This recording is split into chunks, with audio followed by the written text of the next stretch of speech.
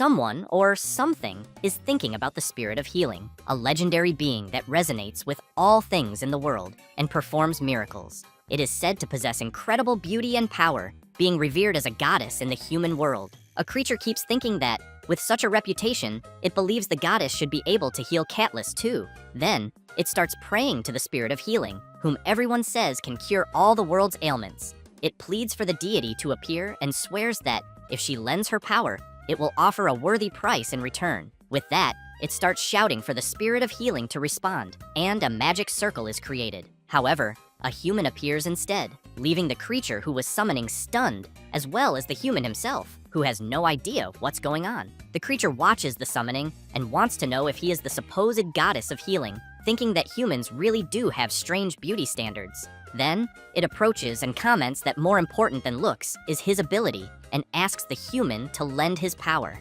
Meanwhile, he thinks he finally died. The human in question is a 32-year-old veterinarian named Kim Oh-jin. He studied 2 years of pre-veterinary and 4 years of college. After graduating, he worked 3 years as a salaried veterinarian. Then, he finally opened his own clinic, but had no clients. His nights were long. He couldn't sleep because of the bills. And just when rent and loan interest were drowning him to the point of considering suicide, he ended up being summoned to another world. After getting up, Kim wonders if he died of a heart attack while trying to sleep, but figures that dying in his sleep wouldn't have been a bad way to go. However, upon looking around and realizing he's in a damn freezing cave, surrounded by gold and jewels that seem to drag him into the fires of hell, and a giant, fierce, talking lizard bigger than an elephant, he concludes that he definitely went to hell. So he asks the creature in front of him what's going to happen to him now. The dragon explains that he just needs to treat his pet. Kim thinks that even after dying, he still has to be a vet, and so he's sure this must be hell.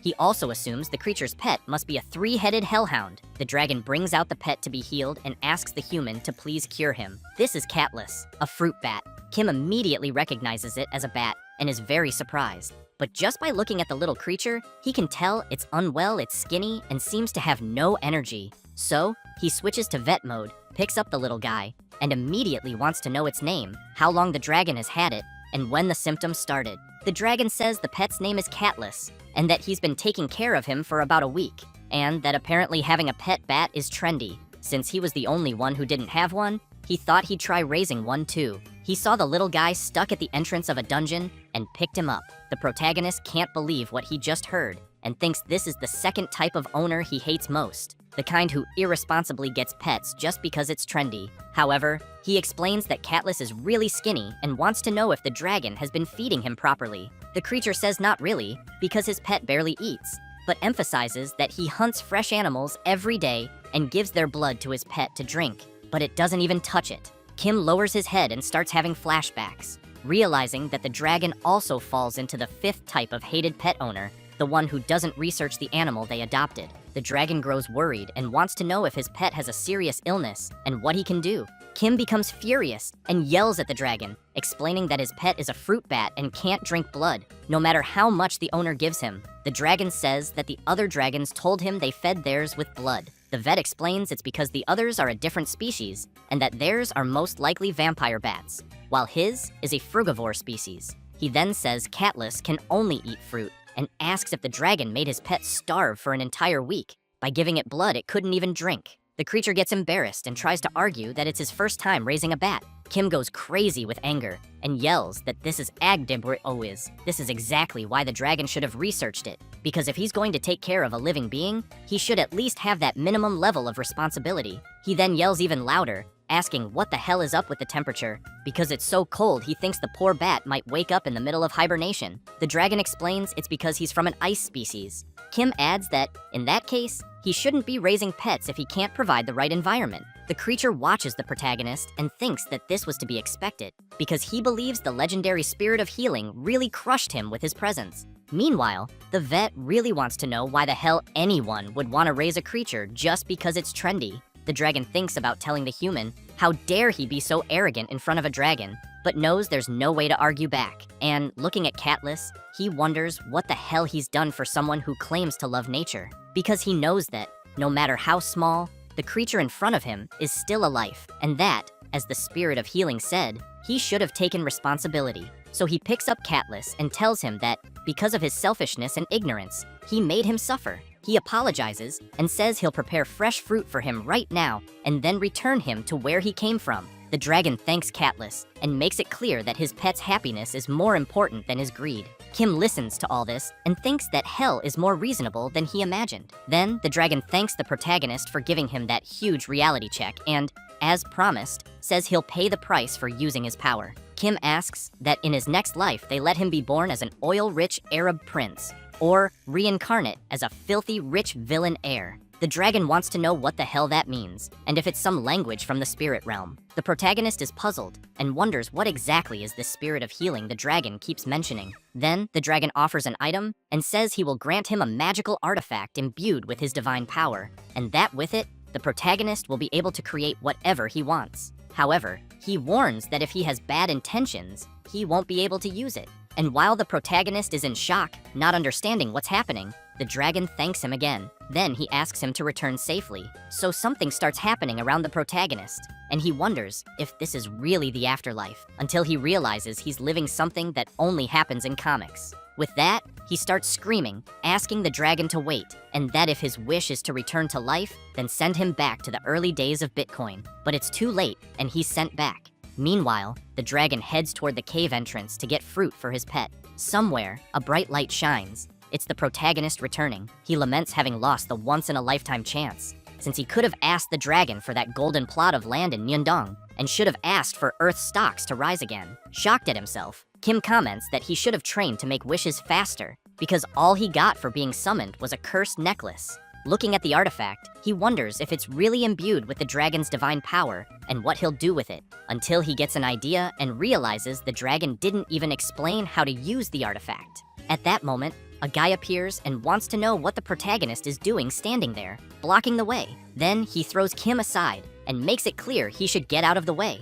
The protagonist is confused by this, but he hears a noise and is surprised to see several people on the street selling all kinds of things. A man bumps into him and tells him to move out of the way. Kim touches his shoulder and realizes the bump was real, so he wonders if he reincarnated or if it could be possession. But he quickly remembers that the dragon said he would send him back home. At that moment, a girl calls out to the protagonist and asks him to buy some fruit, saying they're sweet, almost like honey. Kim walks up to her and asks where exactly he is. She wants to know if he's lost, because judging by his clothes, which are pretty weird, she figures he must be a traveler. She explains that this is the Belmore region, south of Baron Doyle's domain, but she emphasizes that there's not much to see there, although the inns and shops are all lined up, so travelers always stop by. That's why she wants to know where he's from. Kim is stunned, thinking the dragon messed up, but answers that he's from a very faraway place. She replies that he must be from some village at the end of the world, but just as she says that, both she and the protagonist turn around in shock. Several crates of apples fall to the ground,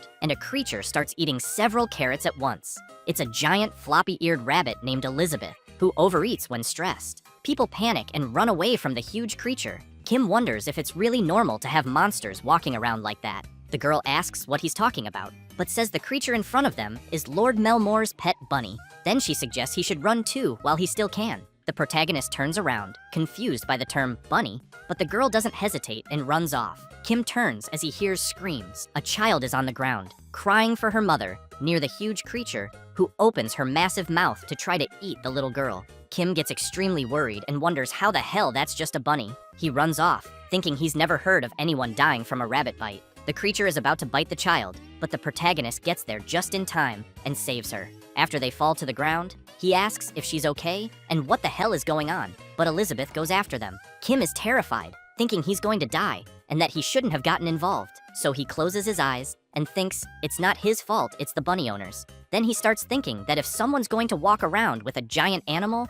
at least put a damn leash on it. At that moment, the necklace he got from the dragon begins to glow. A strange energy comes out of the necklace and heads toward the creature, who becomes very frightened. The energy begins to wrap around Elizabeth, forming a collar. Kim tries to understand what's happening and realizes he managed to stop the giant creature. The people hiding see this and start wondering if the protagonist is some kind of mage, since he managed to tame the giant rabbit with a single move. A little girl asks her sister, the same girl who had been talking to the protagonist earlier, if he's some kind of wizard. She replies that she thought he was just a regular traveler. Kim is still confused, trying to understand what's happening, since he just thought of something, and it ended up happening. Then, a man comes running and yelling, worried about his bunny. He looks at his servants and comments that they couldn't catch his pet, and because of that, makes it clear that everyone's salary will be cut. Then he gets excited and calls his pet for another walk. But he's soon shocked to see that his pet is tied up and immediately wants to know who tied up his Elizabeth.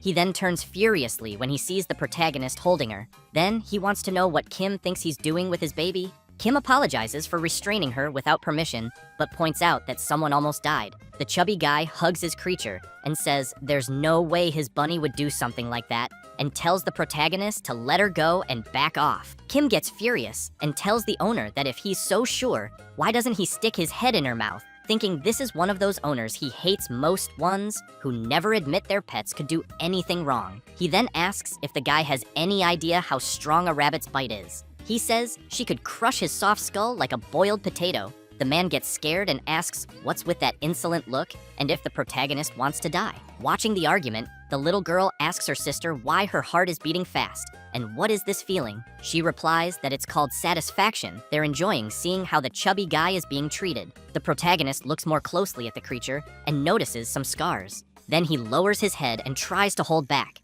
telling himself that he's a civilized adult and he'll manage to stay calm. He then tells the owner that, in any case, judging by the shape of her ears, she seems to be a lop-eared rabbit. But pet rabbits don't go for walks, and even if they did, a crowded place like this shouldn't allow it. He explains that rabbits are territorial animals and get extremely stressed in unfamiliar environments, and asks if she's shown signs of self-harm or aggressive behavior. The chubby man is surprised and says that lately she's been pulling out a lot of her fur by herself, and asks how Kim knows that. Kim emphasizes that it's one of the common behaviors when they're stressed, and if it continues, she could become seriously ill or have her life drastically shortened. The chubby man gets really scared and asks if his Elizabeth could really die. Kim makes it clear that if he doesn't like the idea, then he should stop with those insane walks to begin with. Worried about his pet, the Baron wants to know how she'll get exercise. Kim says that it's perfectly possible even at home. He then looks at her and says he knows the chubby guy really loves his pet,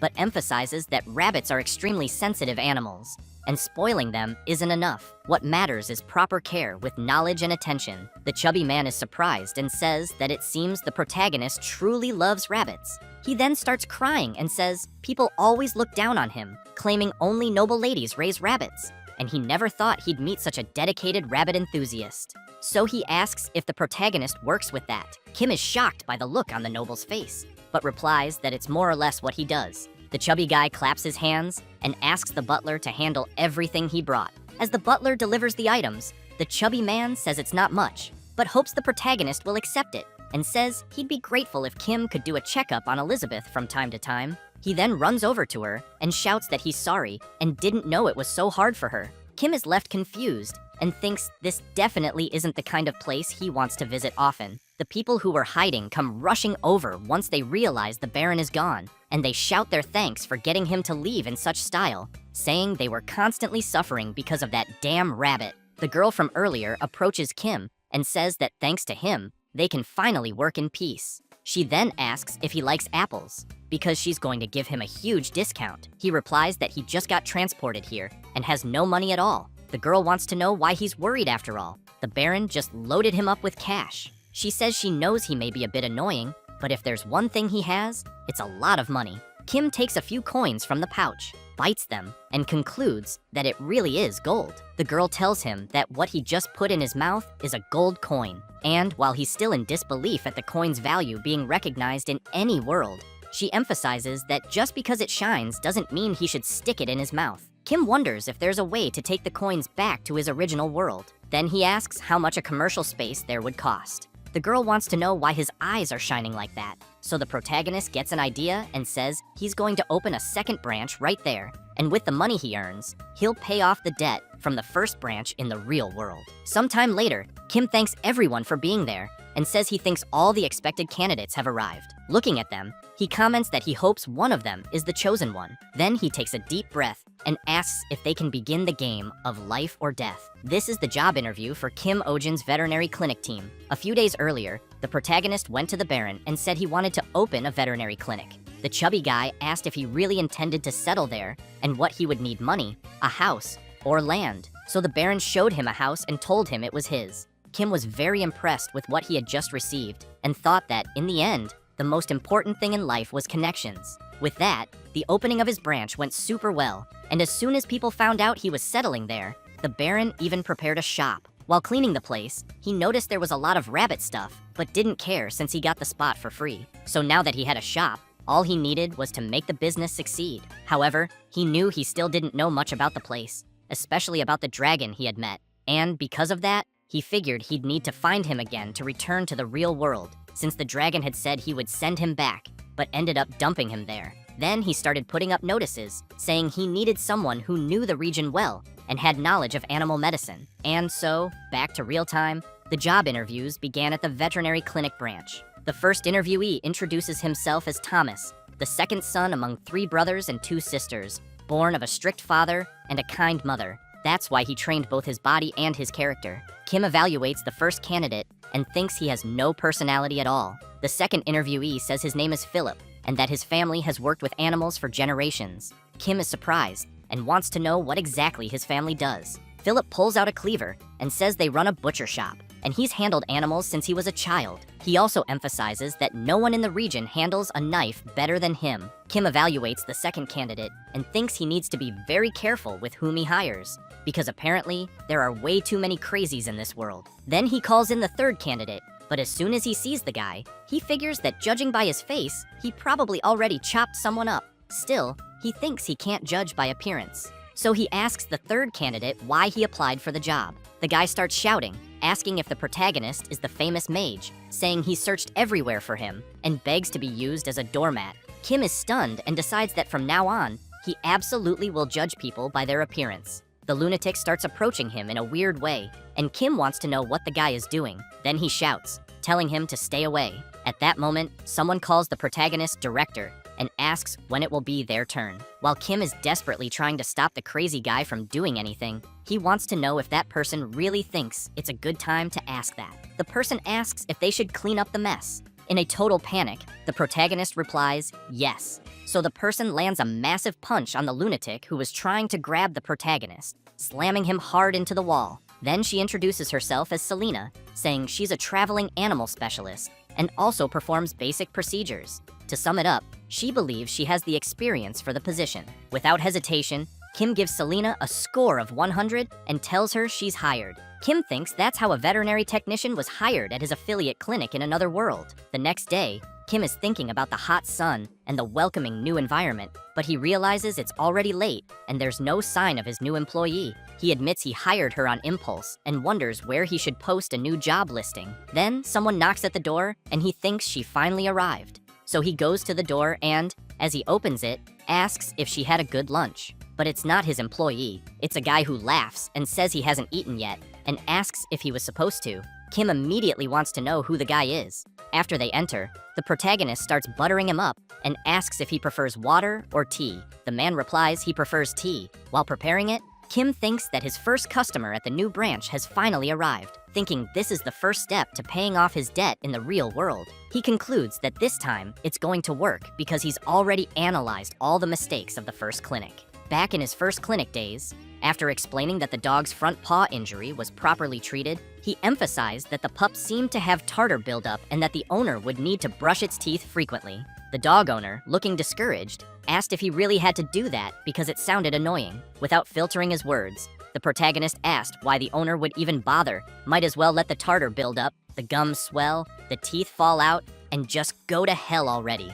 After that, he saw a review of his clinic online, with many people saying the owner was insane and didn't know how to talk to people. Remembering that, he knew he didn't control his temper back then, and that his mouth was his downfall. But now he plans to win people over with charm and price. So he asks the guy in front of him where the pet is. The man shows that the animal is in his pocket and says his name is Pojak, and he's a lizard. Kim is impressed when he sees the creature. He reflects that he thought all animals in that world were nuts after that giant rabbit. But luckily, what he's seeing looks like a normal lizard. Then he tries to hold it in when he realizes the pet is in the owner's pocket and asks where the cage is. But his conscience, because of the debt, tells him to stay calm. Maybe the owner doesn't have anywhere else to put the pet. The guy yells, saying it's cooler to keep his pet in his pocket, which makes Kim furious. His conscience begs him not to react and just focus on work. The client wants to know why the vet is gripping the table like that. After calming down and thinking he finally managed to control himself, Kim asks why the owner brought Pojak and if he's sick. The guy says it's because his pet seems really weak and that he's also sensitive to cold. Kim explains that's normal for lizards. The client also says that when he grabbed the lizard's tail, it fell off. Kim holds back again and says that's also normal. The client says he'll trust the protagonist and asks him to make his pet healthy. Kim, seeing how the client is asking, suddenly remembers the dragon because it was in the same tone. So he thinks the real problem isn't the animal, it's the owner. Still, because he doesn't trust the owner, he thinks it's best to do a checkup. After picking up Pojak, he notices something strange about the creature's skin. Kim comments that it looks like Pojak has dysectisis, a condition where the skin-shedding process doesn't go properly. The client asks the protagonist to be very careful when touching him, since Pojak is a bit aggressive, as he was picked up from the street. While Kim touches the creature's skin, it starts to get annoyed. Then, it fills its mouth with something, which leaves the protagonist quite confused, trying to understand what's going on. At that moment, Pojak opens its mouth,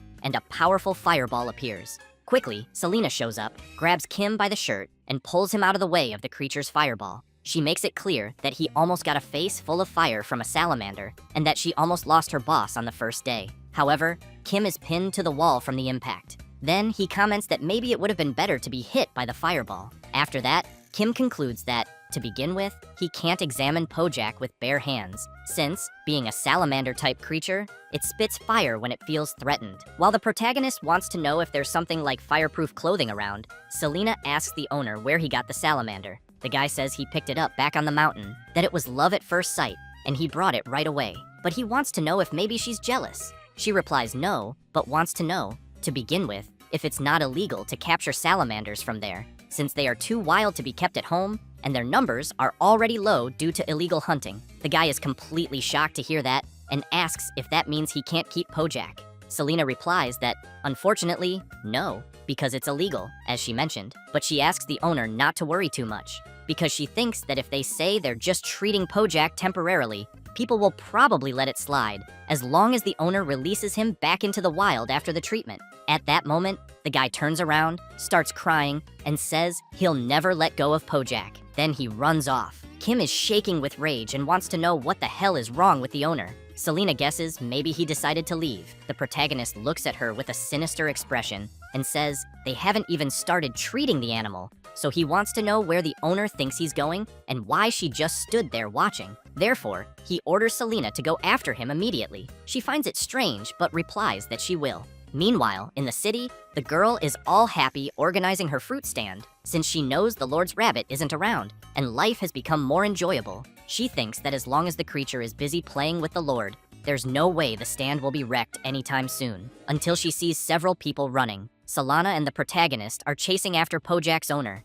They pass by the fruit stand, and Kim is already exhausted, begging them to catch the owner for God's sake. The girl realizes it's the guy from before. She turns and says she doesn't know what's going on, but this time, she won't get involved. The guy, while crying, keeps wondering why the veterinary clinic staff are still chasing him and whether they're jealous of his pet. So he shouts for Pojak not to worry, thinking this is also a test for them, but makes it clear that no one will separate them. Kim keeps yelling, saying the salamander needs to shed its skin and that the owner should stop. The chase continues through the whole city until Selena and Kim stop briefly, and he comments that the scumbag owner is really fast. She emphasizes that her boss needs to work out more. Then she asks if the salamander really didn't manage to shed. He replies yes and explains that, in addition, it already has 2 or 3 overlapping layers, so he thinks they need to be removed as soon as possible. Selena becomes serious and says they need to hurry and find the owner. Kim asks why she looks worried. She says that if a salamander doesn't shed, the fire builds up inside it, and when that fire reaches an unbearable level, it leads to uncontrollable rage. She points out that a salamander's rage is really dangerous and could even destroy the entire area. Kim gets worried and says they need to find him quickly to try to prevent a bigger disaster. Meanwhile, the owner arrives at a place and thinks everything seems fine there, and that those lunatics probably won't follow him there. He puts Pojak on the table and says they're safe now. He feels happy and thinks he needs to celebrate the moment with a beautiful song. But while he babbles, he doesn't notice his salamander building up a fireball. which keeps growing by the second, until it starts to emit a strong glow that catches his attention. He turns to see what the glow is, and an explosion happens. While on the ground, the owner screams in pain. As he gets up, he looks at the fire in front of him, wondering what just happened. Seeing his pet in the center of the flames, he starts shouting and asking if it was the one who caused all that. He approaches and asks if his pet is mad at him, but says that even so, he can't go around setting things on fire. As he reaches his hand toward the creature, it feels threatened again and quickly prepares another fire blast, scaring the owner. As soon as Pojak fires it, the owner thinks his pet couldn't be doing this, since they're family. But right then, Selena arrives and pulls the owner out of the way, and the protagonist quickly grabs Pojak, who's still releasing intense heat. Kim asks his assistant if the creature's fury targets people. She explains that Pojak has completely lost reason and emphasizes that if they leave things as they are, the fire will only grow stronger, so they need to calm him down. Kim starts shaking Pojak back and forth, trying to figure out how to do that. And just as the little creature prepares another attack, the protagonist thinks that if only they had a fire extinguisher. At that moment, the necklace he got from the dragon starts glowing intensely, and suddenly, a fire extinguisher appears in the protagonist's hand. He's surprised, but doesn't think twice and sprays it right in the creature's face. Pojak is confused, but Kim keeps spraying. He then thinks that the necklace he received is really useful. After putting out the flames, Selena comments that it looks like they managed to calm things down and asks Pojak's owner if he's okay. He's still pretty shaken, but upon learning it was his pet's rage that caused all that, he says that means his pet doesn't hate him, and if it weren't for that, Pojak wouldn't have attacked him. He adds that once Pojak sheds his skin, everything will be fine, and now he can take better care of him from now on. Kim can't believe the owner's words and wonders if he's really being serious. So he asks if that's all he has to say about the situation they just went through. He replies yes and tells the protagonist not to worry, since his feelings for Pojak haven't changed, and they can rebuild the house. Kim snaps and yells, explaining that because of the owner's irresponsibility in not listening to someone who understands the matter, his house burned down, the neighbor's house could have burned too, and people could have gotten hurt. So he asks if everything turned out fine just because the owner is okay. The owner looks a bit embarrassed and explains that's why he said he'll take better care of Pojak from now on. Kim takes a deep breath and tries to hold back so he doesn't lose his temper. He then makes it clear that he shouldn't raise wild animals irresponsibly, since they have their own environment to live in. And besides, he emphasizes that bringing them in just because they're cute, without truly knowing the animal's ecology, he wants to know if the owner really thinks that's what love is. Because if Pojak goes into a rage again, he asks if the owner is confident he can handle the creature on his own. The owner gets really upset and can't say anything. Kim also states that life can't be sustained by affection alone. After the protagonist explains all that, some time passes, and in a certain part of the forest, he's impressed, saying that now that Pojak has shed his skin, he looks much healthier. Selena comments that the creature's appearance looks good too. However, they start wondering how the creature grew so fast in such a short time. Still very puzzled, Kim wants to know how such a big body fit inside the shell. Selena replies that that's the mystery of nature. Meanwhile, the owner is feeling pretty down, thinking about how much his pet has grown and that he probably won't need him anymore. Tears well up in his eyes as he thinks that his pet is returning to the vast nature that can embrace his existence. So he yells, telling his little one that he must be happy and that he's letting him go because he loves him. As the owner babbles, the protagonist covers his ears and begs him to stop doing that, or he'll mess with the creature's instincts. With that, Pojak runs off, and his owner shouts after him. The guy is disappointed, wondering how his pet could leave without saying goodbye. Selena tries to console him and tells him to relax, since salamanders don't understand the concept of ownership. She emphasizes that they probably just saw him as a food-bringing servant. The guy asks if that's supposed to be comforting, but they don't notice someone approaching. It's Pojak, who opens his mouth and starts forming a huge fireball. Everyone turns around, startled, but the creature turns his attack into a display of fireworks, which surprises his owner, the protagonist, and his assistant. The guy is thrilled by the farewell and says Pojak really is amazing. And with that, the first patient completed his treatment. Later, back in the city, the guy is playing his guitar, surrounded by a crowd. As he sings and says his name is Roisha, he performs a song dedicated to the protagonist, with a special appearance by the Starlight Children's Choir. Roisha continues the song, joined by another special guest, the artist Djembe Foamhead. Selena says Roisha is a well-known bard in the region. The protagonist doesn't like any of this, and wonders if he's really a bard. But he notices a lot of people around staring at him and saying he's the music mage the bard is singing about. Then he gets an idea he thinks could make a lot of money. He holds up a banner that says, "The artist is a genius," and claims this is real music, and that it's the first time a song has moved him. A few days after the song's release, at the protagonist's veterinary clinic, several people are knocking at the door, wanting to know what time they'll open. Kim wonders if he should quit, as they're experiencing an unprecedented boom. After several hours of consultations, there are still people outside. With an exhausted expression, Kim says the checkup is over and asks the client to return next week for a follow-up.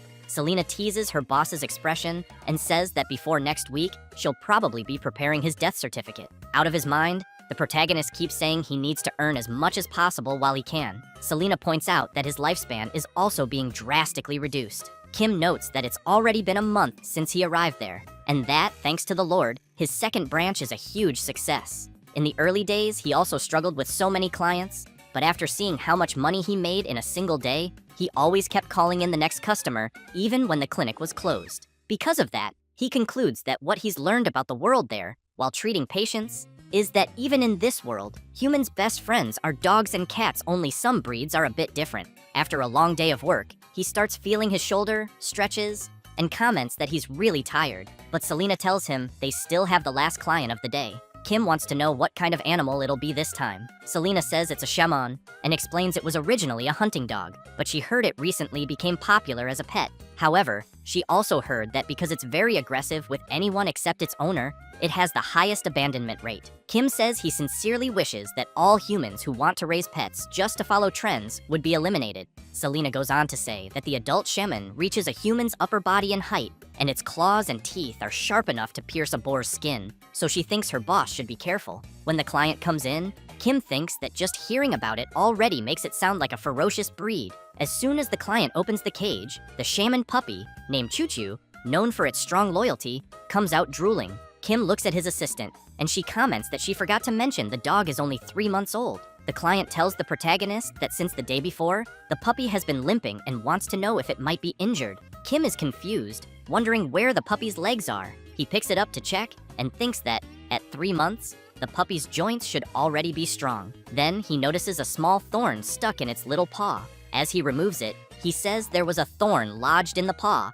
and that now the pup should be fine. He just needs to disinfect it. After that, the little puppy gets all excited and starts jumping around, and the protagonist thinks it looks like a ball of yarn, but is happy about it. His assistant notices. After the satisfied client leaves, the protagonist collapses and says it's finally over. Selena comments that he looked happy. Kim is confused and asks her to be more specific. She wants to know if he was happy because the puppy was cute or because the job was done successfully. Kim wants to know why she's curious about that. She replies that it's surprising to see him smile when money wasn't the main thing. He takes a deep breath and says that just for that day there weren't any seriously ill animals, since he believes the hardest part of being a vet is constantly having to face sick animals, and that when you love animals, the affection you feel becomes a burden. So he tried to exclude emotion and remain calm. But when he found out owners were abusing the situation, asking to keep their pets longer just to extend their vacation, he started yelling and being more aggressive with the owners.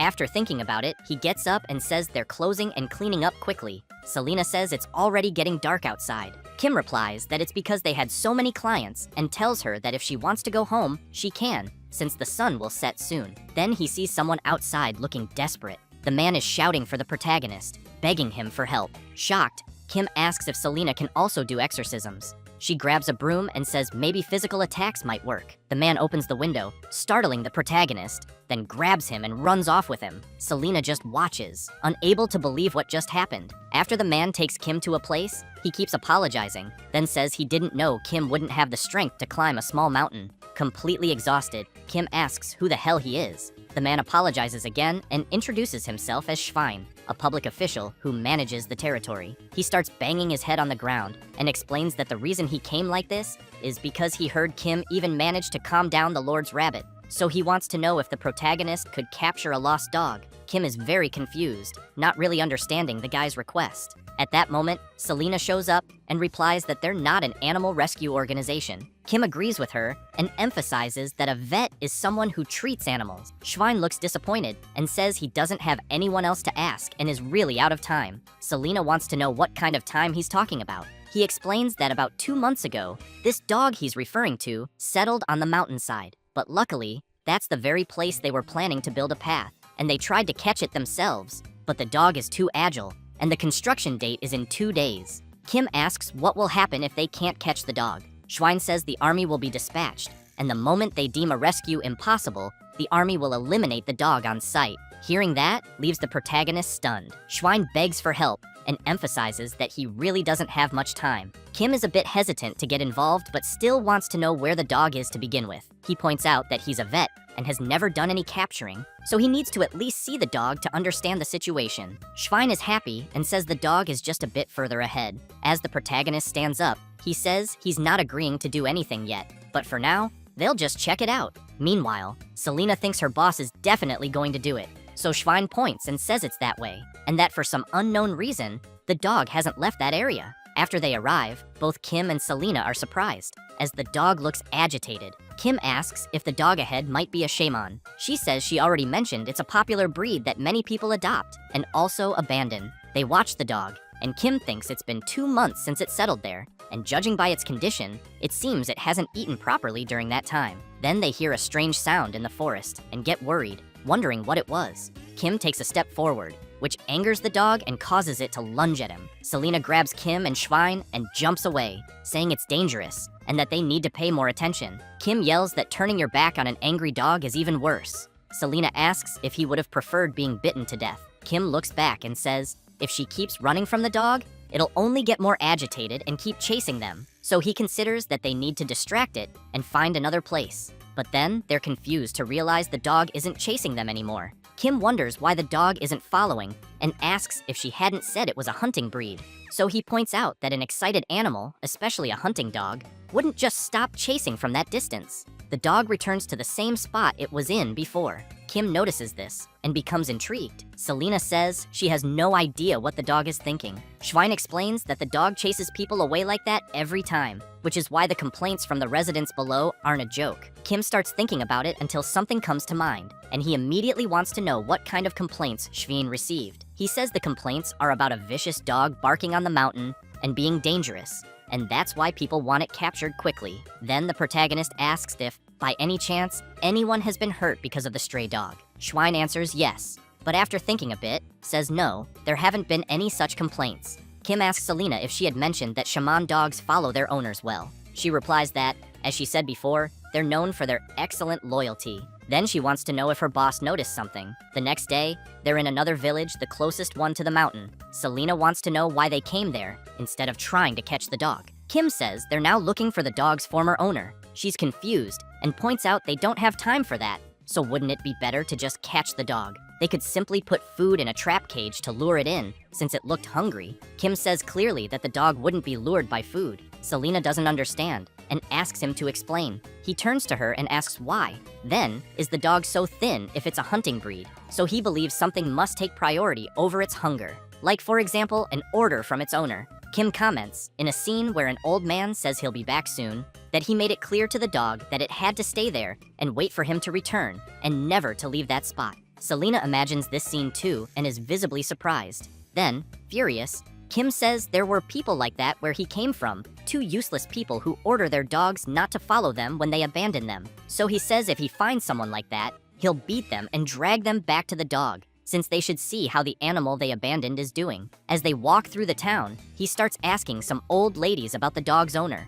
One of them says she'd like to know too. The other says Gavril's husband is a lumberjack and can't even cut wood because of that damn dog. Then the protagonist asks some children. The kids scream that their mom won't let them go to the mountain because of the dog. After getting nowhere with the children, Kim finds an old man and asks if he knows anything, but the kind old man can barely hear and ends up saying nothing useful. So the protagonist gets tired after asking so many people. Then he asks Selena if people really live there, because nobody seems to know anything. She says that, in any case, it's clear everyone dislikes the mountain dog somehow. Kim says he can't believe no one knows anything. Then a girl appears and says the villagers don't know them very well. She asks if the protagonist is looking for the lost dog's owner, because this is the first time someone has looked for Mr. Jake. Kim is surprised and asks if she really knows the dog's owner. She simply asks Kim to follow her. So they go to a humble house near the mountain. Kim comments that it seems Mr. Jake lived really far from the village. The girl confirms and explains that's why the villagers didn't know him well. As she knocks on the door, the The protagonist wonders if the man really lived alone with a dog in such a remote place. But the girl explains it's not what he's thinking, and then points to the side, leaving Kim shocked. She shows him a grave. Then she says that Mr. Jake passed away about 2 months ago, caught in a landslide, and that he lived a lonely life, but was truly a good person. Kim wants to know if Mr. Jake really died 2 months ago. The girl confirms and says he had no family, so she had to take care of his funeral, and that even though everyone is cursing the dog's owner, the truth is that Mr. Jake didn't abandon the dog, he simply couldn't come back. Kim stands in silence, staring at the old man's grave. The girl also emphasizes that she tried to bring the dog back too, but it was useless. And if the protagonist is there because of the dog, she wants to know if he could help Max, which is the dog's name. Kim becomes thoughtful, then clenches his fist tightly, bows, and asks that Mr. Jake rest in peace. He then says he's truly sorry for the misunderstanding and that they will definitely rescue Max on Mr. Jake's behalf. After that, the afternoon arrives, and Schwein is nervous, wondering if the people in front of him weren't supposed to come the next day. The army representative says their work ended early, so they headed out right away. Schwein tries to argue with them, asking if they could just rest for the day and come back tomorrow. But the leader questions why there's any need to drag this out until the next day, since they can just handle it now. It's not like they haven't dealt with wild beasts before. And in the end, people don't like the situation either, so he asks who would say anything if they dealt with it a day early. After entering Mr. Jake's house, Kim notices a scent of herbal medicine in the air and wonders if the old man might be an herbalist. He then tells the others that, for now, they'll just go along with the old man's aroma. Selena mentions that there are some clothes hanging there. Kim stops in front of a photograph and stares at Mr. Jake smiling happily with the dog Max. Thinking about it, he figures the old man must have really cherished his pet, which makes him want to find out what happened. Selena says that apparently Mr. Jake was searching for mandrakes. Kim doesn't understand and asks her to clarify. She points to a poster and says she's talking about the one on the wall. The protagonist gets a bit intrigued and thinks he might have seen something like that in a movie. Selena then asks if he's really never heard of a plant that screams.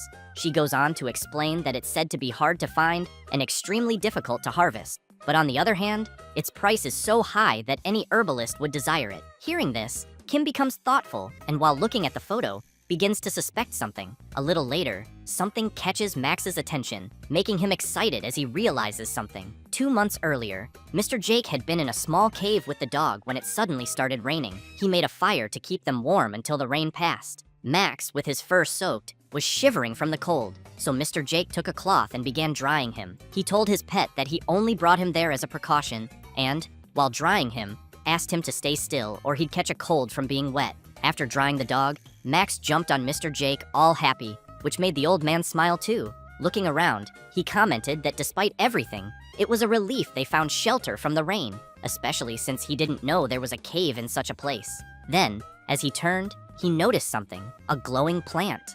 As he bent down to take a look, he observed the light it emitted, the shape of the leaves, and concluded it was the mandrake plant he had been searching for. He was very impressed, thinking he'd never get to see one in person, only in books. So he considered going back home to get his equipment. The dog started trembling and growling, suggesting he wanted to go with him. But Mr. Jake made it clear he'd go alone since it wasn't far. He explained he'd be back soon and told Max to wait there. With a big smile, he emphasized that it was his lucky day. So, the dog stayed where he was told, while the old man went home to get his gear. However, while walking through the mountain, Mr. Jake heard a strange noise and looked up to see what it was. Unfortunately, that's when the landslide occurred that led to his death. The dog kept waiting for his owner. Days passed, and he always stayed there waiting, until one day, some people adventuring in the area found him. They immediately wondered what a dog was doing in such a remote place, and upon closer inspection, thought he had been abandoned by his owner. The girl commented that it was quite sad and asked if they should feed him. But as they got closer,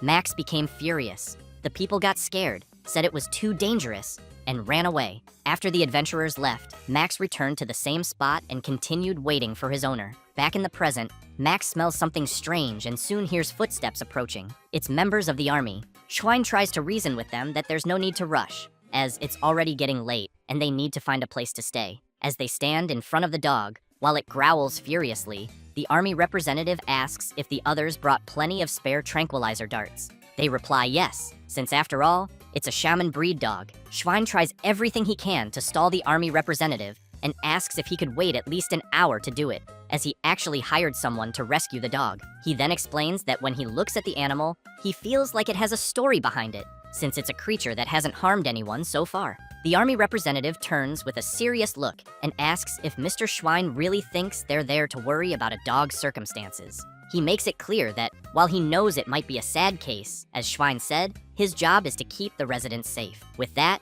he points his weapon at Max, who lowers his head. The army representative cocks the weapon to fire, but someone arrives and puts a hand on the gun, stopping him from shooting. It's Selena who tells him he's being hasty and explains that she's there to rescue the dog, asking them to wait a moment. At that moment, someone approaches the dog, calling it by name. In Max's vision, he sees his owner, asking if he waited long, because he's there to take him home. Immediately, Max starts wagging his tail faster and faster, showing how happy he is to think his owner has returned. He starts barking joyfully and tries to play. But unfortunately, it's not Mr. Jake, it's Kim, disguised using some of Jake's belongings and scents. Kim apologizes to Max and says he's not the person he was waiting for. He then calls the dog to come home. Later that night, somewhere else in the forest, a creature runs in desperation until it stops to check if it's still being followed. And indeed, something is lurking and watching it. A sinister gaze emerges from the shadows, attacking the desperate creature fleeing through the woods. The next day, someone begs the protagonist for help. He's stunned by what he sees, and staring at the creature in front of him, comments that it's too fat to even move. The creature is a hamster of the floppier breed named Ping Ping. It has no specific features, and makes a ping sound when it jumps. The owner picks up the adorable creature and tells the protagonist he's lying because Ping is skinny and has been sweet this whole time, and that he only eats 7 meals a day. Kim makes it clear that if his pet doesn't reach a healthy weight, it might develop a serious illness. He then asks for the next client to come in. It's Mr. Schwein, who immediately asks how the protagonist is doing. Kim reflects that Max came down the mountain to the village with him,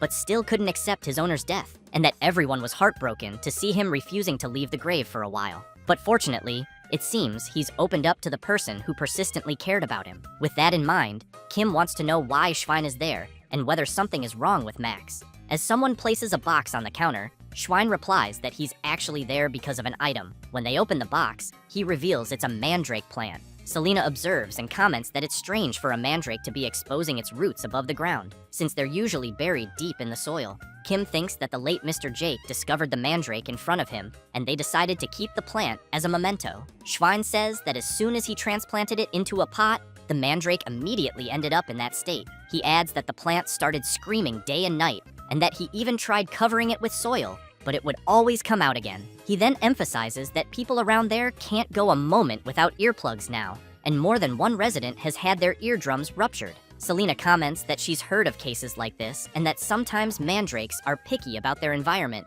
and this seems to hate the current setting. She concludes that it must be very hard to deal with, and that it's truly a relief the mandrake is asleep right now, because once it wakes up, it'll be hell. With that, Mr. Schwein becomes desperate and begs the protagonist to please take care of the mandrake. Kim makes it clear that he's an animal specialist, and plants aren't his field. Schwein starts to panic and says that thing isn't a plant, it's a monster or a demon. Kim laughs and jokes that maybe Mr. Schwein should take the mandrake to a church instead of a hospital. At that moment, the plant starts to wake up. Mr. Schwein and his henchmen immediately run off, leaving the plant with the protagonist, who starts yelling for them to come back. Then, furious, he rants that he's seen people abandon animals before, but it's the first time he's seen someone abandon a plant. Selena removes the container that was keeping the plant confined and explains that, as she said earlier, mandrakes are very valuable medicinal herbs, not just the leaves and stems, but even the roots can revive the dying. Kim points out that it doesn't matter how valuable a medicinal herb is, what's the point if you can't control it? Selena notices the plant is waking up and warns Kim. The two of them cover their ears. Selena says that if he doesn't block his ears properly, his eardrums will explode. They watch as the creature wakes up, and Kim, worried, braces for the worst, thinking that if only he had his noise-canceling headphones, which he still hasn't fully paid off. But when the mandrake wakes up, it becomes enchanted by Kim, who is confused by the reaction. He removes his hands from his ears and asks what's going on. Selena says it seems like the plant is interested in him, but then she has second thoughts and tells Kim to remove the necklace he's wearing. He grabs it and asks why. As soon as the mandrake sees the necklace, it becomes even more dazzled and begins dancing passionately. Kim wants to know what the hell is going on. Selena comments that it looks like the plant is dancing because it's in a good mood. The protagonist is stunned, watching the mandrake dance so joyfully, and thinks it looks like a dancing sunflower toy his friend had at home. Meanwhile, Selena keeps eyeing the necklace on her boss's neck.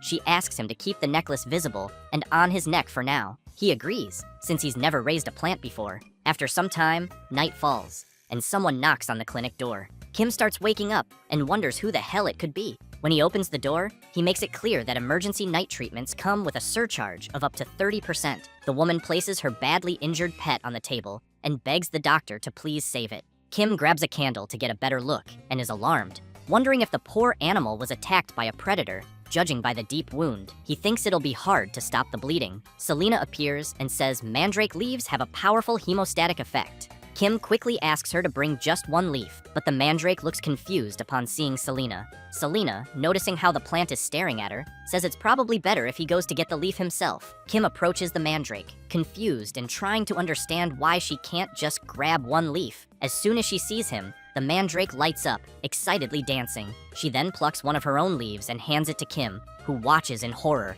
wondering what on earth is going on. After applying the treatment with the mandrake leaf, he comments that it was incredible the bleeding stopped instantly. The woman begins crying with joy, thanks the doctor, and says she'll never forget this favor, even if she dies. He smiles and tells her the pet will need outpatient care for a while. So he walks back to his bed and thinks he can finally try to get some sleep. However, 30 minutes later, while sleeping peacefully, someone else starts screaming for help. When Kim goes to check, he finds another creature with the same type of wound as the last one. The protagonist observes with his friend and says the little animal was attacked by the same creature as before. Looking more closely at the wound, he concludes that it's not a hunting injury. He then considers that maybe whatever did this was just playing around like a psychopath. The pet's owner is scared and asks what he means by that. Selena says she's never heard of anything like it either and wants to know if it might be some new kind of monster. At that moment, the child with her mother starts yelling, saying she knows who the culprit is. She says she's pretty sure it's Baron Doyle's pet wolf because she knows he walks through the forest with that wolf and that playing with weak animals is his hobby. Kim is shocked and wants to know if there's no animal protection law there and if they just let that happen. The child's mother says she thinks it's because the Baron is a noble. The protagonist goes crazy with rage and comments that this feudal class society is really annoying. After that, a week passes and several people come asking the protagonist to save their pets. Visibly exhausted from lack of sleep, the protagonist screams that he can't take it anymore and can't go on living like this. So he grabs a torch and goes out into the streets with several other people, calling for a class revolution and demanding that Baron Doyle show up to give an explanation because everyone there needs their pets to be safe. Kim starts shouting louder and louder for the Baron to appear, thinking to himself that he just wants to settle this so his life can go back to normal and he can finally get a good night's sleep. Then some soldiers appear. Their leader immediately asks who Kim Ojin is. He gets nervous, thinking they've identified the leader of the revolution and are going to punish him, but he's confused when they bow to him. The soldier says he will escort the protagonist to the castle. When they arrive, Kim sees Baron Doyle's wolf with the same wound as all the other animals he's treated over the past week. The wolf's name is Magma, a blood-fanged wolf breed with long fangs who really loves sweet potatoes. The Baron is in despair and crying, begs the protagonist to save his beloved pet, saying he'll reward him greatly if he does. Both Kim and Selena observe the wolf, wondering what the hell is going on. Meanwhile, back in town, someone is shouting, asking if people heard monsters have appeared in the western forest, and even the Baron's wolf was attacked. Some residents say they don't think it's a normal monster, and that they've even heard it's a giant beast. Another very frightened resident says that after the animals, the monster will go after people, so they start considering evacuating to the lower village before it's too late. But someone comes running, telling everyone not to worry because Baron Doyle has launched a monster subjugation operation. He explains that they're setting up a giant trap to catch the beast, and that soldiers are patrolling day and night, so it's only a matter of time before the beast is caught. The people get excited and shout that this was expected from Baron Doyle, and that thanks to him, they'll be able to eat well again. But the Prota hates hearing this because he knows the Baron just cried and whined, and his subordinates handled everything. He remembers the Baron throwing a tantrum on the floor, begging his men to catch the beast that attacked his pet urgently. And as he watches people praising Baron Doyle's name, he thinks this is media manipulation, and he didn't even know that could exist back in the Middle Ages. Selena notices something about her boss and says he's got a suspicious look on his face. He asks if the animals treated at the clinic so far were mostly attacked in the eastern forest near the village, since the place where Magma, the Baron's wolf, was attacked was deep in the western forest and far from the village, and that the location where the Baron is leading his soldiers in the monster subjugation operation is also the western forest. So while it seems logical to focus the investigation on recently affected areas, it's strange that they haven't even considered the eastern forest. Selena explains that, in her opinion too, there are many suspicious points, since the western forest is a place where villagers don't usually go. Kim finds that odd and immediately wants to know why. She says she's heard many ghost stories and rumors circulate about that place. The protagonist is surprised by that, but then someone appears at the window of a shop saying they've waited long enough and that they should come in. He then says the items they requested are ready, and that each was handmade, blown orally, using reinforced glass mixed with high temperatures and alberium powder, making it impact resistant. He also explains that he used deer leather treated with waterproof coating, and that the needles were made by melting gold and steel. Kim is amazed and praises the technology of the world he's in, impressed that everything is handmade. The old man says they followed the plan, but emphasizes that it was the hardest thing they've ever done, and probably won't be able to do it again. Kim tells the old man not to say that, then places several gold coins on the table, and asks if he was fairly compensated for the work. The old man immediately replies he'll do his best,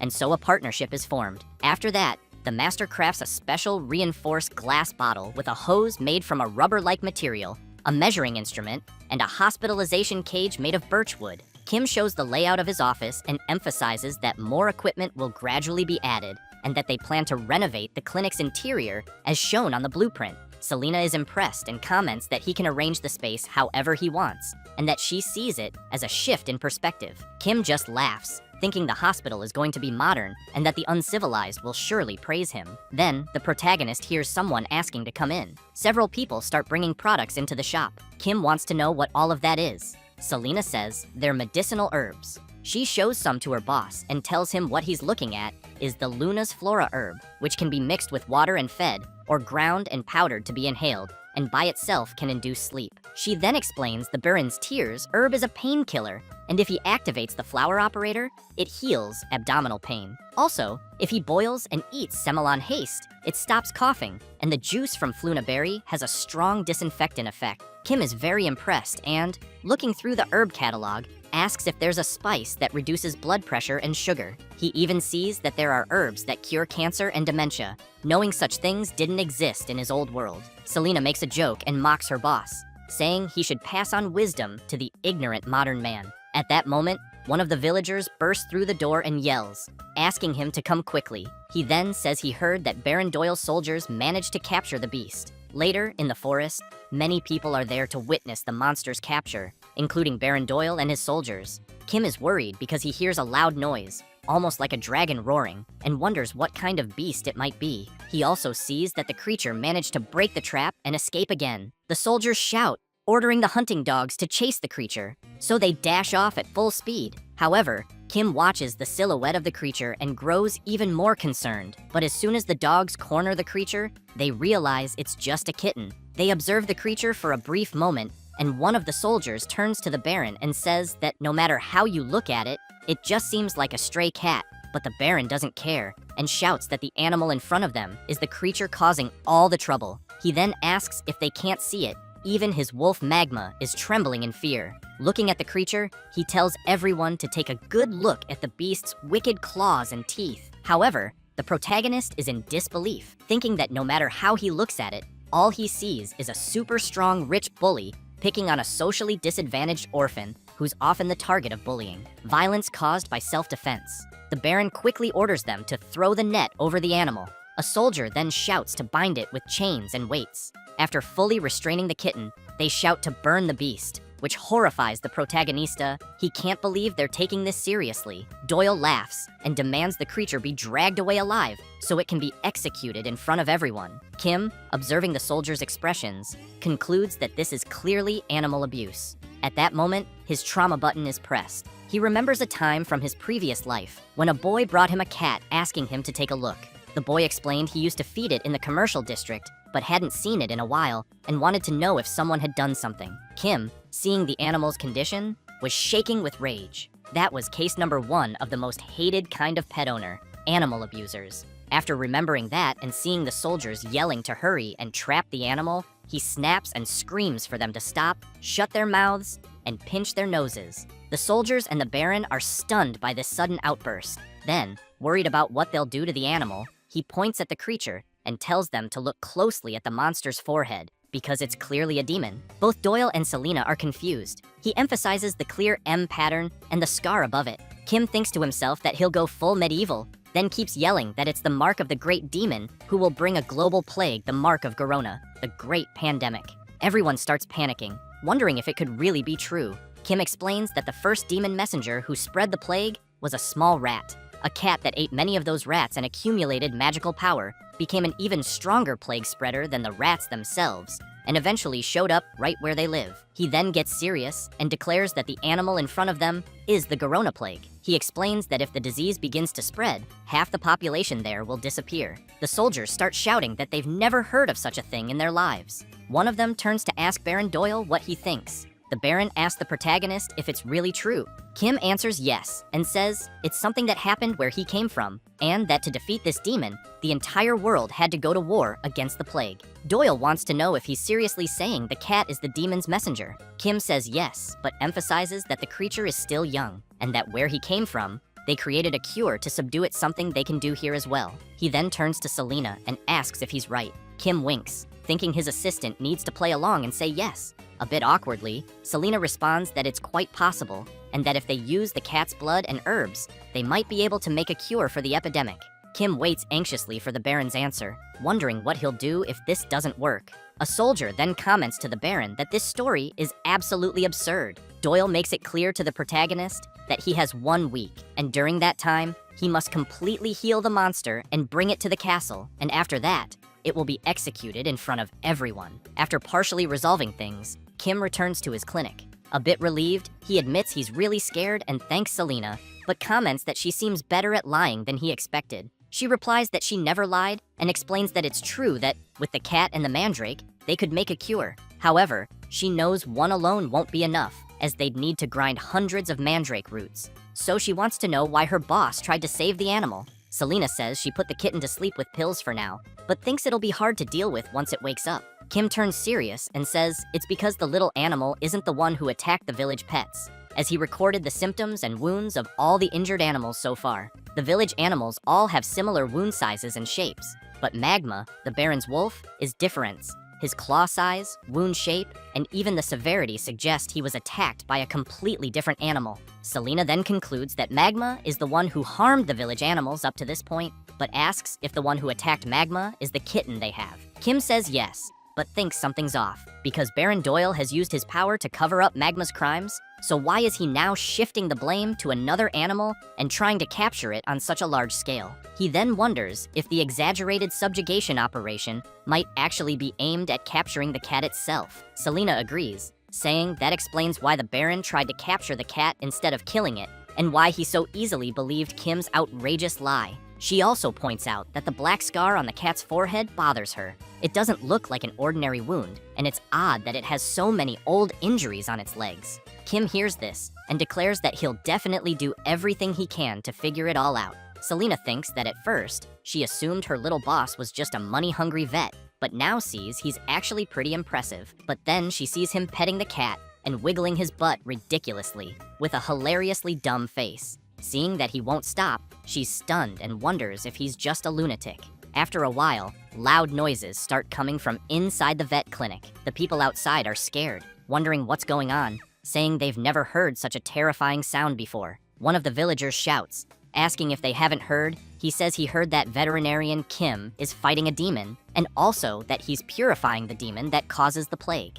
People start imagining things, thinking the protagonist isn't just a doctor, but a wizard from another world. And so, public opinion in the Middle Ages is formed, with everyone cheering for the protagonist. Meanwhile, he's terrified, begging the just-awakened cat to start with just 1 spoonful, but the cat slaps him in the face. Kim watches the cat and thinks its temperament is really hostile. Selena notices something odd and asks her boss if the cat looks smaller compared to 3 days ago. Kim says yes, and not just the weight, the size of its body is noticeably smaller too. Selena says that's expected of a monster, and that maybe its body is shrinking due to magical exhaustion. But Kim gets upset and says that Magical power or not, the creature needs to eat something it hasn't eaten in 3 days. He explains that being hungry makes it angry, and getting angry burns energy, making it even hungrier, forming a vicious cycle of hunger and rage. Then he thinks, if only he had the demonic snack Zor in moments like this, until suddenly, he feels a strange pain in his chest and quickly notices his necklace,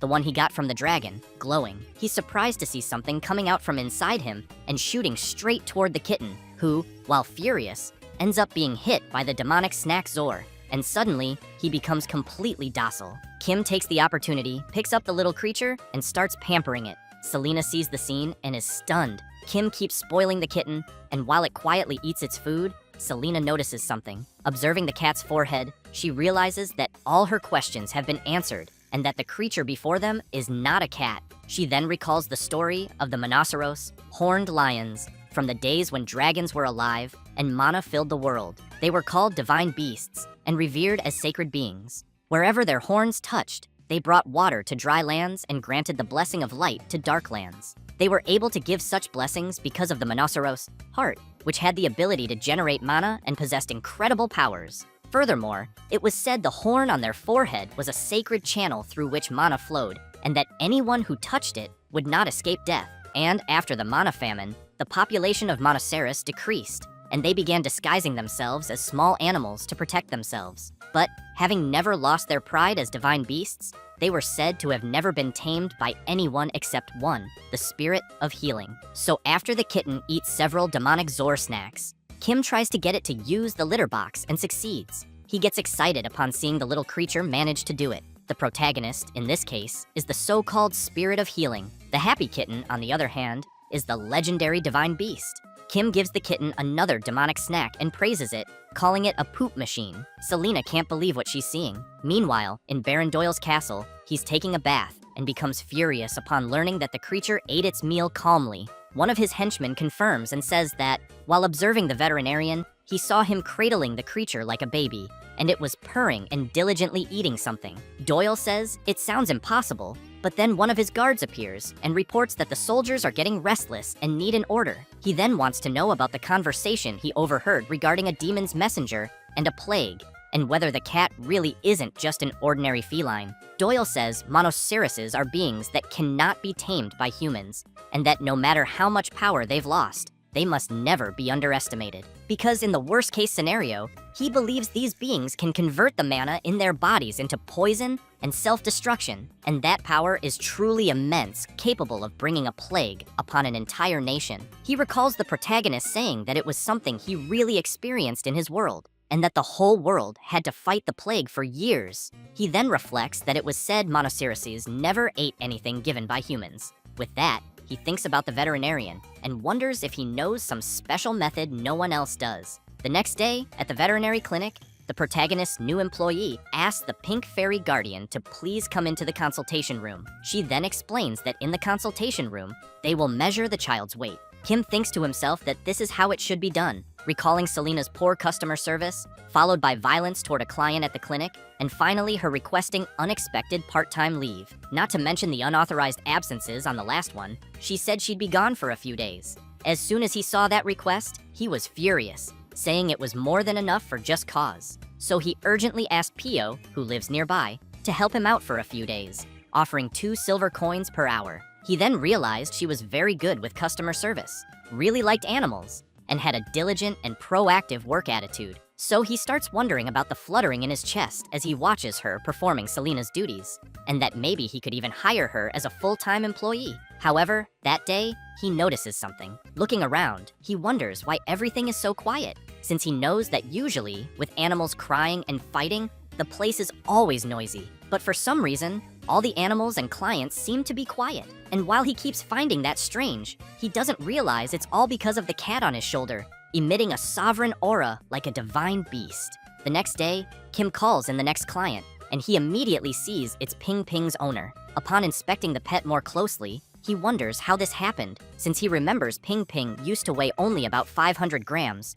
but now looks like he weighs 10 kilos. Still shocked by the animal's growth, Kim wants to know if a hamster can really get that big. The owner looks confused and asks what a hamster is, saying his pet is a floppier. Kim snaps back to reality and remembers that people there don't know what a hamster is. Ping Ping's owner asks if the protagonist is seriously saying he doesn't know what a floppy R is. Kim awkwardly says that's not it. Then Pio shows up, saying her boss is from another world, so the words he uses are different. While Kim feels relieved to be saved at the last second, she continues explaining that's why he can perform medical treatments no local doctor can. The pet owner is impressed and comments that it seems the protagonist studied abroad. Excited, Kim announces that he'll hire Pio full-time. She's delighted with his decision and thanks him right away. Then he goes back to analyzing Ping Ping, wanting to know what exactly happened to him, as his condition looks very good. He also notes that his fur color is unique, but based on anatomical features, he's definitely a hamster, maybe affected by a spell that made his body grow.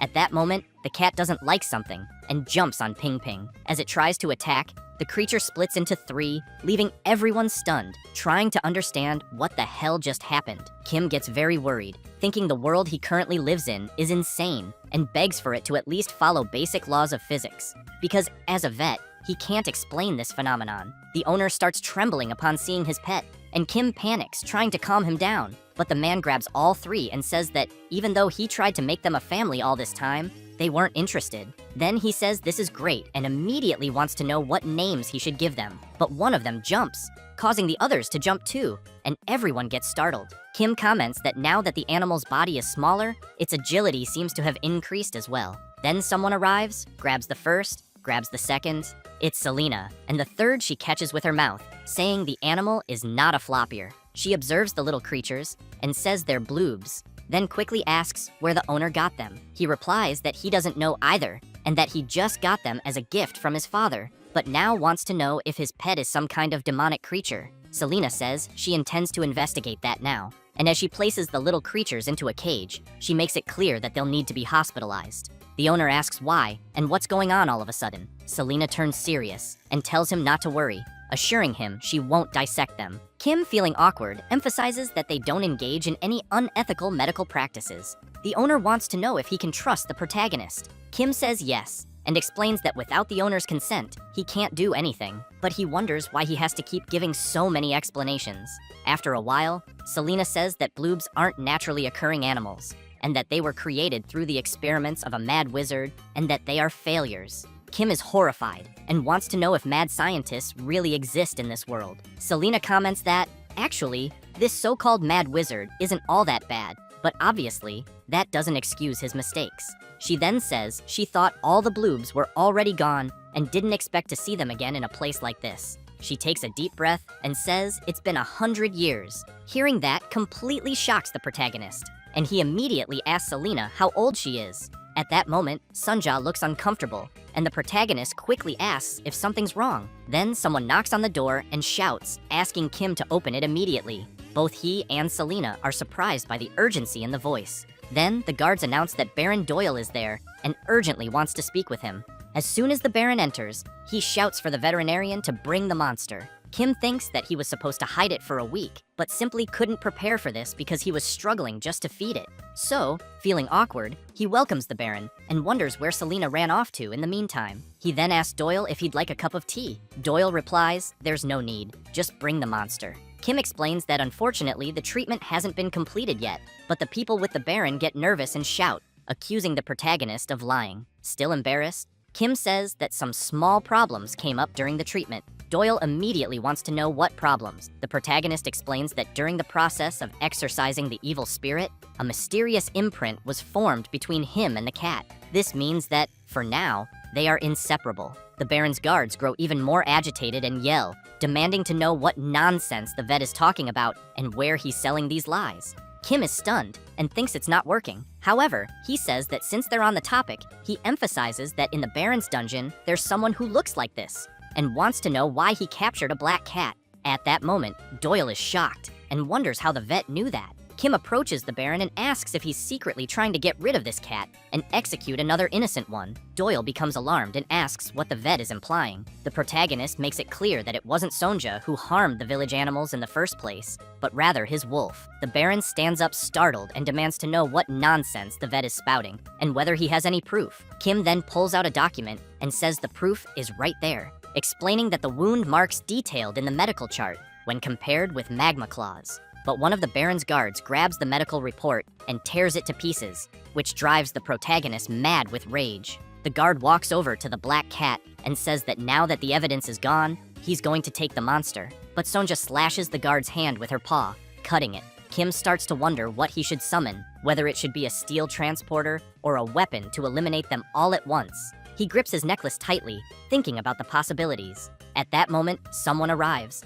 asking everyone to wait a minute. It's Selena, accompanied by some elves. The Baron is startled when he sees the people there. Looking at the staff, he notices the pattern of the world tree. Observing the elf, he sees a mana circle on his forehead. He realizes it's the chief of the Supreme Inspection Agency of the Western Continent, Kalian of the Etherian Order. He then bows and says it's an honor to meet him, but wants to know how the Sacred Order of Etherian could be in such a humble place. Kalian explains that he came after receiving a report that a divine animal on the verge of extinction had been discovered. Meanwhile, the protagonist is amazed to see an elf for the first time, since he had only seen them in movies. Watching Selena hand the black cat over to Kalian, he realizes this must be why she had been gone for a few days. She was summoning these people. Then he thinks of something and asks them to wait a minute. He looks at her and wonders about her ears. Was she an elf this whole time? And how did he not know? Kalian chants a spell in the elven language, and a strange energy begins to envelop the black cat, which starts to levitate and exits the cage. After examining it closely, Kalian confirms it's clearly a Monoceros, just as Selena had said, and judging by the wound on its forehead, it looks like the cut surface of a world tree branch. Therefore, he suspects this is the mark of a mana extractor. However, he begins to grow anxious and releases his power as he declares that from a sacred being, rare in this world, someone forcibly extracted mana. He then calls out to the Baron, who starts trembling in fear. With a sinister expression, Kalian wants to know if it was truly Baron Doyle who cut the creature's horn. Doyle, terrified, immediately starts crying and screaming, saying it wasn't him who did it. Kalian grows even angrier and shouts, demanding to know who committed such an atrocity. But both the Baron and his guards are so scared that they start running away, yelling that they don't know who did it. Kim gets excited, thinking that this organization's power is even greater than that of the nobles. As Kalian looks at the black cat, he explains that only a few weapons in this world are capable of cutting a divine beast's horn, and that this is something the protagonist will understand if he invests just a little. He then says that thanks to Kim, they were able to protect a precious divine beast. Kim, feeling awkward, replies that it was nothing, that he was just doing his job. But he's surprised to hear that they plan to take care of the divine beast now. He starts thinking about Sonja and how he's going to be taken away, but knows it's for his own good. One of the elves notices that the creature is breaking the barrier using its own power. Another elf wonders why it's doing that. Kalian asks the creature to calm down, explaining that they're not enemies. At that moment, Sonja manages to break through the mystical barrier Kalian had cast, leaving the other elves stunned. The black cat then jumps onto the protagonist, and the two embrace affectionately. The elves are shocked by the scene, and Kalian immediately wants to know how something like this could be happening. Then he sees the cat playing with the protagonist's necklace, and starts thinking that he's seen that necklace somewhere before. Kim looks ahead, and noticing the strange looks from the elves, wonders what's going on. He recognizes that look as the same one his old professor had when trying to recruit him for graduate school. He also sees that even Selena has that look. However, Kalian, now excited, tells the protagonist that he will entrust the divine beast to his care. With the same look as before, he adds that it might be better to take both him and the Monoceros to headquarters for investigation. But with Selena there, he's confident they'll be in good hands. Kim notices the expression on Selena's face and begins to wonder about her lack of enthusiasm. Kalian then chants his magic again, wrapping the Monoceros in it. He explains that he has created a necklace imbued with the protective magic of the Etherian Order, which will substitute for the lost horn and help the little creature recover its strength. Kim looks at the kitten and tells it that it'll be okay. Another elf approaches and tells the protagonist that if he finds himself in danger, a rescue signal will immediately reach them. Kim wonders if that's some sort of automated rescue request system. Kalian adds that, as a token of gratitude for what Kim has done, he will give him something. He then shows a ring imbued with the power of his family. As soon as Kim holds the item, he thinks it feels quite ominous because the moment he puts it on, he suddenly feels like he might get dragged into someone's expedition team, receive a life-threatening mission, or end up getting attacked by monsters. The elf laughs and emphasizes that the ring also contains protective magic, so in case of danger, a rescue signal will instantly be sent to them. Kim looks at Kalian's smile and wonders why he's smiling again. Kalian picks up the ring and says he'll put it on the protagonist, who gets scared and says he's not mentally ready yet.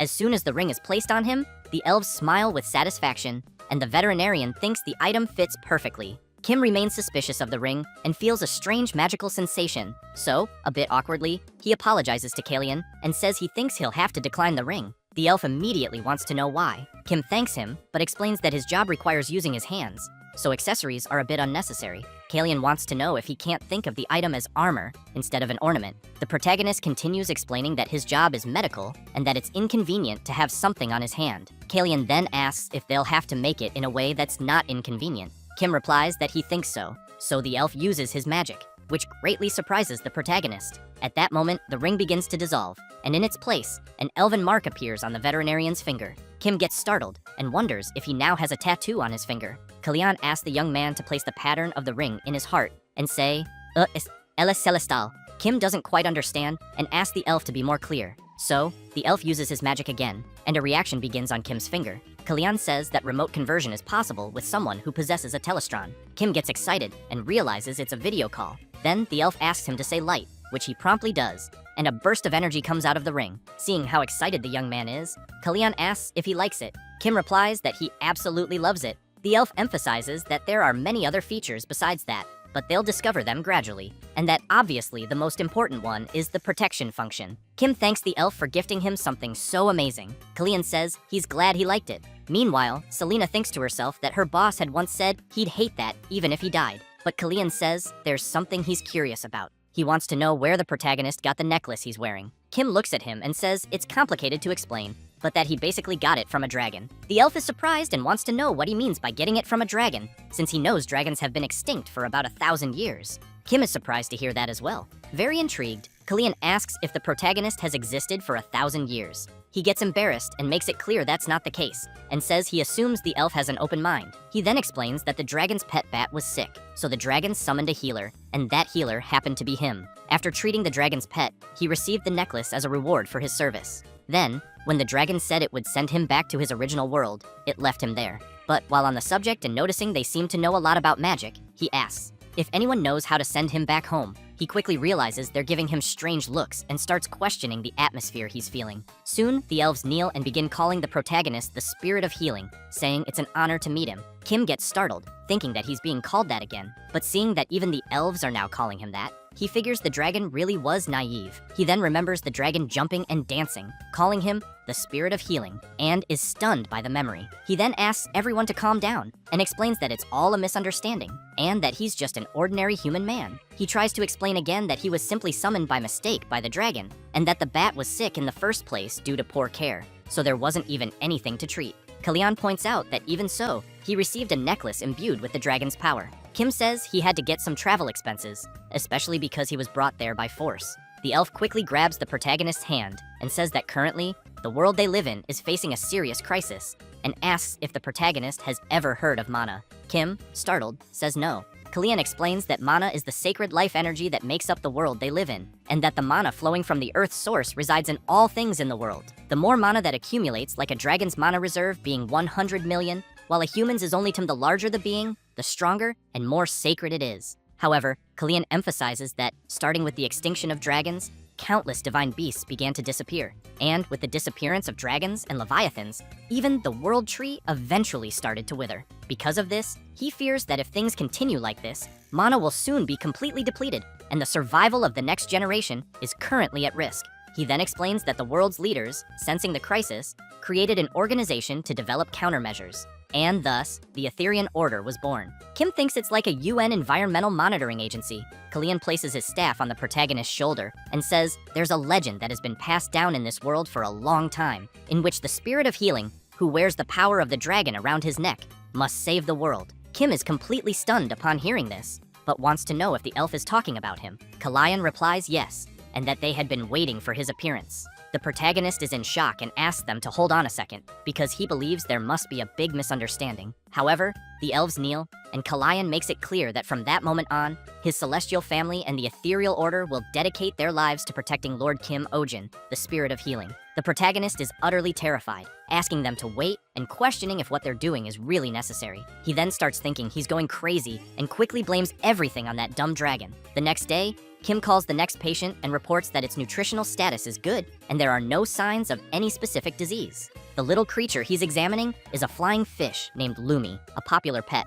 but its owner wants to know why it can't fly. Kim says it's probably due to aging, since their average lifespan is 50 years, and hers is already 42. She agrees, but then shouts, asking if there's any way or method to slow down aging or make it fly, even temporarily. Kim says that's very difficult and explains that aging in pets is a natural process, and that she should accept and acknowledge it. She gets upset and says that, actually, her father has been bedridden with an illness since last year, and he loves watching the fish fly. Ever since he was confined to bed, the creatures also began to get sick, and eventually, one by one, they stopped flying. But she emphasizes that Lumi is currently the only one that can still fly. She then explains that Lumi was a creature her father especially adored, and he used to take it with him everywhere. In fact, she says she heard that when her father proposed to her mother, he gave her Lumi. Kim is shocked and asks if it wasn't a ring, but a fish, thinking it must be a joke. Selena calls out to her boss and says it's true, because in the past, proposing marriage with a flying fish was a worldwide trend. The fish's owner says that it's no longer like that,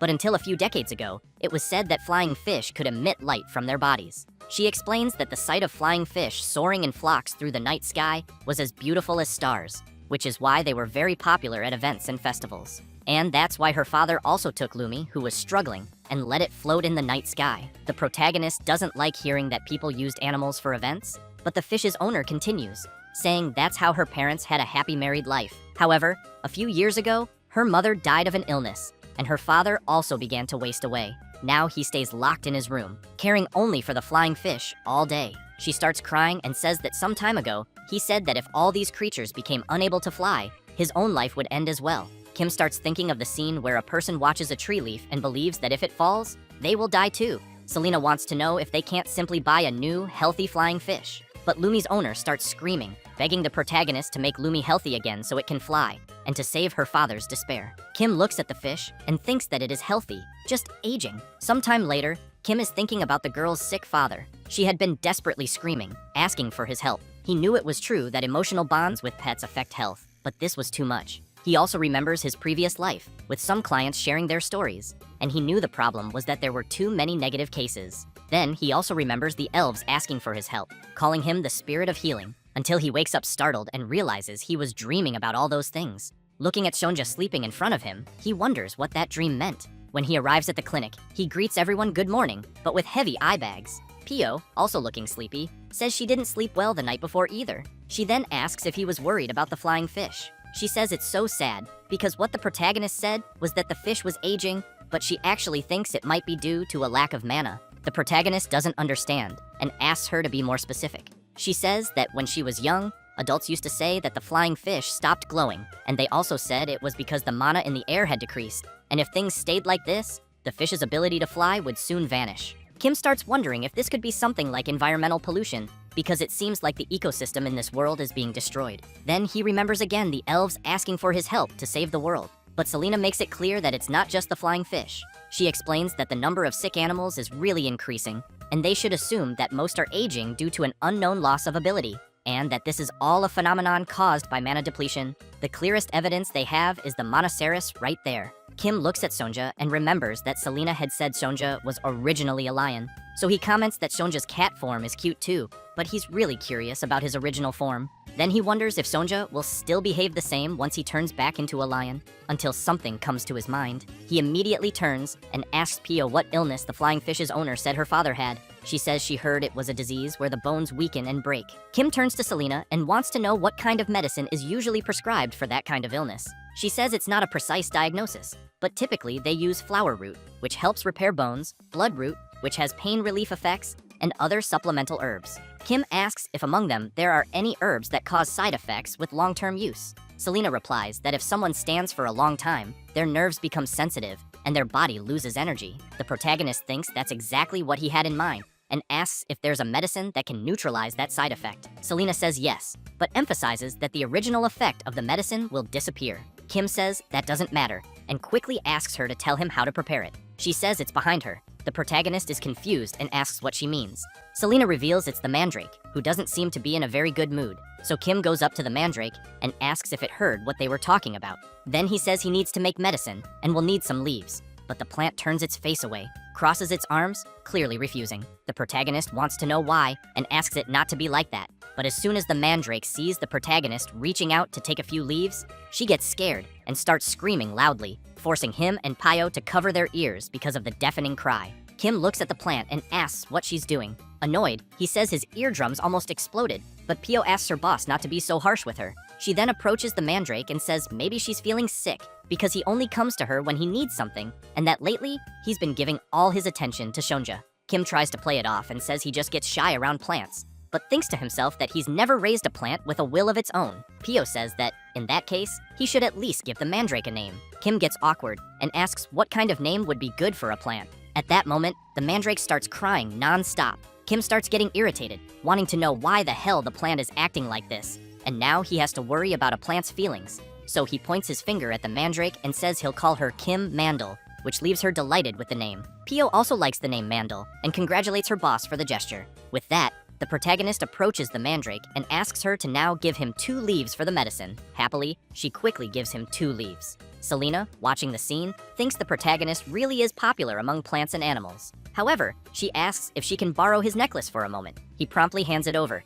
and as soon as she puts it on and touches Sonja and Mandel, both creatures become startled. Selena looks dazed, thinking that maybe they aren't drawn just because the necklace has the power of a dragon imbued in it, but that they apparently like the protagonist himself. When she returns the necklace to Kim, he wants to know how to activate its power. He thinks for a moment and answers that he just focuses and thinks about what he wants, and that it seemed to activate when his chest felt a little tight. Selena doesn't quite understand and wonders if the dragon's power is connected to the heart. Kim then looks at Sonja and explains that if he just touches the necklace, Sonja follows him like he's getting a snack. Then, after creating a treat, he gives it to the cat to eat. Selena sees this and thinks it means the protagonist is currently feeding the Monoceros with his mana and wonders if that might be dangerous. At that moment, Pio calls Kim and says she has finished fermenting all of Mandel's leaves. He turns to her and says she did a good job. It doesn't take long, and he manages to make the medicine. As he wonders whether he should take his bag to the client, Selena grows curious about something. Watching him more attentively, she questions if he really is the spirit of healing. Meanwhile, in a mansion, the client who had brought the flying fish to the protagonist a few days ago calls her father and tells him it's time for his medicine. Then she sees him collapsed on the floor along with some flying fish. She quickly rushes over to him and, while helping him up, asks if he's okay. With great difficulty speaking, he says he's fine. She wants to know why he tried to get up alone. He explains that it seemed like Lumi wanted to look out the window. His daughter, concerned, says he should have called her, or even someone else. She also emphasizes that his bones are still weak and that something terrible could happen if he's not careful. The old man takes a deep breath and says he thinks he doesn't have much time anyway, which makes his daughter even more worried. She wants to know why he keeps saying things like that, insisting that his illness can be cured. The old man calls his daughter and says that people don't die only from disease. He then explains that when all hope is gone, that's when someone truly dies. L'Oreal cries out for her father and keeps insisting, begging him to stop saying those things. But suddenly, the protagonist appears, opening the door out of nowhere, saying that what the old man is saying isn't true. People die due to incorrect information and wrong prescriptions about illnesses, and due to poor lifestyle habits and mismanagement. L'Oreal is surprised to see the protagonist, but her father immediately wants to know who he is. So Kim introduces himself and says he's a veterinarian, explaining that the reason Lumi can't fly isn't due to old age. He then points at L'Oreal's father and explains that it's because of the side effects of the medicine he's been taking. The old man is surprised and wants to know what the protagonist is getting at, since he's the only one taking the medicine, so why would Lumi experience side effects? Kim picks up the pet in his hand and explains that flying fish live on land, but he heard that they still have many habits from when they lived in the water. One of the most typical ones is preparing their food or favorite objects. In other words, the reason Lumi can't fly is because they consume too much of the medicine from the old man's hair and beard. As soon as he hears this, L'Oreal's father is astonished and says he doesn't think those little creatures lick his hair. But L'Oreal turns to him and asks if he didn't know. Every day, when he falls asleep, the little fish tidy up his hair and beard all night long. The old man is surprised and wonders if that's why his beard has always been so shiny. Kim says yes, and adds that he also treated them, so they should regain their strength in a day or two at most. He then says that from now on, the old man should wear a shirt when sleeping. The old man replies he'll just shave everything off. With that, the protagonist begins applying the medicine to Lumi. Kim comments that the little fish seems to be resisting a bit, but Pio holds him more firmly. Once he finishes applying the medicine to the flying fish, Kim explains that it's a fast-acting remedy, and he thinks they'll be fine soon. And, quickly, one of the fish starts to fly. The old man is astonished and calls out for Lumi, who immediately flies to him and begins rubbing against him. Overjoyed, he says, "This must be a dream." Kim says that Lumi was the healthiest of them until recently, so the medicine should be very effective. The protagonist emphasizes that the other little creatures will be fine soon as well. Then, out of nowhere, one of them bites his arm, then another bites his hair, and he quickly wants to know why they're acting like that so suddenly. Suddenly, they all start attacking the protagonist, who is left in shock, trying to understand what the hell is going on. One of them suddenly starts trembling strangely, which quickly catches the old man's attention. The fish begins to glow intensely. Both Kim, Luriel, and Selena are surprised as they watch the other fish flying and emitting a beautiful glow. The old man's eyes shine as he sees the scene, and as the fish continue their light show, he remembers his beloved saying she had never seen anything so beautiful in her life, and that he took that moment to propose back then. He then picks up Lumi in his hand. Kim comments that it really is impressive. Pio turns and says she now understands why Luriel's father used a flying fish for a marriage proposal. Meanwhile, the protagonist still thinks that, even so, animals shouldn't be used for events, because it's animal abuse. Selena remains intrigued, thinking that the fish started flying and glowing right after tasting her boss's blood and hair. She reflects that she really doesn't think he's ordinary, but wonders if he's truly the one their world was waiting for. Then she recalls the conversation she had with Kalian, who on that day asked her if she truly believed Kim Ojin was the spirit of healing. She replied yes, and that everything matched the prophecy. However, she had also said that giving the ring to the protagonist was going too far, especially since the ring didn't even belong to Kalian. He laughed and said it was fine, as he believed she would have allowed it. He then called for Selena and emphasized that Kim was chosen by the Monoceros, and asked if there could be any stronger evidence of conviction than that after all. Even others had noticed it besides themselves, and that the rumor of the spirit of healing's appearance would soon spread throughout the world. Selena wanted to know if Kalian was planning to use Kim Ojin as bait, and if that was why he let Baron Doyle escape. Kalian makes it clear that punishing 1 or 2 villains is easy, but what they truly seek is the hidden truth behind it all, and they are merely waiting for that truth to be revealed. He then asks Selena not to worry, assuring her that they won't put the protagonist in danger. He goes on to say that he knows she visited the village for another reason, and wants to know if it's really just a coincidence that the spirit of healing appeared right in front of her. She says that when she first saw Kim Ojin in the middle of the village, he was subduing a giant rabbit, and that the necklace that caught her attention made her feel she needed to take a closer look. She emphasizes that she does believe the protagonist is special, but still feels he doesn't quite seem like the spirit of healing. Kalian replies that they will only know by watching him, and,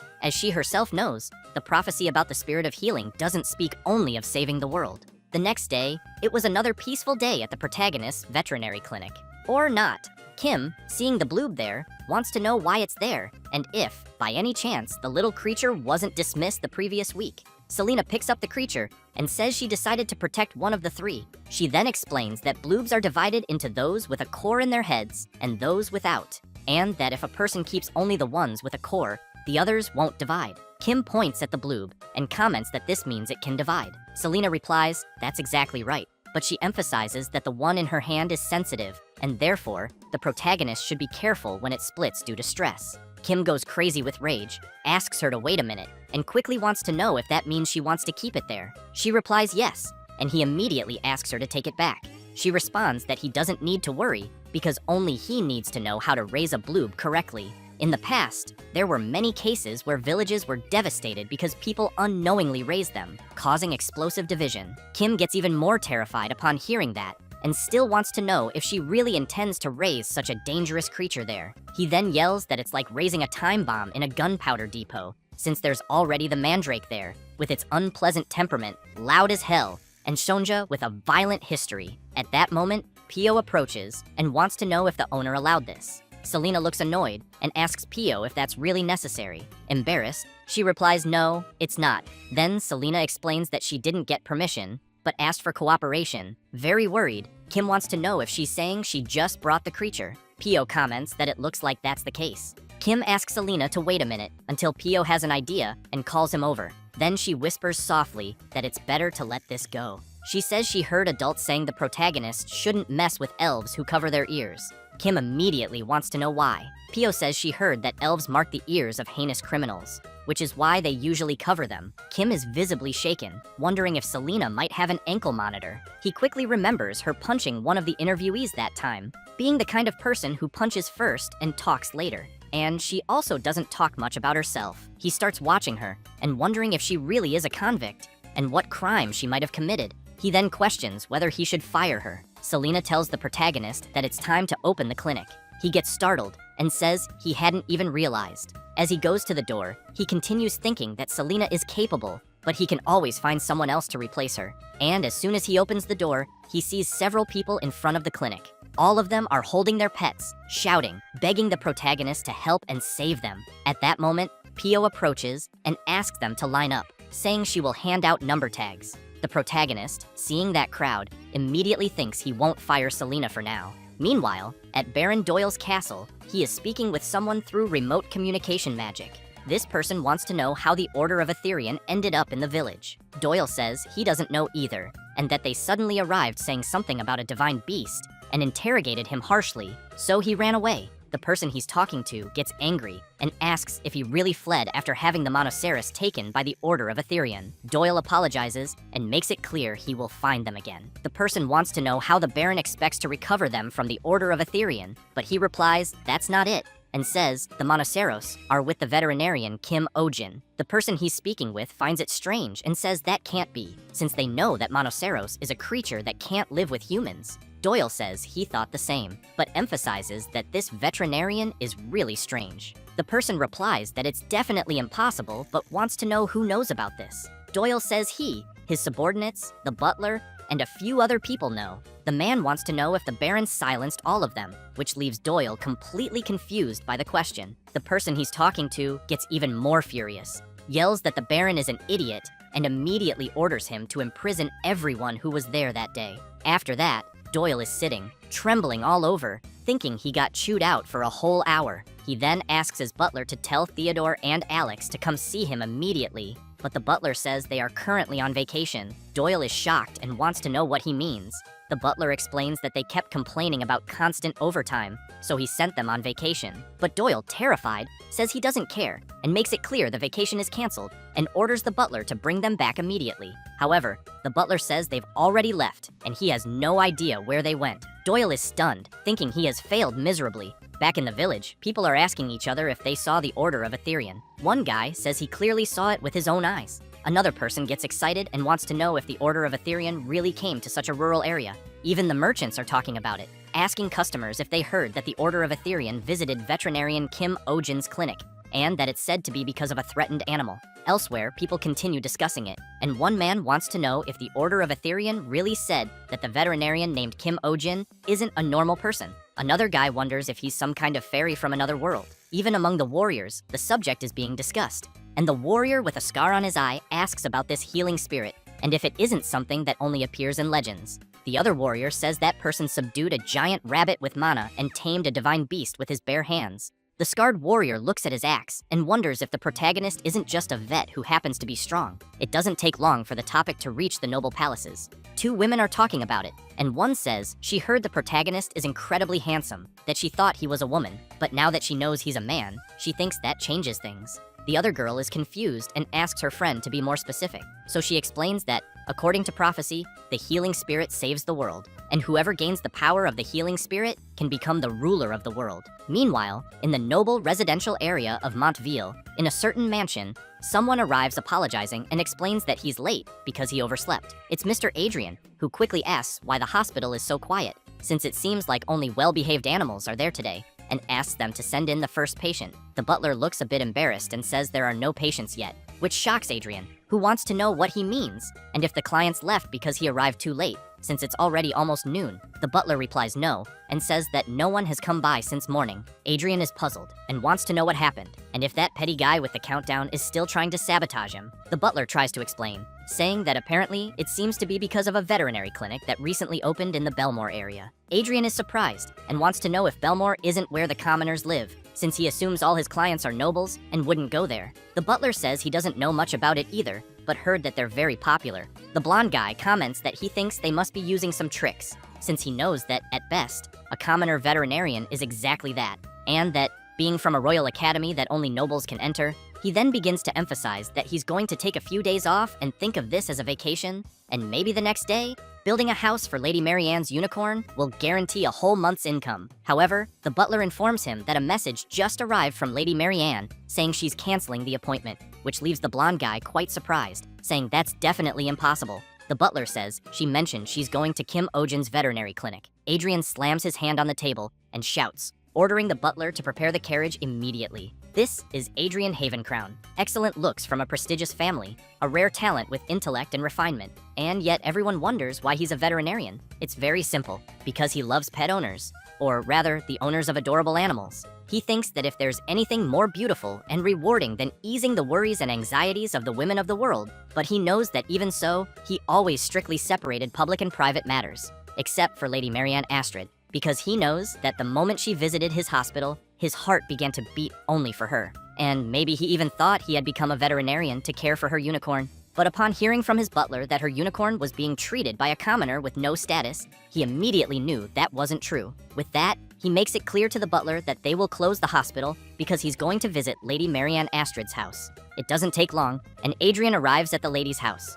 But her mother comments that it's unusual for Adrian to come by, so she wants to know if he can explain why he's there to see her daughter despite not having an appointment. A bit awkward, Adrian tries to explain that, as Lulu's primary veterinarian, he can't help but worry, and that, as she knows, Lulu is a very delicate child. He then emphasizes that if she entrusts such a precious child to a common man whose skills aren't even proven. However, Adrian is interrupted, and Lady Marianne's mother points out that the veterinarian her daughter went to see is not a man. She goes on to say that she heard the person named Kim Ojin is a woman. Adrian is very surprised to hear this and quickly asks if that's really true. The woman says that although she's a commoner, she heard her skills are excellent, and that she's also very beautiful. People even call her some kind of fairy or spirit. Adrian is quite stunned, but starts imagining how beautiful she might be. He begins to lose himself in his own thoughts, wondering if this veterinarian has a warm beauty with golden hair like the sun, or a cool beauty with dark hair. However, Lady Marianne's mother calls him out and says she's sorry,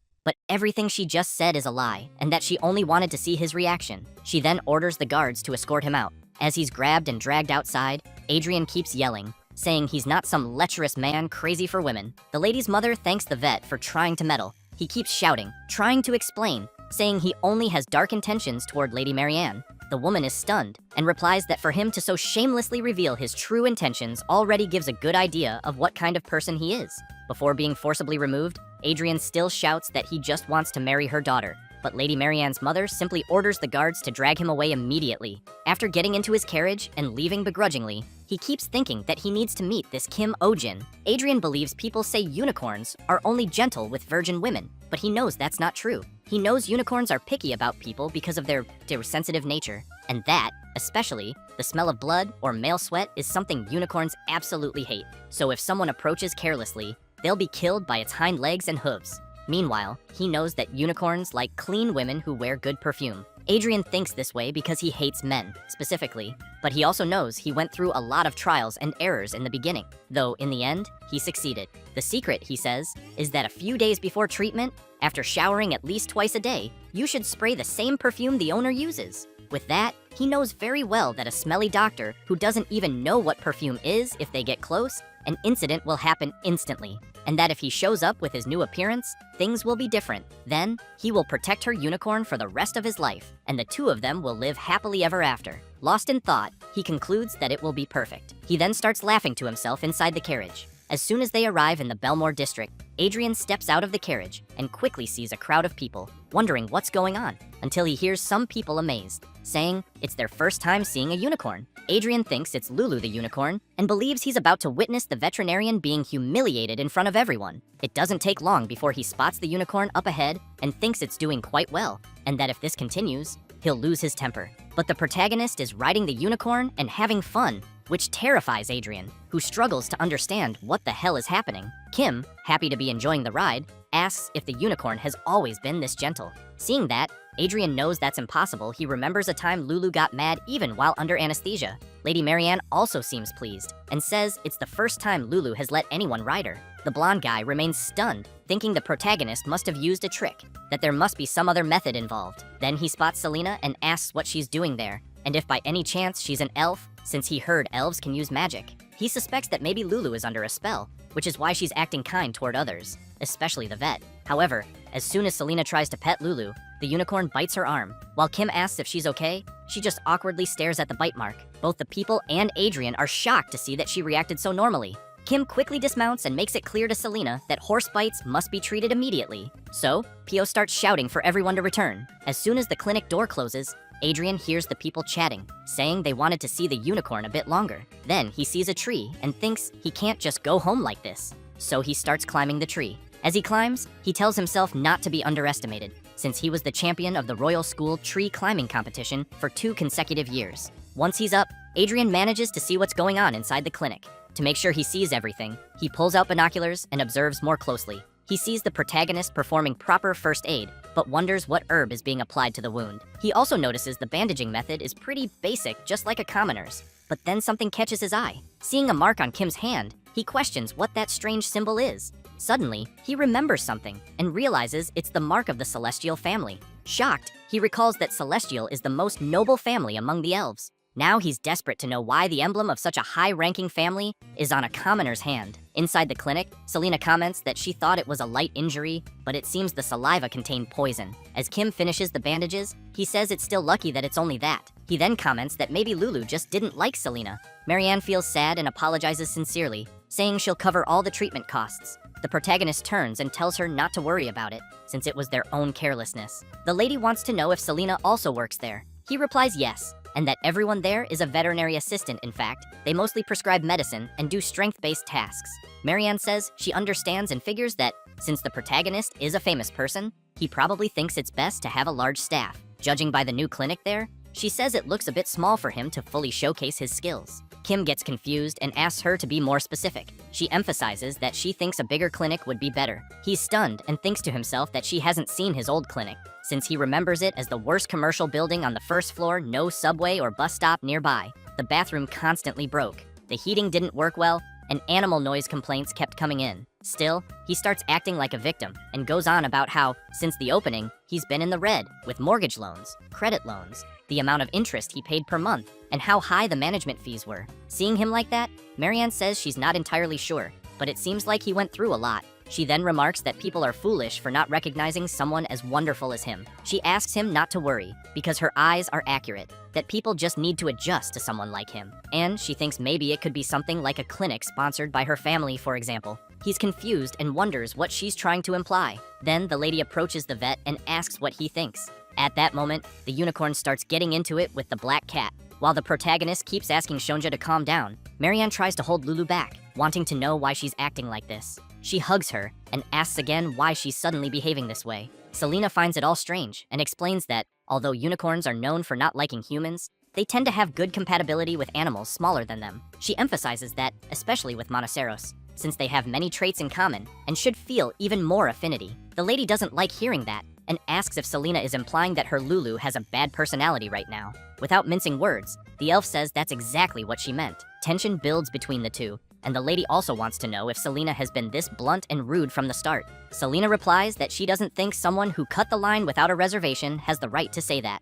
Marianne gets truly angry and says she would never cut in line, then shows her numbered tags. Selena keeps picking on her, asking if she bought the tags with money. Marianne says she received them through a legitimate transfer, although she gave a small gift beforehand. Pio says that buying tags with money sounds like one of those extraordinary noble ideas. Marianne still wants to know if the clinic doesn't have staff with refinement and knowledge. Suddenly, the unicorn freaks out again and bumps into the bookshelf, which starts to fall from the impact. But someone suddenly appears, jumping through the window. While Selena holds up the shelf, the person who jumped crashes face first onto the floor. Everyone wonders if the person died. It's Adrian, who lifts his head with a bloody nose and says he's glad Lady Marianne is safe. She's startled and wants to know what he's doing there. He asks if she's hurt for being in such a shabby place. She replies that it looks like he's the one who got hurt. Pio gets nervous and wants to know who he is to go breaking the clinic's window. While Adrian wipes the blood from his nose, Selena states he'll have to pay for all the damages. He then turns around and says that apparently he must have scared the women there.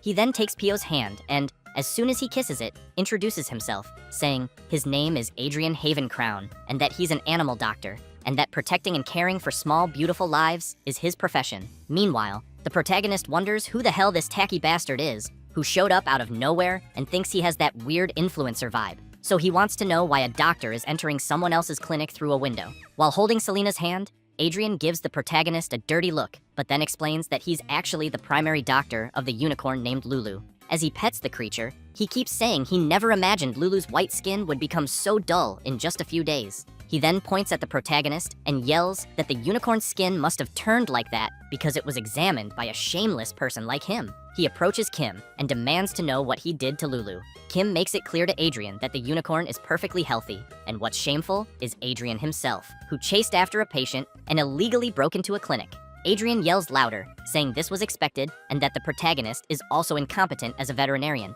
and compares him to a Sibarak. Kim is shocked by the name and quietly asks Selena what a Sibarak is. She says it's a carnivorous plant that pretends to be harmless to catch its prey and is often used because it resembles a harmless playboy. Kim breathes a sigh of relief, thinking it meant something worse. Lady Marianne shouts that Adrian is being rude and asks how he dares use such vulgar expressions about Kim Oh-jin. She then says she didn't know he was someone who speaks without any basis. Adrian apologizes and insists that it wasn't a baseless statement. Then he turns and asks the protagonist if he has a fiancée or a woman he's in a serious relationship with. Kim replies no and wants to know why Adrian is accusing him. Adrian yells that that's a lie, but Kim replies that he wishes it were a lie too. So Adrian asks what that mark on the protagonist's hand is. Kim raises his hand and asks if he means the mark on his finger. Adrian says yes, and explains that it's a mark allowed only for members of the celestial family, and that, in other words, it means the protagonist either inherited their blood or is in a conjugal relationship. Upon hearing that, Pio is amazed and asks if that's really an engagement ring on her boss's finger.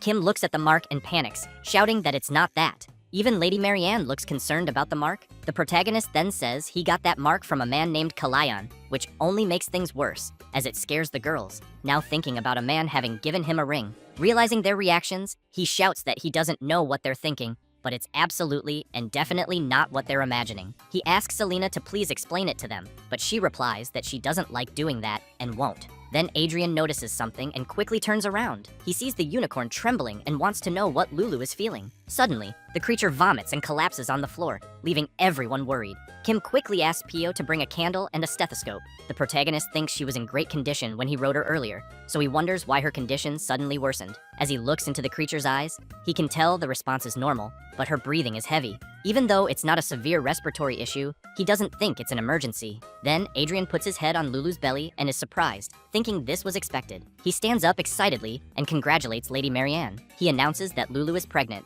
which shocks both the protagonist and the lady. The lady begins thinking about her pet being pregnant and immediately calls out to Adrian, saying that although he was a bit strange, she thought he was a competent doctor. So she wants to know if he hit his head when he jumped through the window. He replies that there's clearly a new life form inside Lulu's belly and that the vomiting now also seems like morning sickness symptoms. Selena emphasizes that, indeed, being overly cautious is a common behavior observed during pregnancy. Marianne then turns and yells, begging Kim to tell them they're wrong. However, after analyzing the situation more carefully, the protagonist concludes that Lulu is indeed pregnant. This leaves the lady shocked, saying, that's impossible. She then explains that Lulu lives in the greenhouse garden of her castle, where no one can enter without permission, not even a rat, let alone a horse, could get close. Kim makes it clear that even so, the fact remains, Lulu is pregnant, and if she doesn't believe it, she can check for herself. He then hands her the stethoscope. She asks what it is, and he explains it's a tool that allows you to hear sounds inside the body. As soon as she places the tool and positions the other end on the unicorn's body, she wants to know if she can hear Lulu's heartbeat. Then, positioning it in a certain spot, she asks if she can hear another heartbeat. She becomes frightened, removes the tool from her ears, and says it doesn't make sense, immediately wanting to know how this could happen. Without thinking, Adrian bumps into the protagonist, knocking him aside, and grabs the lady. He then turns to Kim and demands to know what he did to her, and what suspicious tool he used. Kim says it's just a stethoscope, and that if Adrian is curious, he can listen for himself. So Adrian puts on the device and says the protagonist might fool others, but not him. But Kim points out that Adrian is using the tool incorrectly. After adjusting the stethoscope properly, Adrian, proud of being a graduate of the Royal Academy, says he'll personally expose the protagonist's low-grade trick.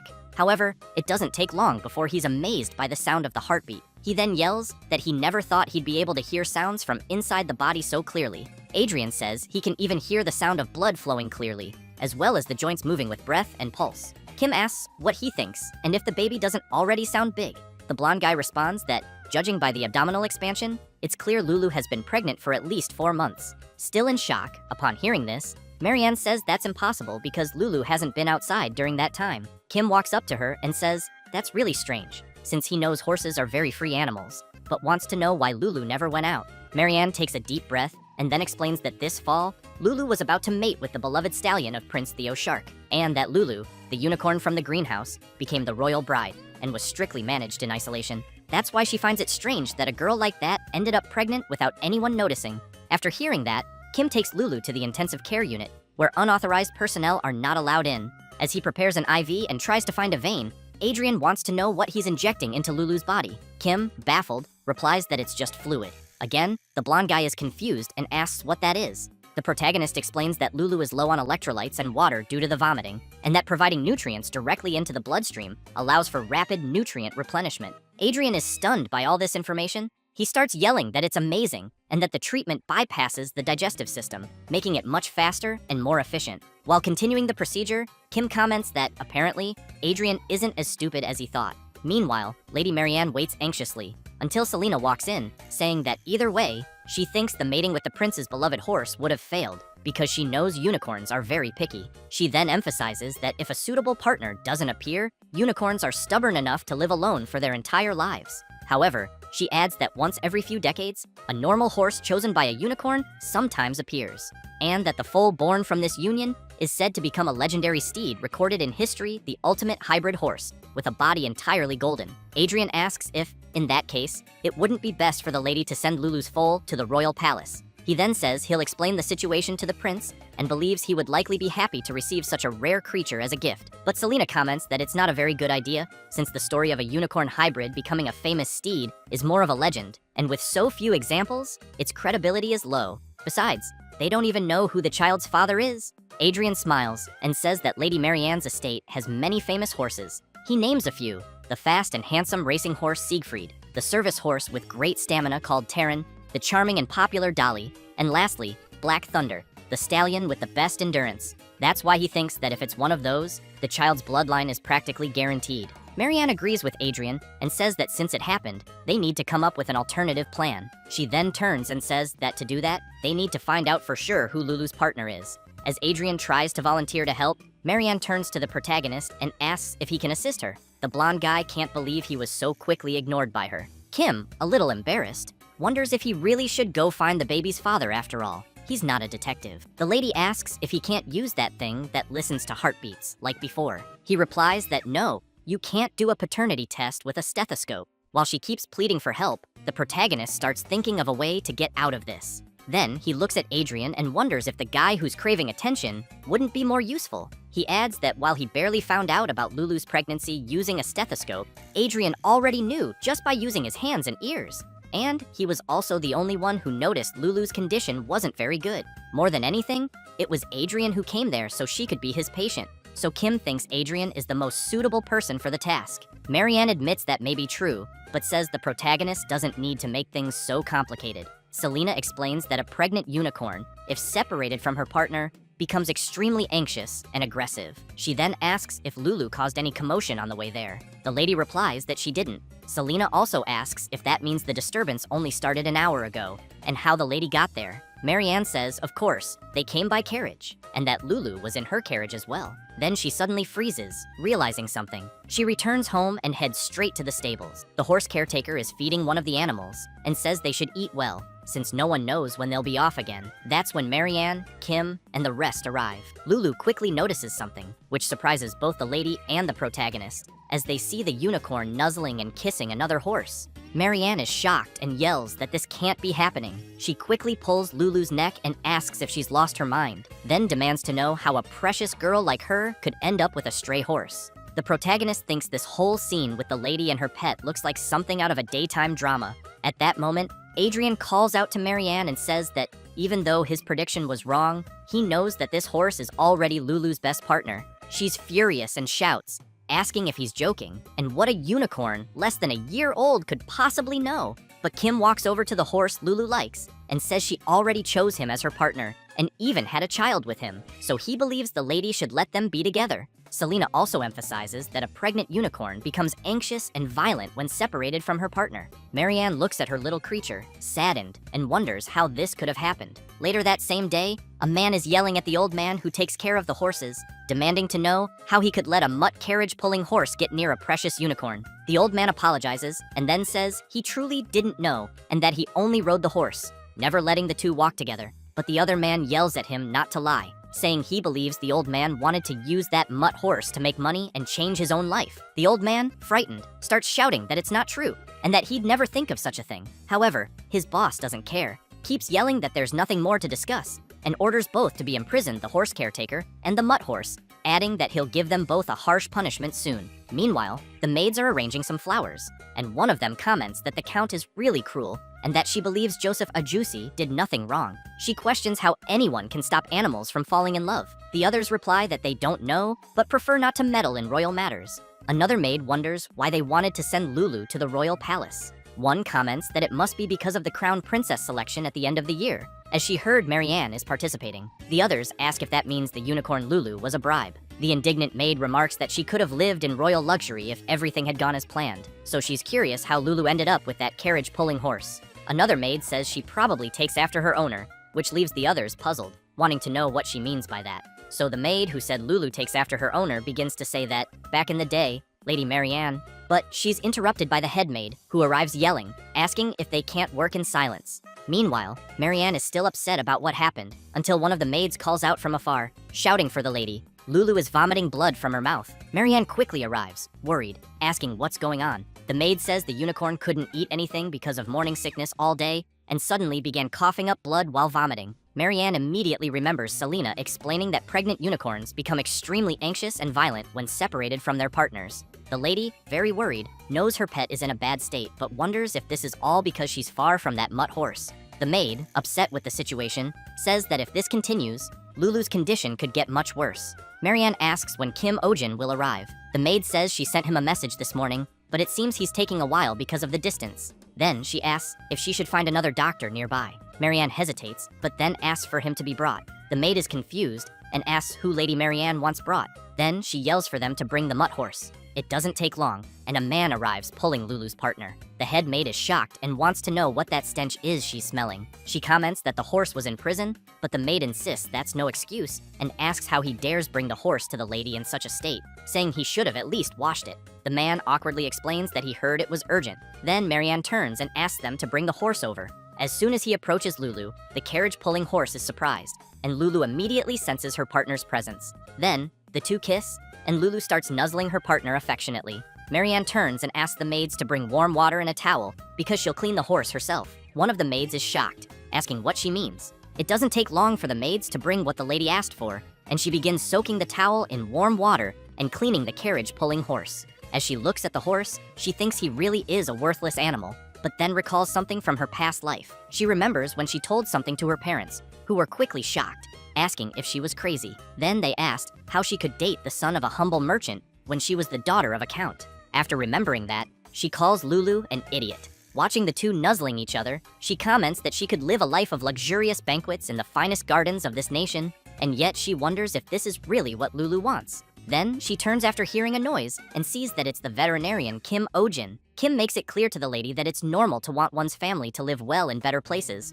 but emphasizes that animals and humans are different. She stays silent, saying nothing. The protagonist, while opening his bag and grabbing a few things, says that animals can have preferences in his world, but there's no class hierarchy. As he hangs the IV on a tree branch, he stresses that Lulu doesn't see herself as superior to a horse.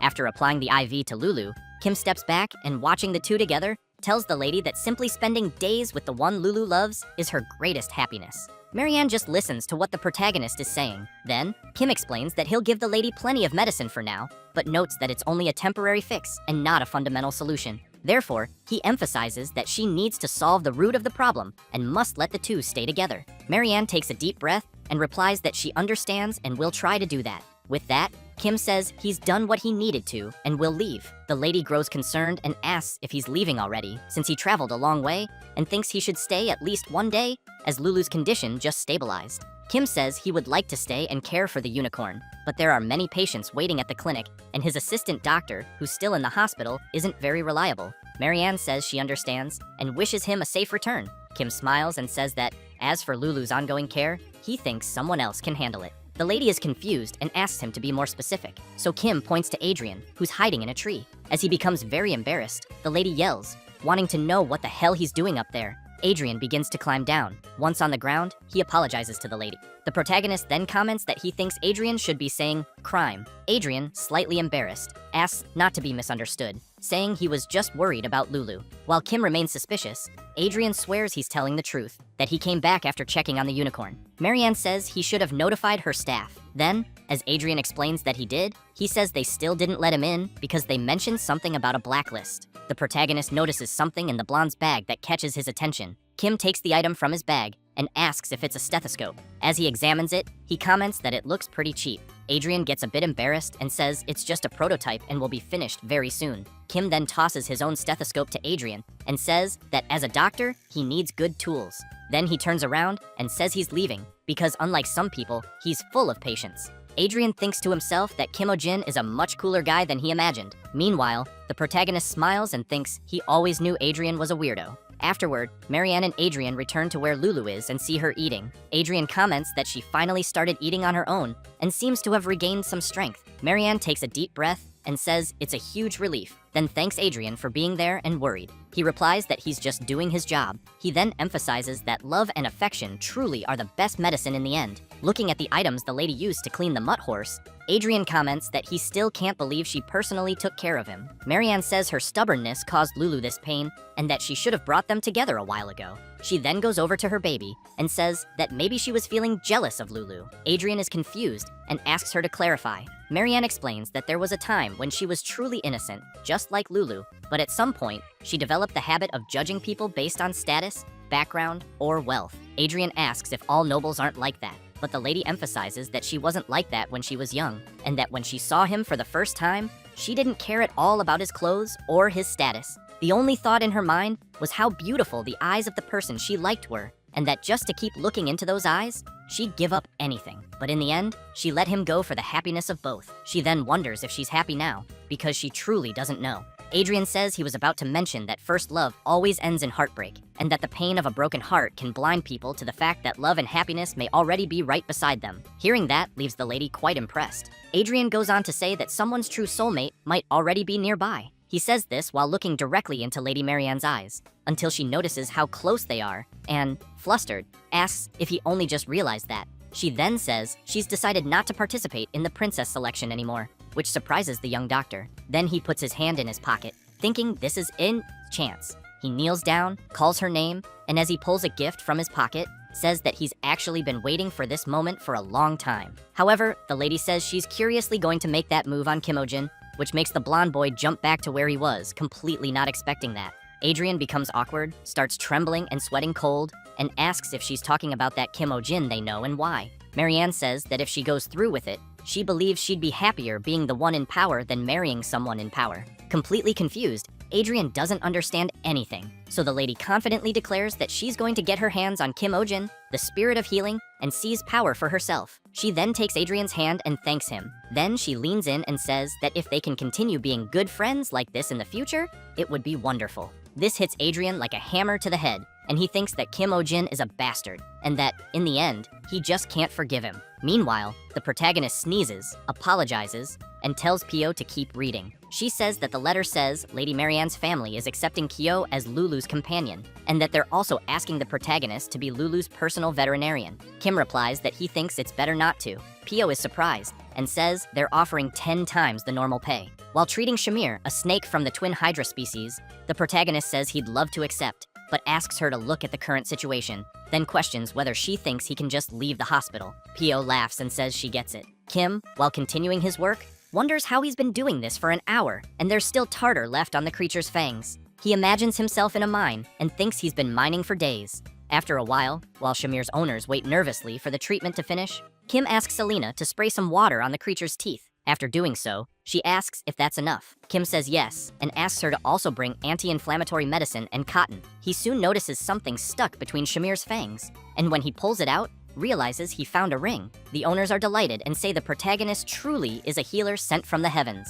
Kim laughs and says, Shamir's mouth looks like an equipment storage unit. The owners explain that Shamir is a precious beast granted to their family by the last king, but more importantly, the creature had swallowed their family heirloom. So they begin to cry and deeply thank the protagonist for finding the ring. However, Kim makes it clear that there's still tartar to remove and that some teeth need to be extracted. He emphasizes that it might take another 1 or 2 hours. Selena asks if he means 5 hours, then points to another head of the creature and asks if he remembers that it's a hydra, which leaves him quite scared. He then starts crying, thinking about how much work he has ahead. Meanwhile, the owners say they need to lift Kim's spirits, so they ask someone to bring something. When it's brought in, they reveal a painting. Kim is surprised and asks what that is. One of the owners says it's a painting of his heroic work. He then explains that the person who painted it is the family's official portrait artist and wants to know if the protagonist liked it. Kim is shocked as he looks at the painting, wondering how he could possibly like that. The portraitist assures him that he will finish and present it soon, and that he hasn't had such an inspiring subject in centuries. The protagonist asks the portraitist not to bother. At that moment, Shamir begins to open his eyes. As a huge shadow appears behind her, Selena turns around, startled, and sees the enormous snake, its massive mouth full of sharp teeth, ready to strike. While channeling her magic, she thinks she needs to cast a sleep spell as quickly as possible. Suddenly, someone jumps between Selena and the snake, shouting for her to watch out, but ends up getting hit by the elf's spell. Selena realizes that the person in front of her is the noble doctor from last time, and seeing him fall asleep, she wonders where the hell he came from out of nowhere. Shamir then attacks Adrian and swallows him whole, leaving everyone around in disbelief at what they just saw. A few hours earlier, the protagonist's clinic had placed a sign on the front door, saying that consultations were closed. People with their little creatures were disappointed, wondering why, since it was still early morning. Others commented that they had come from far away just because they'd heard Kim Ojin was very good. Adrian, while spying, became furious, thinking he couldn't forgive the protagonist. Watching the saddened women in front of him not being attended, he wonders how Kim dares leave them like that, and still has the nerve to use the name Spirit of Healing. After returning home, he asks the butler what this so-called Spirit of Healing is. The butler replies that he believes it's a legend, and that it said the person who holds such power could rule the world. Adrian says he thinks that's completely absurd. He then comments that he can't believe Lady Marianne was swayed by such childish talk. However, he thinks that if such a being really did exist, isn't it obvious that he himself resembles the Spirit of Healing more than Kim Ojin? The butler replies that he's not so sure, as considering the miraculous treatments the protagonist has performed, it makes sense that the rumors are true. He says he heard that Kim helped a flying fish fly again, and even turned a demon's apostle into a house cat. He then points out that even Master Adrian appreciates the medical tool Kim gave him. Adrian grabs the stethoscope, puts it in his bag, and says he simply forgot to return it and will do that right now. But first, he asks his butler if he made a copy. The butler says yes. So Adrian heads to the Belmore district, climbs a tree, and wonders why the hell he's up in a tree again.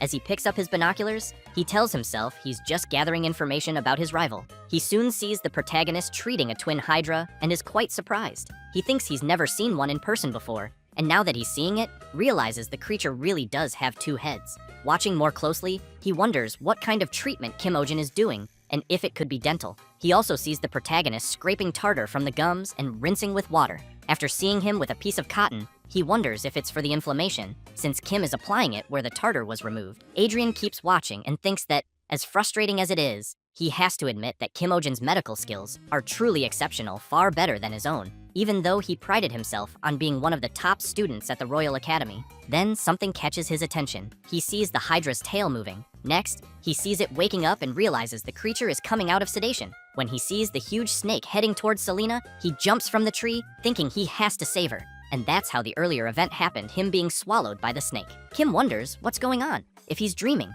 and if the snake really swallowed Adrian in one bite. Selena says he should be fine, since he was swallowed whole, and she's about to cast a spell to put the snake back to sleep. But the protagonist yells for her to wait, and informs her that Shamir's condition isn't stable. When he examines the creature, he notices its tongue is purple. He explains that it's respiratory distress, since Shamir swallowed something too large for her body, and now her airways are blocked. The snake's owners panic and ask if there's any way to save her. Selena again offers to use magic immediately, but Kim refuses, explaining that it's too risky to use magic while the snake is passing out from lack of air. So he asks Pio to remember what he taught her, because they're going to do it right now. Kim then tightly grabs Pio's hand, and with both of them hugging the creature's stomach, he tells her not to let go no matter what. He then asks Selena if she's ready. With a confident look, she starts preparing and soon delivers a powerful punch to Shamir's stomach. From the impact, the snake starts coughing heavily, and it doesn't take long for her to spit Adrian back out. After he lands face first on the ground, everyone around cheers, shouting that the protagonist managed to save him.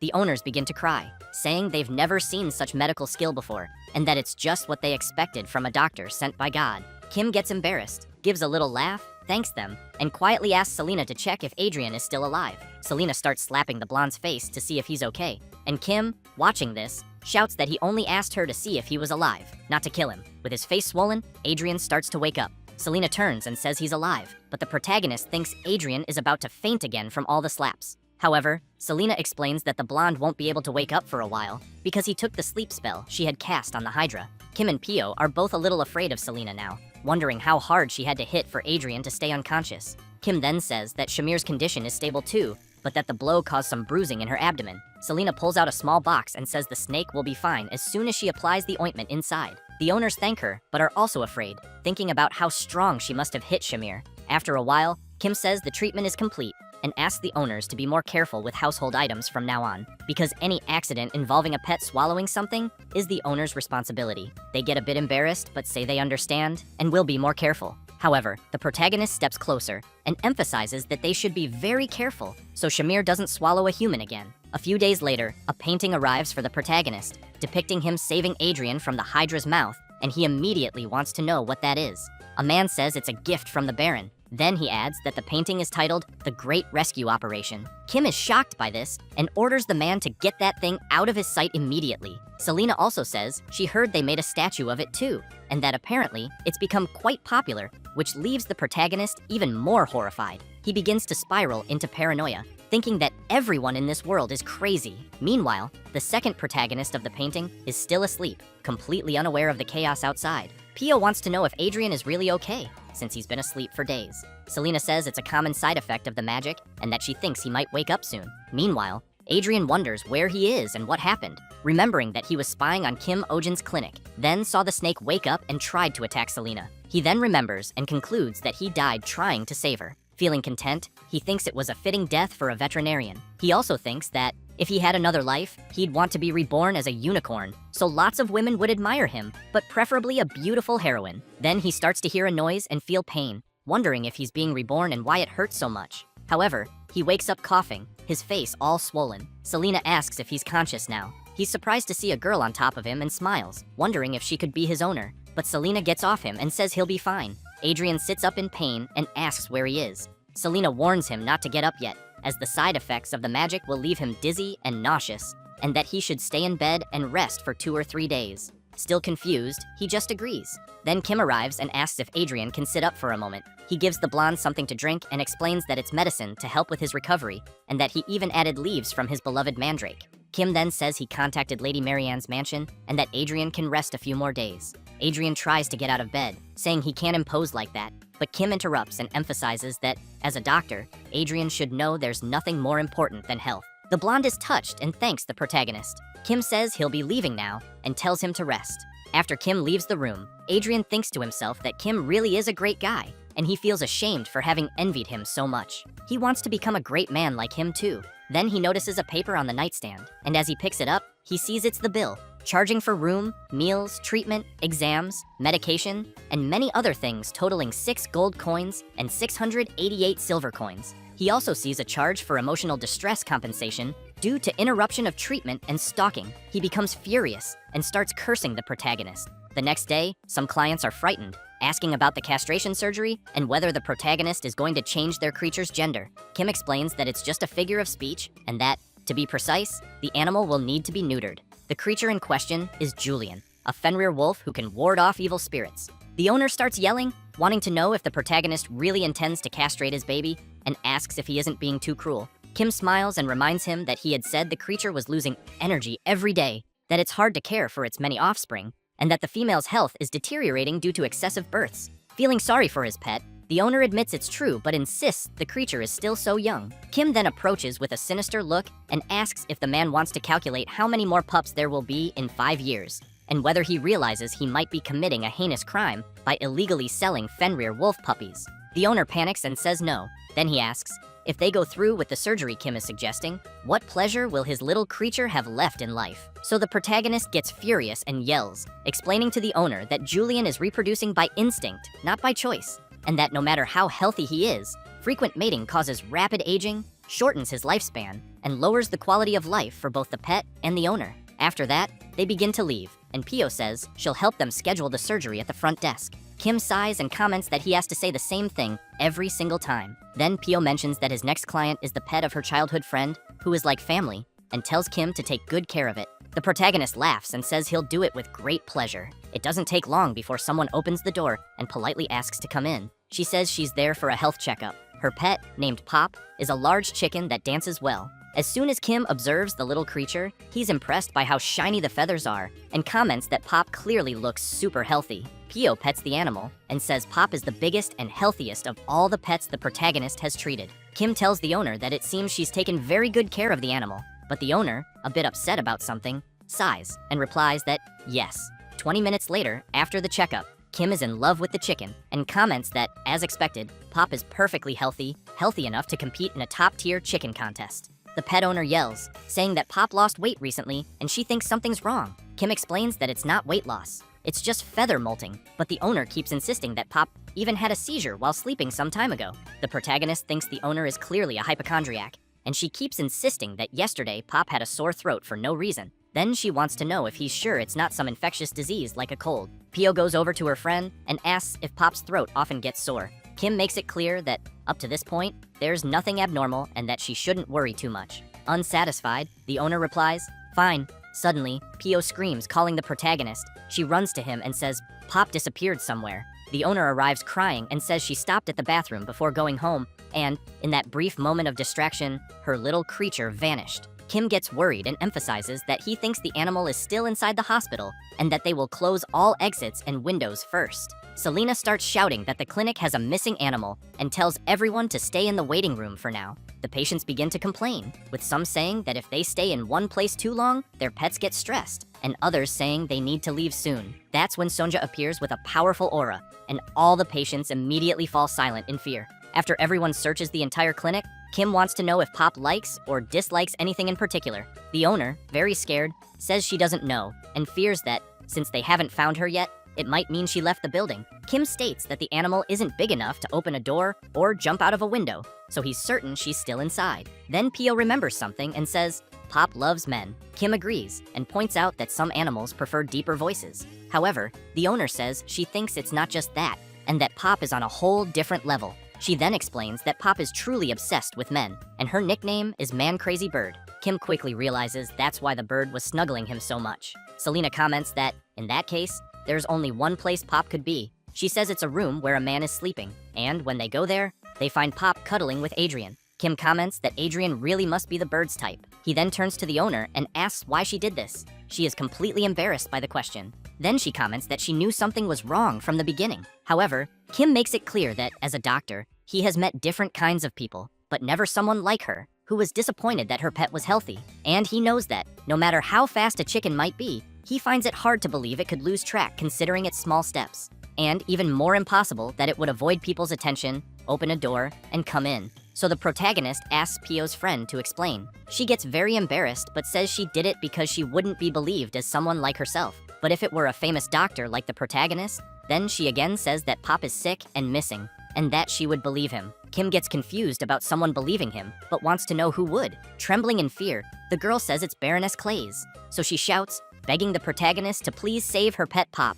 because if he tells the Baroness that it's healthy, he'll be hunted. Then she says there's going to be a hunting competition next week, and apparently, the Clays household is hosting a banquet for an important guest. And there's a rumor that Prince Theo will also attend, and that the Baroness herself said that for that meal, they would make Pop, which leaves everyone shocked, unable to believe it. Pio gets nervous and yells, wanting to know if that Baroness is crazy, and why the hell she would want to eat her friend's pet, especially since they have many other large chickens. The girl starts crying and says she heard they died of a contagious disease last year. Kim, still shocked to hear this, comments that there must be other ingredients besides chicken, and asks why that Baroness is so fixated on eating Pop. A bit embarrassed, the girl says it's because large fire chicken is good for vitality, which shocks the protagonist even more. Then Pio's friend emphasizes that among the chicken breeds, Pop's is the most famous for its exceptional fertility, and for laying many eggs, being a symbol of fertility. And that's why families with members in the main wedding city often seek them out. Kim gets even more stunned and thinks that these kinds of people are everywhere. people trying to steal others' abilities by eating them, as if that would work. Pio's friend highlights that the Baroness had her eye on Pop for a while, but now she's threatening to kick them off the farm if they don't hand Pop over. Pio starts trembling with rage and wants to know if the Baroness is really using their livelihood as leverage to take a pet that's like family to them, because if so, she can't forgive them. So the girl screams, begging the protagonist to say that Pop has a contagious disease. Then she emphasizes that with his diagnostic report, those people will have to believe it. Kim becomes a bit uncertain about it and soon says he's sorry, making it clear that he can't do that, which leaves both Pio and Selena in disbelief. But he explains that the moment someone falsifies a diagnosis, they stop being a doctor. Then he emphasizes that they become a fraud, deceiving others with the life of another being. Then he wants to know how he could treat other animals with pride again after committing fraud over someone's life like that. Suddenly, Adrian says this is all nonsense. So he wants to know if professional ethics are more important than someone's life. He also makes it clear that the calling of a doctor goes beyond a mere professional role because it's about saving lives. With that, he jumps out of bed and, looking into the protagonist's eyes, wants to know how he can still call himself a veterinarian after that. Kim says he'll assume he fakes a false diagnostic report about Pop, and that to be able to save her, he'd have to say it's a contagious disease strong enough to spread to humans. And then, at that moment, the poor animal would become a patient affected by a serious contagious disease. With that, he wants to know what would happen after that. So he makes an analogy with the close contact of the group, where the other animals that were in the same barn as Pop, what would happen to them? Therefore, he makes it clear that the barn could be shut down, and in the worst case scenario, they could even request the culling of the animals. Then he looks at Pio and her friend and wants to know if in that case, he should tell them it was all a lie. He also wants to know, and if a contagious disease breaks out somewhere else, wouldn't people accuse that family about it? Kim turns to Adrian and emphasizes that the calling of a doctor is indeed to save lives, as he says. But if a doctor makes a choice that puts hundreds, even thousands at risk to save one animal, he wants to know if that person can truly be called a good doctor. The protagonist also makes it clear that if Adrian can't understand that, then he isn't qualified to be a doctor. After Kim says and explains all of that, Pio's friend quickly lowers her head, upset, and apologizes. After leaving the clinic, Pio is with her friend and asks her not to cry, saying she believes there must be a solution. The girl, crying a lot, wants to know how she could ever win against a noble, and wonders if maybe she should just run away somewhere far with Pop. Kim and Selena arrive, saying she doesn't have to do that. Then the protagonist picks Pop up and says that he can't help her as a doctor, but he can help her as a fellow pet owner. Hearing that makes Pio and her friend really happy, so Kim asks the two of them to spread a rumor in Baroness Clay's house. Then he calls out to the person who's spying, asking them not to hide and to come out. It's Adrian, who is shocked at being discovered and wonders how Kim figured it out. The protagonist looks back and makes it clear to Adrian that he'll need him to play an important role. So sometime later, at the Baroness's house, a few women are chatting, wondering if Duke Astrid's daughter really won't be participating in the prince consort selection. And while they speculate that maybe Marianne has already found a partner, one woman just observes in silence. Then she thinks that if Lady Marianne gives up, she knows her daughter Laura will have a better chance of being selected. And looking at the other girls, she knows that when her daughter becomes the prince's consort, it'll be the end for everyone who mocked them as new money, and that the money they all looked down on so condescendingly was exactly what brought the prince to the banquet. So she keeps hoping they'll wait, because this will be the perfect chance for her dear Laura to catch the prince's attention, until someone approaches and asks to excuse himself. She turns, and while she gets a little flustered, wondering who the handsome man in front of her is, Adrian asks if it's all right with her, they could talk a bit at a more private table. Thus, while they go to a table, Adrian notices people watching him and thinks it almost feels like he is in a dream since everyone is staring at him. As soon as the two sit down to talk better, still a little embarrassed, the Baroness thinks she still cannot believe she is speaking with such a handsome man at a party. She wants to know if Adrian really graduated from the royal school and if he met some members of the royal family. He replies yes and emphasizes especially Prince Theo, since they attended at the same time and he saw him quite often. The Baroness is very impressed and immediately wants to know what kind of person Prince Theo was. Adrian says he was very sensitive to trends, but thinks he needs to update his interior design immediately. The Baroness insists on wanting to know about Prince Theo and asks another question, wanting to know if Adrian knows Prince Theo's eating habits. The blonde boy does not really understand the reason for her question, so he wants to know if she plans to serve a meal to Prince Theo. She becomes very embarrassed and does not know what to answer. Adrian comments that he understands her and emphasizes that there is nothing more worrying than serving a meal to royalty. Therefore, he wants to know if in that case he should introduce her to his regular merchant.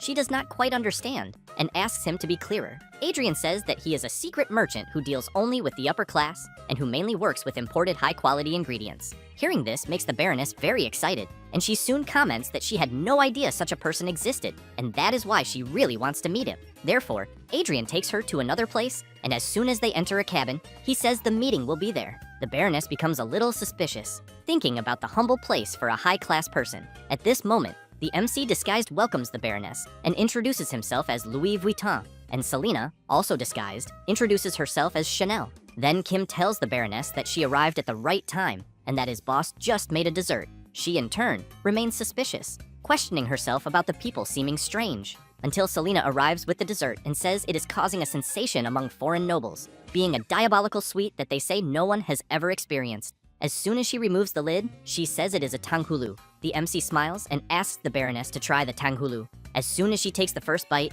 she already finds it very crunchy, and after trying a larger piece, she becomes euphoric and shouts, saying it is truly wonderful. Then she thinks the dessert is like a symphony of crunchy sugar dismantling, also being a storm of fruit juice, and that it is almost like an intense step of a sugar god dwelling on her tongue. And observing the MC and Selena, she concludes that she cannot believe such an incredible flavor exists, and that these people exist, until Adrian asks the MC to forget the sweets and show the real treasure because he heard that he recently acquired something very precious, being a magic that makes one go back in time, and that he also heard it was called the Plant of Immortality. Hearing this makes the Baroness even more curious and surprised. Kim becomes a little embarrassed and says that there is no intelligence comparable to Adrian's since he is right, but that although they cannot guarantee immortality, he can affirm that it is an ingredient for longevity.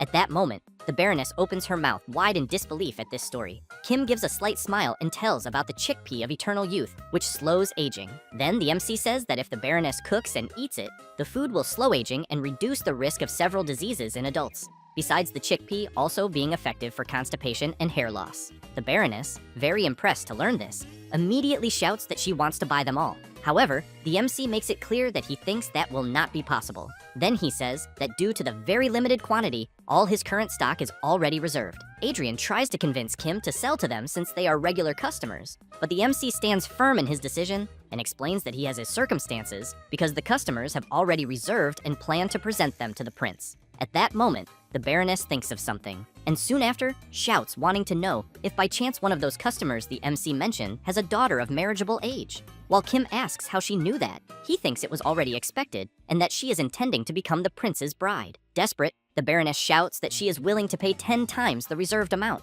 However, the MC makes it very clear to her that he does not do business just for money, and that what they truly seek is the universal truth, love for humanity and health. Selena, in turn, sick of the MC's idle talk, comments that she has much to say, but for now, will hold back. The Baroness becomes embarrassed, thinking she ended up showing her nouveau riche tendencies to such admirable people, until Adrian keeps insisting for the MC to sell a little to them, and then wants to know if it is not also a merchant's duty, in an act of love for humanity, to give the products to the people who most need them. The Baroness is quite surprised by Adrian's attitude. Kim takes a deep breath and comments that he is right, and that is why he will make a special exception and sell this time. With that, the Baroness becomes very happy to see she achieved something grand to present to Prince Theo. However, Kim calls the Baroness and says he has a small condition. Thus, he explains that the reason the grain she is taking is called chickpea is not only because it resembles a chick, but because it contains the mana of the great fire hen, the ancestor and divine beast of the great fire chicken. Then he also emphasizes that he heard those grains have a strong attachment to their own species, and therefore, those who eat these grains should not consume any animal related to chickens for a while. The Baroness is completely shocked to learn this, and, very worried, wants to know what happens if the person eats it. Kim says that all the benefits of the grain she is taking will be reversed, resulting in rapid aging, several adult diseases, constipation, and lastly, partial hair loss. The Baroness cannot believe it, and, knowing she went through so many troubles to buy them, questions herself about what she should do and whether she should ask for a refund. Until Adrian, with the same thought as the Baroness, takes a deep breath and says he went through so many troubles to buy them, and therefore wants to know what he should do. Kim says his father often asks for roasted chicken dishes, and that he always thought it was something for virility. Then he starts laughing, and Adrian emphasizes that those old men no longer know what they are doing. The Baroness becomes awkward and replies that it is fine, but wants to know if roasted chicken dishes are not a bit old-fashioned. After that, already at the MC's veterinary clinic, after he tells Pio and her friend that the plan worked, they become very happy and grateful. Kim says it was nothing and shows a custom transport box for Pop and explains that it is made with the money they received from Baroness Clays. The girl starts crying and wants to know if the MC is really going to give it. Kim says they will be in trouble if she really loses Pop. While she thanks once again, the mandrake becomes a little jealous of Pop clinging to the MC. Then, while the MC comments that if she needs help, she should call anytime, the mandrake spits directly on Pop. And while Kim wants to know if the girl would like to work there with them part-time occasionally, the atmosphere becomes tense between Pop and the mandrake, until Pop tries to eat the mandrake and everyone is in shock wanting to know what is happening. After putting Pop in the cage, the MC makes it clear to Pio's friend that when she comes to work part-time there, she is not to bring her little pet. Then Kim comments with Adrian that he will pay a fee for his help and that thanks to the performance, the plan worked and they made money. Thus, the MC hands Adrian 7 gold coins, who in turn wants to know if he will really receive that much. However, Kim emphasizes that after medical fees, lodging fees, and other expense, Adrian will be left with 312 silver coins,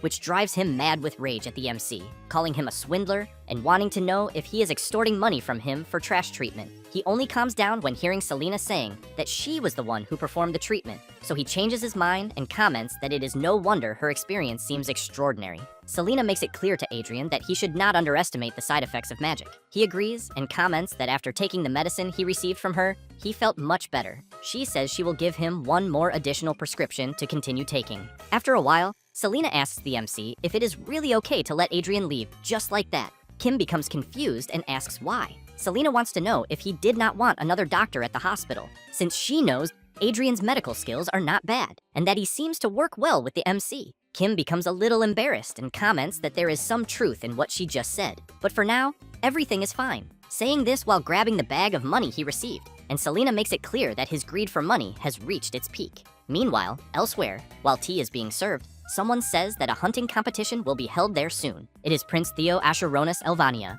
3rd Prince of the Kingdom of Elvania, who comments that he thought he would already have the monochros in his hands. Then he asks Baron Doyle what happened. He laments and says he is still looking for opportunities, but emphasizes that there is never a moment when Kim Ojin's veterinary clinic is empty. Theo makes it clear that this method of waiting for a moment with no one around is low class. Then he says that what should be done is to make them proudly present it in front of everyone. Doyle bows his head and agrees with the prince's wise words and emphasizes that he has been a fool all this time. Theo then says that the movements of the 1st and 2nd princes have been suspicious lately, since he knows that to subdue those irregulars at once, he needs the power of the monochros. Then he emphasizes that if he does not ascend to the throne, Baron Doyle will also be in a bad situation. But while speaking, a creature keeps making noise in the background. With that, he becomes furious and shouts wanting to know if Baron Doyle cannot silence his little pet. He becomes very frightened and quickly apologizes to the prince but explains that it is time for his little animal to eat. While Prince Theo tries to calmly drink his tea, the wolf keeps making noise, and the Baron's butler tries to calm the creature by telling him to try eating a cucumber, but it ends up not caring at all. Then, while someone approaches with a portion of chickpeas, the butler keeps trying to calm it by saying he will give it an apple when they arrive at the mansion later. But as soon as the wolf sees the food, it quickly jumps, and as it tries to eat, it ends up scaring the man who was bringing the chickpeas. With that, Prince Theo is astonished to see his food thrown into the air, and as soon as he sees Baron Doyle's wolf eating the chickpeas, he begins to tremble with rage. Thus, he goes to the Baron and asks him to leave immediately. Back at the MC's veterinary clinic, Pio is telling the client that the Fenrir surgery was completed, but emphasizes that many accidents occur when they fall after waking up from anesthesia, and therefore asks the client to please watch the little animal carefully for a while. The old man is happy and begins to cry upon learning that his baby will be fine. Kim asks the man to return next week to remove the stitches. Having said that, he calls the next patient. It is Pio's friend with her little pet. Kim is surprised to see her, but wants to know what happened with Pop this time. As soon as they place the animal on the examination table, Turna says that it is not Pop, but rather her younger brother, Cheap. Kim comments that then it is no wonder he is not clinging to her neck.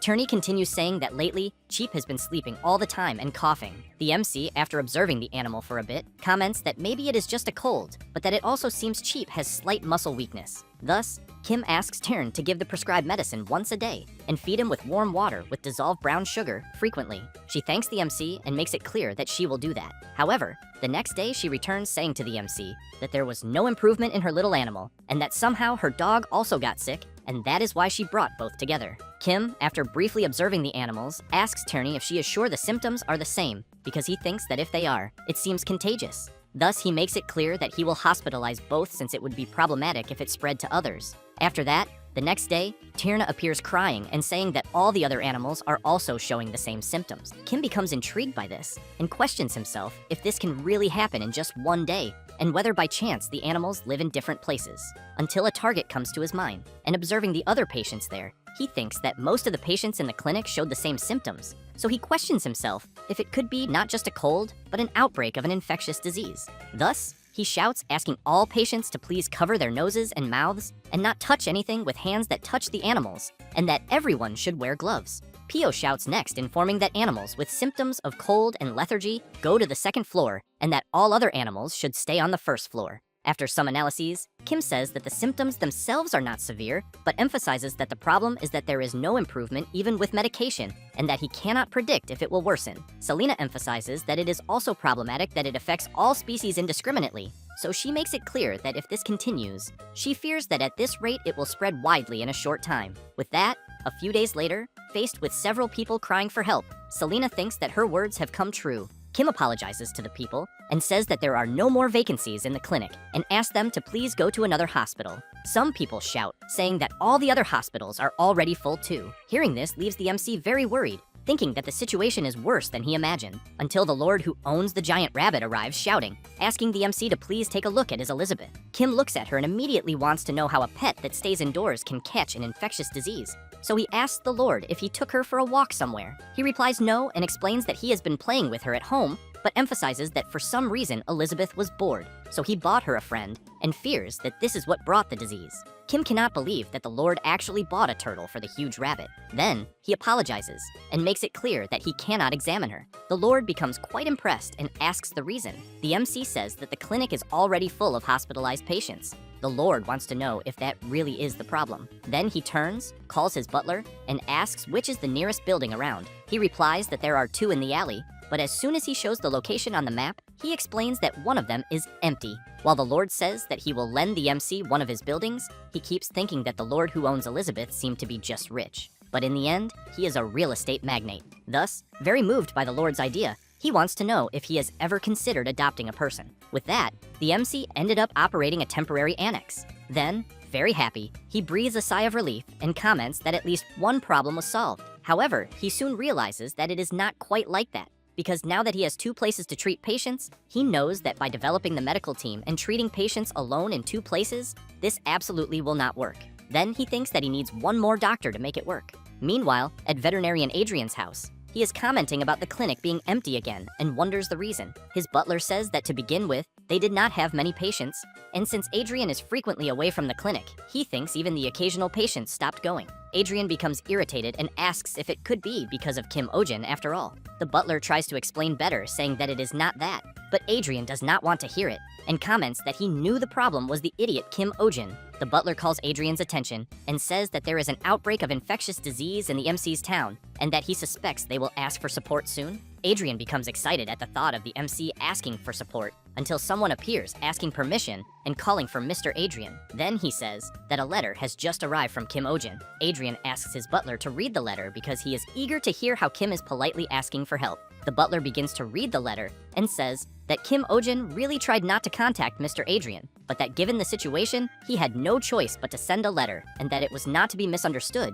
because he was also irritated, but that he knew that in any case, Adrian had no patience after all. Adrian cannot believe what the MC sent in the letter, but the butler continues saying what Kim Ojin wrote, in which he asks Adrian to bring all spare medicines and medical equipment he has, and that he could pay about 2 gold coins per hour, and that depending on Adrian's performance, there may be a performance bonus, or there may not. While Adrian becomes furious, tearing up the letter and saying that this is how that bastard makes a request for help, the butler warns that there is one more page to read. Then he says that the MC is saying that Selena is suffering from overwork. As soon as he hears that, Adrian quickly prepares himself and makes it clear to his butler that he will not be able to return for a while. The butler wants to know how long Mr. Adrian will be away. He turns around and with a smile emphasizes that he will be away until the war against the epidemic ends, because where there is disease is where a doctor should be. The butler cannot believe his master's words, but only comments that he understands. After that, and back at the MC's clinic, the first epidemic in another world began. And Pio says that he will explain the epidemic guidelines, which are for everyone present to isolate any animal that shows symptoms, and for everyone to avoid going out if possible. Turn is asking some patience when the animal's coughing symptoms started. And, after 12 hours of continuous work, Adrian is informing a patient that the little animal's throat is very swollen, but fortunately, it is not the epidemic. And as soon as they reach 26 hours of work, the drug tests begin. Kim, with his 18 hours of continuous work, is exhausted, as is the whole team from endless overtime, until someone brings Max to the clinic. The MC begins to observe him and is upset to see him in such a state. Mr. Schwein says that he has 2 more and that, somehow, he ended up taking care of the hunting dogs. The old man emphasizes that they should participate in the next hunting competition. Along with Max are Silva, a Draco dog with speed characteristics, and Mir, a very shy dog. Schwein takes a deep breath and laments that the hunting competition is approaching, precisely when the epidemic began. Turney warns Kim that the hospitalization ward is already full, but he replies that it is fine because they will open more spaces. Then he comments that they are still working to find a treatment, but assures that everyone there will do their best and that Mr. Schwein should wait a little longer. With few alternatives at the moment, he replies that it is fine and thanks the MC. After that, in a ward crowded with animals, Adrian wants to know why they keep accepting patients since he knows they have exceeded the limit that he and the MC can handle. Kim comments that somehow they need to try to do what they can, until Pio appears saying that some owners are beginning to want their pets discharged, and that they say that if it is just a little cough, it should not be a big problem for daily life. The MC emphasizes that this may be true for humans, but makes it clear that they cannot send them back like that. Then he wants to know what if Mr. Schwein's hunting dogs can no longer hunt, because he knows that the abandonment of animals when they lose their identities happens more often than everyone imagines. Pio and Adrian are quite surprised to hear this, but the MC continues saying that Mr. Schwein is a good person, and that therefore he probably would not do that. But they do not know about other dog owners, but that this does not apply only to hunting dogs, but to all animals. Besides, the longer the animals stay sick, the more it disrupts daily life, and then people will not want to reduce their dependence, and voiceless lives are often easily ignored. After that, night falls, and Kim is thinking that he tried to create antibiotics using the power of the dragon necklace, but that for some reason they all failed. So he thinks that in the end, the necklace is not omnipotent, until Selena approaches asking the MC to stop doing that, because she knows that excessive use of the dragon's power necklace can strain his heart. Then she emphasizes that being empathetic will not solve anything since the epidemic seems to have more complex reasons. Close to entering a state of madness from not sleeping due to the workload, Kim wants to know if it is that mana problem again, because he thinks that maybe he should try to learn to use magic, and that he should also study alternative medicine. Selena wants to know how long he has not slept. Kim says it has been exactly 3 days in a row, but while he was going to say that he is still fine, Selena hits him on the head and puts him to sleep in bed. 5 hours later, he wakes up startled, wanting to know where he is and who he is. Turn is glad to see that he woke up and brings him some things to eat and regain his strength. Kim is quite impressed to see freshly fried eggs and bacon. Turney says that it was Pop herself who laid the egg and that he knows it is not fertilized, but that it is full of nutrients. Kim is a little reluctant to eat after knowing that, but changes the subject and wants to know where Pop is. Turney says that she is at her house, and the MC asks why. A little embarrassed, she replies that it is because Pop did not catch the epidemic. Kim is very confused and asks if she is saying that only Pop did not catch it among all the animals in her house. Turney replies yes, and explains that she thinks it is because Pop is healthier than the others, then emphasizes that Sionja did not catch it either. Kim starts thinking about his monoceros, and wonders why he did not realize this until now, and if by any chance Sionja is really fine in a clinic full of patients. Then he begins to think about Pop and Sionja together, and wonders what the common point between the two is, whether it could be diet, preferences, blood type, or even luck.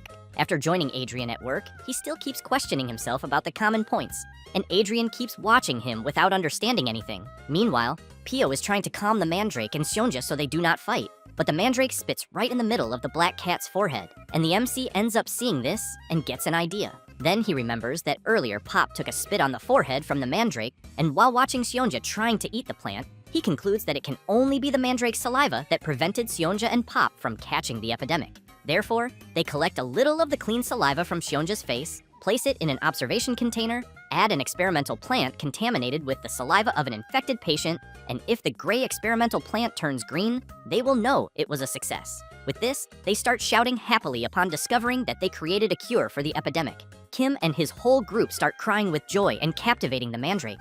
But while the plant remains suspicious, Kim emphasizes that the problem will be mass production, since he knows that even if it is saliva, it is still plant sap. Selena wants to know if they could squeeze the mandrake, but the MC emphasizes that this is very inhumane. However, Selena goes to prepare something while considering the possibility of diluting the saliva in water, and, as soon as she finishes the preparation, places the glass near the mandrake, which only keeps looking suspiciously. The plant begins to smell the straw, and, as soon as it starts drinking, it falls in love, and while it keeps drinking, Selena tries to take advantage of the distraction to grab one of the leaves. Then, she squeezes the leaf, and soon sap begins to drip. Kim is very impressed to see how much they managed to collect in an instant. Then, he wants to know what the hell Selena gave the mandrake. She says that she mixed water with sugar that the mandrake likes, with a nutritional solution used to grow herbs, and, in the end, added a diuretic. Both Adrian and the MC keep observing the suspicious yellow color of the liquid in the container and begin to imagine that it can only be what they are thinking, since Selena said she added a diuretic to the mixture. However, Kim does not care, and while preparing something, comments that medicine is medicine and that he will start making the cure immediately. The next day, Pio is happy to see that Max's cough stopped and that his strength returned. Kim is glad to know this, and, while petting the dog, comments that Max did well to overcome the epidemic. And, after a while, the MC is applying the cure to one of the patient's animals, and, as soon as he finishes, asks Pio if it was the last vaccination. She replies yes. Kim comments that then he will just write the dosage prescription, until at that moment, someone starts knocking hard on the door. It is Baron Doyle and his henchmen, shouting that they are there to arrest the MC. The people outside hear this and are worried about Kim and wonder what is going on. The MC appears at the door and, trying to hide his nervousness at seeing who is there, starts laughing and asks what they are doing there. The Baron comments that it has been a while since they met, but then shouts that they will be arresting him for deliberately spreading an animal epidemic and pocketing fees for unfair treatment. Kim laughs and asks the Baron on what grounds he is accusing him. Doyle shouts, asking the MC not to try to get away with this. Next, he wants to know if the MC had not said with his own mouth that the demon's messenger, Sionya, would spread the epidemic.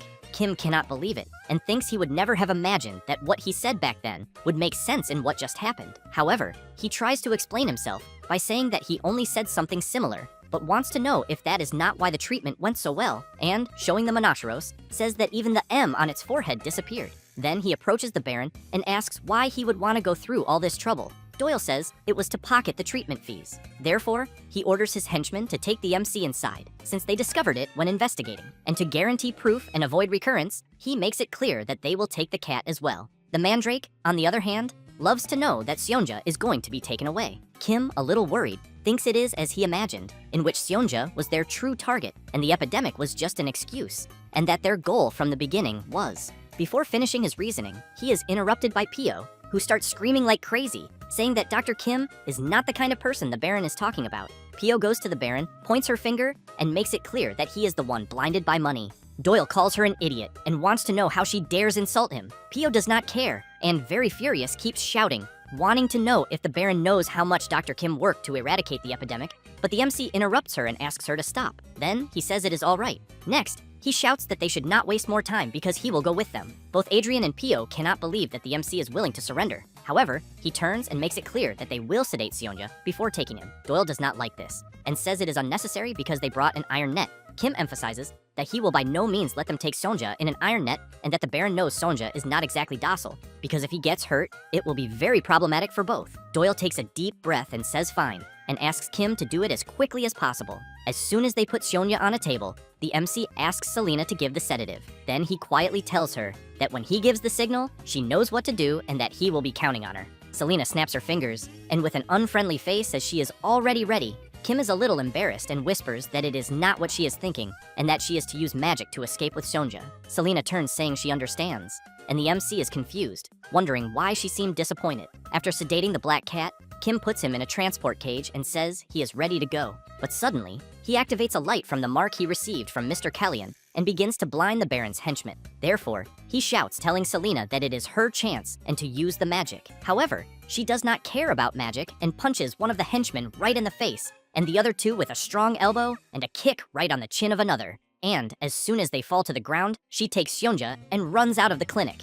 Doyle is furious and shouts, ordering his henchmen to go after her because the cat is more important than the MC. Kim says that the true face of the Baron is being revealed. Doyle goes crazy with rage, grabs the MC, and calls him scum, making it clear that he will not let him escape this. Then he asks his henchmen to destroy everything there. Pio stands in front of them and shouts that she will not let that happen. She says that the clinic is where they care for patients, and that she will not forgive them if they damage the place. One of the henchmen, very irritated, wants to know what she will do to stop it. However, Adrian stands in front of Pio and asks the henchman to stop what he is doing right now and, with a sinister look, makes it clear that if he dares lay a hand on a child, he will not let him go unpunished. Kim thinks that Adrian could have done this before. Therefore, the Baron says that there are many eyes there and orders his henchmen to just take the MC. Pio is worried, but Kim says it is all right and that he will be back soon. Then he makes it clear to her and Adrian that he is counting on them to take care of the clinic while he is away. Next, the MC keeps thinking about Selena and hopes that she takes good care of Sonia.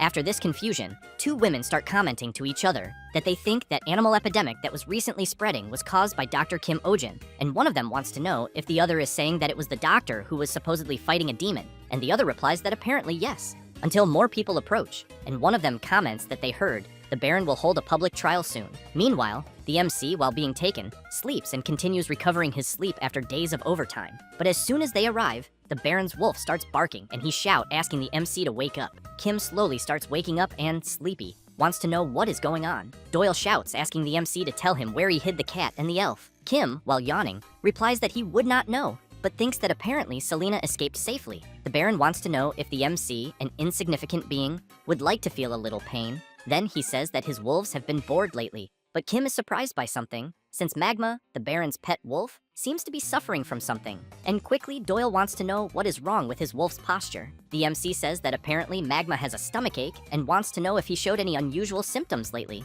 Doyle agrees with Kim and says that his little animal had not been feeling well since early. Kim wants to know if the Baron can be more specific about how the wolf is unwell. Doyle says that Magma is lethargic and that there was blood in his urine. At that moment, as soon as the MC hears this, he shouts, saying that he needs to examine the animal immediately. However, the wolf does not like Kim's approach and starts growling at him. But the MC tries to calm him down, saying that it will be just a quick look. And so he calms the creature, and after touching its body, discovers that it is a hernia. Therefore, he wants to know how the Baron did not notice this. Then he turns and makes it clear that he needs to operate as soon as possible, because he thinks that Magma's life will be in danger if they do not do this. The Baron is very scared, not believing that his little pet is in danger. After a while, outside the Baron's castle, someone is lurking. It is Selena and Shonya with his grown horn. She asks Yonja to calm down because she is sure Kim is safe. Meanwhile, inside the castle, the MC is shouting, asking to take Magma to a clean room immediately and to prepare the listed tools and medicines because the surgery will begin. While Kim completes the anesthesia and disinfection, Doyle is apprehensive, waiting for the surgery to end. The MC continues doing his work while the Baron's henchmen assist him with the tools. However, one of them asks Doyle to wear one of the aprons they are using. He is a bit reluctant about it since he knows it is a maid's apron, but his henchman explains that the MC said it is to prevent infection. Then Kim asks to check Magma's temperature and to prepare the administration of more anesthetic in 5 minutes. While Magma remains sedated by the anesthesia, the MC asks one of the henchmen to sterilize the forceps used. Doyle continues worried about his pet until the MC shouts, asking to close the door because the wind is coming in. They quickly close the door. Outside, a man wants to know if they can really trust the MC, and another stresses that he probably doesn't have good feelings towards them. Then he emphasizes that he has never heard of the disease called hernia that he mentioned. Doyle comments that it is not like that, and leaves the man confused, trying to understand what the Baron is trying to say. Then he turns, and, looking at a portrait on the wall, says that Magma's mother died with the same symptoms, so he wonders if his pet is suffering from the same disease. He thinks this while staring at the portrait of Angela, Magma's mother. After a while, on a table, there are several papers, and the Baron wants to know what it is. One of his butlers says they are petitions. He also says that all the petitions are requests to release Mr. Kim. Doyle can hardly believe the number of requests. Then the man says that one of the petitions is from Lady Marianne Astrid. Doyle wants to know if by any chance it is that stubborn young lady from the Astrid family. As soon as he starts reading the petition, he realizes that she is saying Lady Marianne will denounce them to His Majesty the King for false accusations if they don't release Kim Ojin immediately. At that moment, The henchman who is assisting the MC in the surgery opens the door and says they are finished. The Baron immediately runs out shouting for magma. His henchman says the surgery was a success, and that the MC said to give medication for a week and then remove the stitches. Doyle thanks God that his baby is fine, but then remembers something and sees the MC sleeping deeply. The henchman comments that Kim said he had not been able to sleep recently because of the epidemic, but he wants to know if they should already take him back to prison immediately. Kim starts drooling from so much sleep. Doyle sees this and comments that there is no need to put the shackles back on. After a while, the night goes by, and the MC, while still sleeping, begins to dream and questions where he is. And as soon as he hears voices, he also wants to know if they could be from his mother and father. Then he understands that he is at his parents' house. And while he sees his mother commenting that she thinks her son's clinic is in trouble again, the MC realizes that it is a dream, until his father sighs deeply and comments that they had told their son to go to medical school, but he didn't listen. Then the scene changes, and a creature walks slowly. Kim wonders if it could be a cat or a lion, and, while being licked, he asks himself if it might be an animal he treated. Hugged warmly by a Monacaros, he feels warm and pleasant. Meanwhile, Prince Theo is furious, wanting to know if the Baron really lost the Monacaros again. Doyle says that apparently the creature was delivered to the Order Etherion. The prince is very surprised and immediately wants to know what the Baron is talking about. He says that the elf named Selena, who was with Kim Ojin, seems to have been an agent of the Order Etherion, and that there is also a report of her encounter with a suspicious group of elves. Theo doesn't like knowing this, and shouts that the Baron can't do anything right. He lowers his head and says that he is very sorry and asks for the deepest apologies. Then he wants to know if they can release Kim Ojin. Theo wants to know what he means, and Doyle says they are in a difficult position because of the constant complaints, and that it is not only the commoners,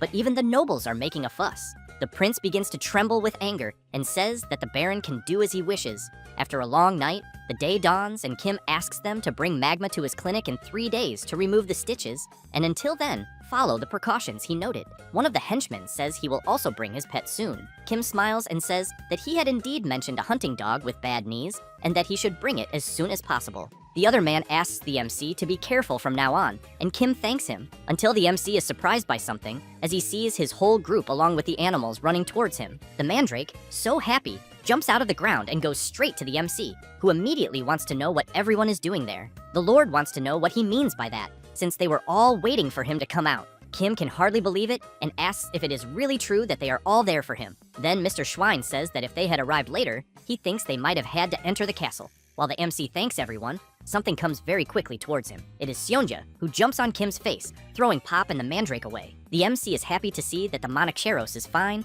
and soon sees Selena fine too. Then Kim tells Seonja that he saw someone who looked like him in his dream the previous night. Pio asks if it was really in a dream. Kim replies yes, and surrounded by his pets, explains that it was a dream where he thought being a veterinarian was the right choice. From the top of the castle, someone is watching the MC's group, and someone asks the Baron if they will really let him go. Doyle does not answer, but his butler says that he also saw that thing in Kim Ojin's cell the day before, and on that day, they were very surprised, just like Seonja, who quickly ran away as soon as he was seen by the humans. The Baron's butler, very surprised, continues saying that he is sure the thing they saw that day had a horn and disappeared in an instant, but that it clearly was not a common animal. However, Doyle turns and says that he has no idea what his butler is talking about, so he wants to know what really was in Kim Ojin's cell. The man cannot believe that the Baron is pretending not to understand. Doyle makes it clear that they did not see anything that day, and then thinks that Kim Ojin won. With that, a few days pass, and the Baron is extremely furious when he sees the bill for magma surgery, and shouts, wanting to know what ridiculous amount the MC charged. Then, thinking about him, he concludes that he really cannot forgive him. Meanwhile, at the clinic, someone is saying good morning to Miss Selena, and Kim wants to know why the guy is there again. It is Adrian, who arrives saying that he brought the herbs Selena had mentioned before. She comments that it must have been difficult for him to find that in this season. Adrian says that there is nothing he cannot obtain for her, so Selena gives him a list. She begins to observe the herbs that Adrian brought and sees that there is Sprincia, Morning Dew, and even Gentria seeds. And while she comments that they are all in excellent condition, especially the Sprincia, something jumps onto Adrian's hand and quickly leaps somewhere else. He is startled, commenting to the little creature that it is not food, but a precious medicine. However, as soon as he reaches out to grab the herb, he ends up getting bitten, and then receives an attack right in the middle of his face. Then he becomes furious and shouts, saying that he heard that pets look like their owners, and that, as expected, all the creatures Kim raises have bad behavior, but Selena makes it clear that Bloop is her child, which makes Adrian a little embarrassed, commenting that it is no wonder the little creature has such a sharp eye for herbs. However,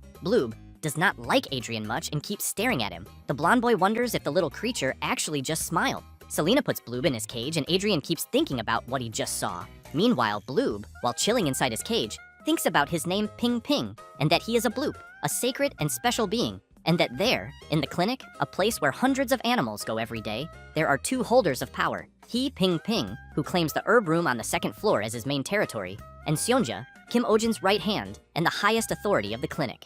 Well, he thinks at least superficially, since he knows that certainly Seonja is physically stronger. However, no matter how strong Seonja is, he knows that he cannot mess with him carelessly because of the division core inside his forehead, since the moment someone annoys him, he multiplies exponentially and causes calamity. Then he thinks that when they first met, Seonja instinctively felt the danger and immediately attacked him, but quickly revealed his power and made everyone tremble in fear. However, he knows that after that he was welcomed by Selena, the true power there, and began to appreciate life as one of the two authorities along with Seonja. After that moment of reflection, someone is shouting for help. A patient arrives saying that his son was run over by a carriage and his little creature is not breathing. The other patients in the clinic are surprised, wanting to know if the person did not arrive too late. Kim, as soon as he observes the little creature, realizes that the airways are clear, so he calls Pio and asks her to time at 1-minute intervals and inform him. Therefore, the MC starts doing chest compressions, followed by mouth to mouth, and as soon as he goes back to doing chest compressions again, the people around want to know what the doctor is doing, since they have never seen anything like that before,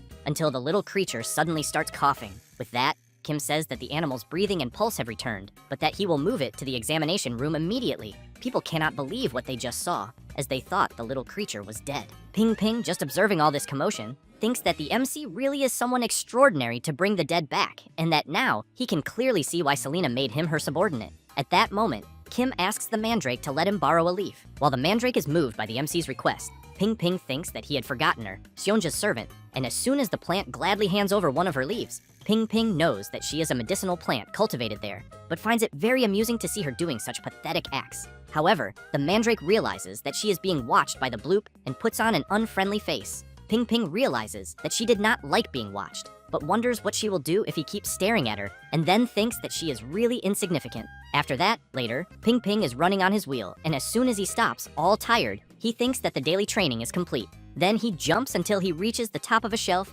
and knows that there is his stronghold, and that it is a tribute to Kim Ojin, offered as a sign of loyalty, since it has a view of the entire interior of the clinic, being located in the best place, with the most comfortable temperature and humidity. However, he is extremely shocked because the place he most desires is destroyed. Then he begins to wonder who dares to commit such an atrocity, but it doesn't take long for him to notice something, and he sees the mandrake laughing suspiciously while holding on to the top of the window. Thus, he becomes furious and really wants to know how she dares to do this, since he has in mind that after receiving several awards for recent development of medicines, she became able to move freely outside the pot. Therefore, still very furious, he thinks that just because she learned to take a few steps with her pathetic legs, she thinks she forgot her place and dares to challenge him. Then, while jumping, he thinks that he will immediately establish who is in charge there. He then tries to land a kick on her, but the mandrake defends the attack and throws Ping Ping back. He does not like this very much, because he knows that thanks to medicinal herbs, not only did the plant's body grow, but also its durability improved a lot.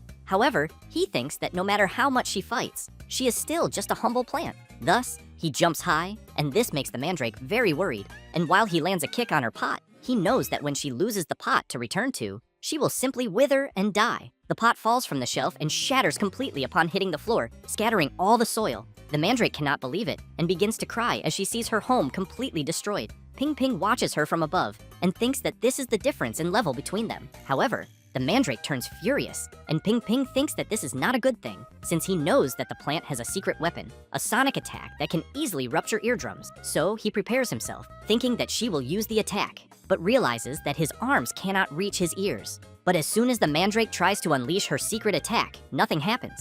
Thus, Ping Ping starts laughing and thinks that she not only lost the pot, but also her voice. And while he keeps laughing, the mandrake panics, unable to believe it, until the MC opens the door and, a little sleepy, wants to know what is happening there and ends up seeing the mandrake on the floor with a crying face. Kim picks her up and realizes that her pot broke, then begins consoling her, saying that everything will be fine, until something comes to his mind, and looking at the plant, he comments that he understands. That said, he says that it is already time to replant her, since he has in mind that the mandrake, which recently received quite a bit of super growth serum, had its height increased by an incredible 1.5 times. Therefore, the MC takes a new pot and says he had prepared it, a new spacious home. Then he says that the inside was carefully filled with layers of top quality soil, and that to finish, he used a premium organic nutrient service. Kim gets excited, claps his hands, and congratulates the mandrake on the new home. However, he sees that she is very weak and discouraged, and immediately wants to know why she is like that. He tries to play with her, but the mandrake is very frail. The MC wants to know if she didn't like the new home. Selena notices this and decides to pull one of the plant's leaves, which makes the MC quite scared, wanting to know what Selena is doing. Kim immediately prepares for the mandrake's scream, who in turn gets irritated for having one of her leaves pulled out without permission. But when she tries to scream, nothing happens. And while the plant feels embarrassed for not being able to scream, Kim says that apparently, she going out of the pot so often lately made her lose her voice.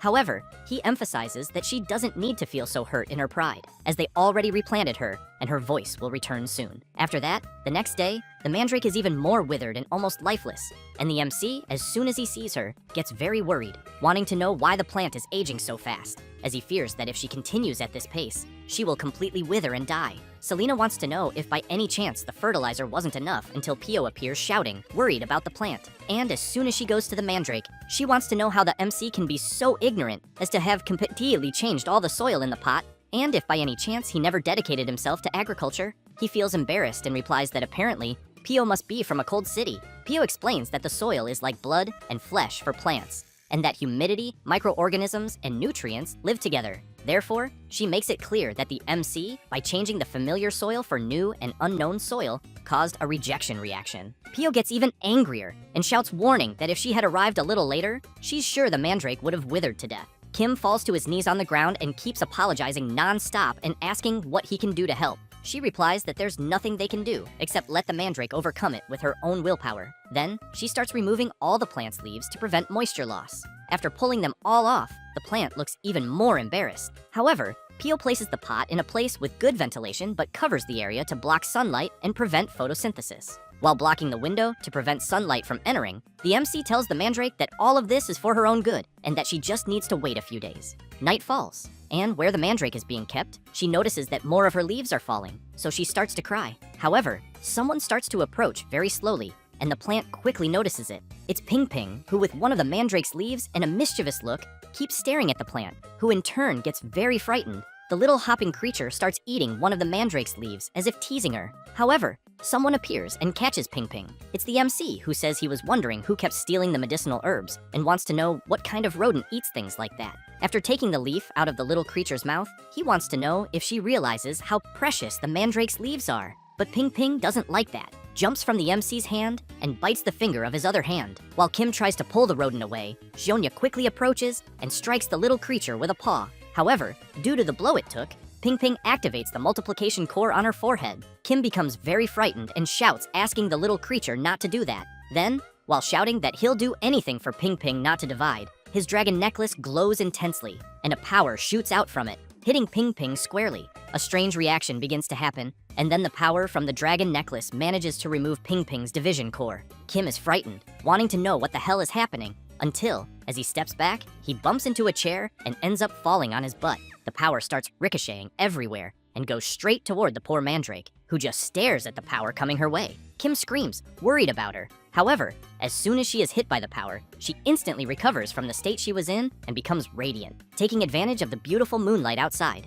the plant makes a little scene, which leaves both Ping Ping and the MC wondering what the hell the plant is doing. The next day, after Selena observes a bit of what happened the previous night, she says that it's a normal plant cell division. Then she explains that the energy from Ping Ping's division core came into contact with the mandrake, causing abnormal cell division, and that's why her body instantly recovered and became even stronger. Pio is happy to know that the plant will be fine in the end. Meanwhile, Selena looks at Ping Ping, picks him up in the cage, and asks the little creature not to be sad because his core is safe. And while giving him one of the mandrake's leaves to eat, she points out that he'll recover soon once he regains his energy. Then Selena becomes intrigued by something and, thinking about her master, reflects that, as expected, the division core he created is truly excellent. Next, Pio says there's a scary ghost story in the Western Forest known as the Tale of the Legless Beauty, and that, although she appears to be a beautiful woman with long hair, in reality, they say she's a man-eating monster with vicious teeth. Without hind legs, she crawls on her front limbs, appearing when she hears a baby crying. And some even say she's the vengeful spirit of a yokai who went mad after losing her child. Kim grabs Seonja tightly and, terrified, asks Pio to stop, saying she should say something that makes sense. She insists it's true. Kim says that no one has seen her, so he thinks it's a lie. But Selena says she has seen this woman in the forest. The MC becomes even more scared, wanting to know if she's joking, and Selena says she saw her in the western forest the previous week. Then she explains that there were traces of something crawling on its front limbs all over the place, and that thanks to that, there were fewer people around, so she could gather herbs comfortably. Then Kim becomes even more frightened when he hears a strange sound, and on the other side of the door, the sound grows even louder. Both Pio and the MC are terrified, and Selena comments that it seems like someone is there. But as soon as they open the door, they see the dog Max with something in his mouth. Kim starts petting him and wants to know what he's holding. As soon as he takes it, he realizes it's a piece of Mr. Schwein's clothing and wonders if something happened to him. However, he soon runs after him with Max. And as soon as they find him, Schwein wants to know what the MC wants. Kim sighs in relief and says he found a piece of his clothing in Max's mouth and thought something had happened. Schwein explains that it's just a comfort item for the dog, and the MC gets annoyed for worrying for nothing. The old man also says he thinks Max was bored because he's been very busy lately. Kim wants to know if Schwein is working that late at night, and he says there's a situation going on, asking if the MC can see the net on the tree in front. He replies that he can. Schwein says there's a kitten trapped inside the net, and Kim becomes confused, asking the old man to be clearer. He explains that recently, hunters have been getting close to the western forest and have set up nets like that everywhere, and that young animals keep getting caught. Kim thinks that even in this world he's currently in, there are still those bastards. Then they go to where the kitten is trapped, and Mr. Schwein says that the net is hanging very high and that he can't pull it down. So he says he'll be back soon with a stick. Kim says he understands and that he is worried about the kitten's health. Then he notices something strange and, seeing some marks on the tree, wants to know what they are. Schwein is impressed and says he thinks they're scratches, as if something had clawed at it. Kim looks to the side and sees some footprints around the tree, commenting that they're quite peculiar, almost as if an animal with only front paws had been crawling. He says this while thinking about the monster Pio mentioned. Then he wants to know why the old man is suddenly making crying sounds, so he tells him not to joke about it, because he really hates that kind of thing. Schwein starts sweating nervously and replies that he's not making any sound. At that moment, a creature with sharp teeth approaches and begins moving toward them. Both the old man and the MC get scared and scream, saying that the legless monster has arrived. However, as the creature gets closer, they see that it's not the monster the MC was imagining. Then he realizes it's just a fox, and that apparently the animal injured its hind legs, which is why the footprints were dragged. Then, from inside the net, the creatures trapped there begin to make noise, and the fox reacts to it, quickly trying to climb the tree with her claws. Kim notices that the creature is reacting to the kitten's cries. The fox tirelessly continues trying to climb the tree, and the little animals trapped in the net start moving, causing the net to sway from side to side. Kim comments that at this rate they're going to fall, and it doesn't take long for the net to come loose. The MC prepares himself and jumps, grabbing the net with the little animals inside. As soon as he sees they're safe, he feels relieved. However, he notices something and sees that it's not just a kitten there. There's also a fox cub that already seems to be dead. At that moment, the fox appears behind the MC with bloodshot eyes, and he turns around, very worried. Seeing the furious creature, he thinks he let his guard down, but a vial is thrown and hits the fox, spilling something over her. Kim realizes it's a tranquilizer that quickly knocks the fox to the ground. The MC sees it was Selena's doing, and she wants to know if he's hurt. He is very happy to see her and thanks her several times, but wants to know what she's doing there. Selena says she was curious about the creature they mentioned earlier, but in the end, it was just a celestial fox, which is known for having a cry that resembles a woman's voice. Kim wastes no time and quickly starts treating the creature, since she's in bad shape with many wounds. When he touches one of the fox's paws, he sees there are also bullet wounds on the hind legs, and thinks that's why the creature was only using the front ones. Selena comments that apparently the fox gave birth recently since her teats are swollen, but there are slight traces of nursing, suggesting she hasn't been feeding her young for a while. Kim becomes intrigued and wonders if the fox cub that was caught in the net was her child. The night before, in the middle of the forest, someone stood before a fox cub complaining that it would be better if it were an adult fox. The other hunter says that even so, he thinks a white fox is rare, so it must fetch a good price. Then one of them notices something, and the mother fox of the fallen cub appears. She quickly charges at one of them, who becomes very frightened, but several shots are fired. One of them, badly injured, says he thinks he got lucky and tells his friend to get out of there. The fox returns to her cubs, and one of the little creatures becomes very alert upon noticing that its mother has returned. However, her hind legs are completely injured from the gunshots she took. But even so, she doesn't stop from picking up her cub to take him away. Once they reach a safe place, she places her cub on the ground, and he begins to nurse. The fox feels happy to see that her cub turned out fine in the end. However, as the night went on, because of her injuries, the fox ended up falling asleep. From the bushes, a kitten emerged, and the fox cub went up to it, and the two began playing together, until the fox cub stepped on a trap that instantly caught them both. Because of the noise the little creatures made, the fox woke up. The cubs, while trapped in the net, kept making noise, and the fox started sniffing around to find where her cub was. Then she heard him making noise and realized he was trapped high up in a tree. The fox, remembering what happened the previous night, wakes up startled and immediately prepares her claws. But the MC grabs her and asks her to calm down. However, she bites his arm, but soon calms down because the MC just applied a sedative to her. He tells her to stop moving, or her wounds will open again. The fox ends up falling asleep due to the sedative, and Kim asks her to rest a little longer. Later, something starts making a huge noise in the clinic, and the patients get scared, wanting to know what's happening. Seonja is irritated, and Pio asks him to calm down. Then she puts him, the mandrake, and Ping Ping outside, and makes it clear to the little creatures that they can't be there at the moment. Kim, a bit intrigued, comments that it's been more than 3 days since the fox was admitted, but she still gets furious every time she opens her eyes. He also has in mind that she's developing tolerance to the sedatives. Pio wants to know if the fox doesn't realize her cub is dead, thinking that maybe that's why she keeps looking for him. Kim replies that no, and that he thinks she must already know because the cub seemed to have been dead for at least 3 to 4 days. And if she had been there the whole time, she would have noticed at some point that the cub's crying had stopped. Then he notices that the stitches have burst open again and emphasizes that it almost seems like the fox is refusing to heal, since he knows that trauma also exists in animals. Trapped in memories of pain and anger, they attack themselves and the world endlessly, just like the monsters in the ghost stories of the Western Forest. Kim asks Pio if the kitten they rescued is also doing well. She replies that yes, and points out that he has improved a lot after receiving intravenous serum, but still thinks that because he's just a baby, they'll need to keep a close eye on him. The MC asks Pio to pay attention to maintaining the little creature's body temperature and not to get close to the fox's cage. As soon as Pio sees the kitten trembling, she picks up the bottle and realizes the water has cooled, then says she'll replace it quickly with warm water. As soon as Pio leaves the room, the kitten wakes up and sees the fox in the other cage. After Pio returns, she feels a bit embarrassed but apologizes to the kitten and says she was delayed warming the new water. However, she sees that the cage is empty and the door is open, so she gets worried and starts shouting, wanting to know where the little creature went, until she sees that the kitten went into the fox's cage and is nursing. So she starts shouting for the MC, who at that moment was attending to another animal. Pio says that the kitten went into the fox's cage, and he becomes very surprised. Then he thinks that this is really bad, since he knows that in the fox's current state, she would definitely kill the little creature. Meanwhile, the kitten is calmly nursing from the fox until she begins to wake up, and the MC rushes at full speed to the room where they are being observed. At that moment, the fox fully wakes up with an unfriendly look, but the kitten continues nursing peacefully. Then the MC bursts through the door, very worried,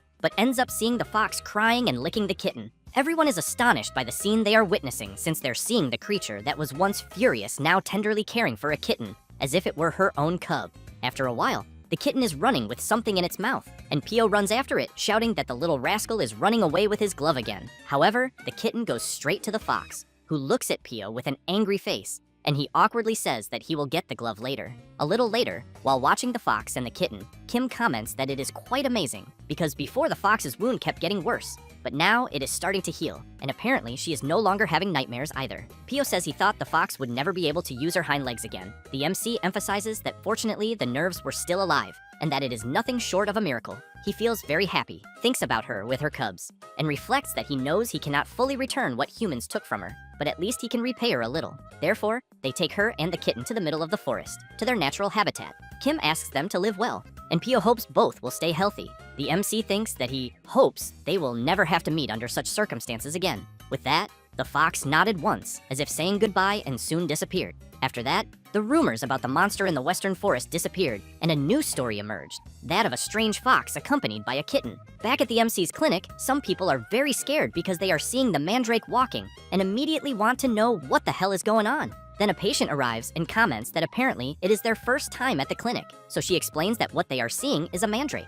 She then says she heard that it is like the guardian spirit of the clinic. However, a guy interrupts and makes it clear that she doesn't know what she is saying, because as far as he knows, that clinic has a different guardian spirit. A little girl says she heard that there is a very scary cat there, and that even fierce animals don't dare move in front of the cat. The mandrake keeps listening to people talk about Sonya, and doesn't like it one bit. Then it goes to where his food and water are, grabs the bowl, and throws it high into the air. While striking a proud pose, people want to know how it dares to knock over the food bowl of the true boss there. The mandrake feels embarrassed and doesn't notice something that just arrived behind it. And as soon as it turns around, it gets very scared because it sees Seonya glaring at it angrily. The plant prepares to release its scream, and Seonya takes a deep breath. However, he starts coughing like crazy, almost as if he had swallowed a ball of yarn. People get worried, wanting to know what suddenly happened to the cat. Seonya coughs so much that he ends up vomiting, and the vomit hits the mandrake squarely, while the plant lies knocked out on the ground. People wonder if the cat really vomited.